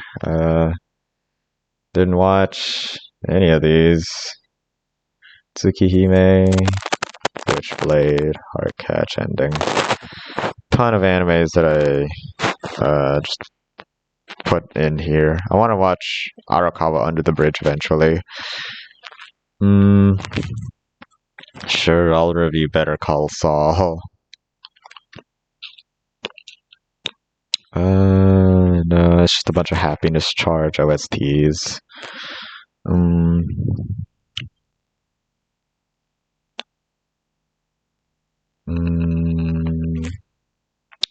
Psychopaths I already did. FMA. Or the Girlfriend. Shuffle, Magical Senpai. Must have watched an episode of that, but I don't care. Oh my goddess. Yeah, that's it. Pretty much.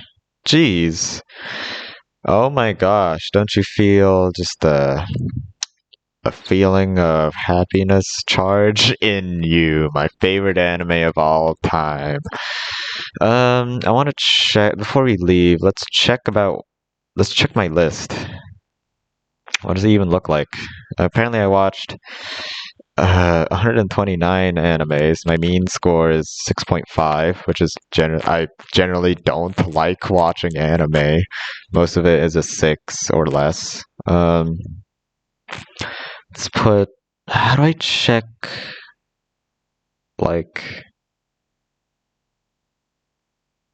my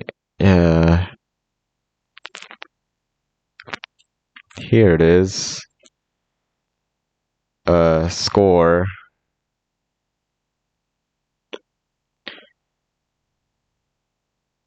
Okay, I put Magical Doremi, Ojamajo Doremi, Gunbuster, Gurren Lagann, and Hokugo Psycho Club as 10s. Oh my goddess, Gunbuster, Welcome to NHK. Haruhi Suzumiya, I'll put that as an 8. I don't feel that good about it. Do I really like Carnival Phantasm that much? Put it lower. Gakugarashi, I'll put this as an 8 as well. Wait, should I? I really liked it. No, I'll put it as an 8. I'm gonna keep Dragon Maid here. All of these 8s up here as well. I don't think there's anything I really disagree. Yeah. This is pretty legit. Some people will definitely question me, why did you put Go Princess and like Keijo up here? What even is a Kyuso Giga? I still think I watch a lot of popular anime, honestly. Rent a Girlfriend is also up here. And a bunch of popular. I really want to like compare what is great and what is bad compared to everyone else's opinions. Charlotte and Plastic Memories are way down here, and I know a lot of people like those. Tokyo Ghoul, Not Gonna Make a Kill, popular. Future Diary, but I don't think it's really known to be great either. Putting these down back to an 8, because I don't think they're as great as I initially thought. I don't have a love to them, you know? Yeah. Okay, that's it. I hope you enjoyed this journey as much as I did not, because I'm just tired of anime at this point. Yeah. I'll think more about it. I'll never stop watching anime. Consume everything. See y'all next time.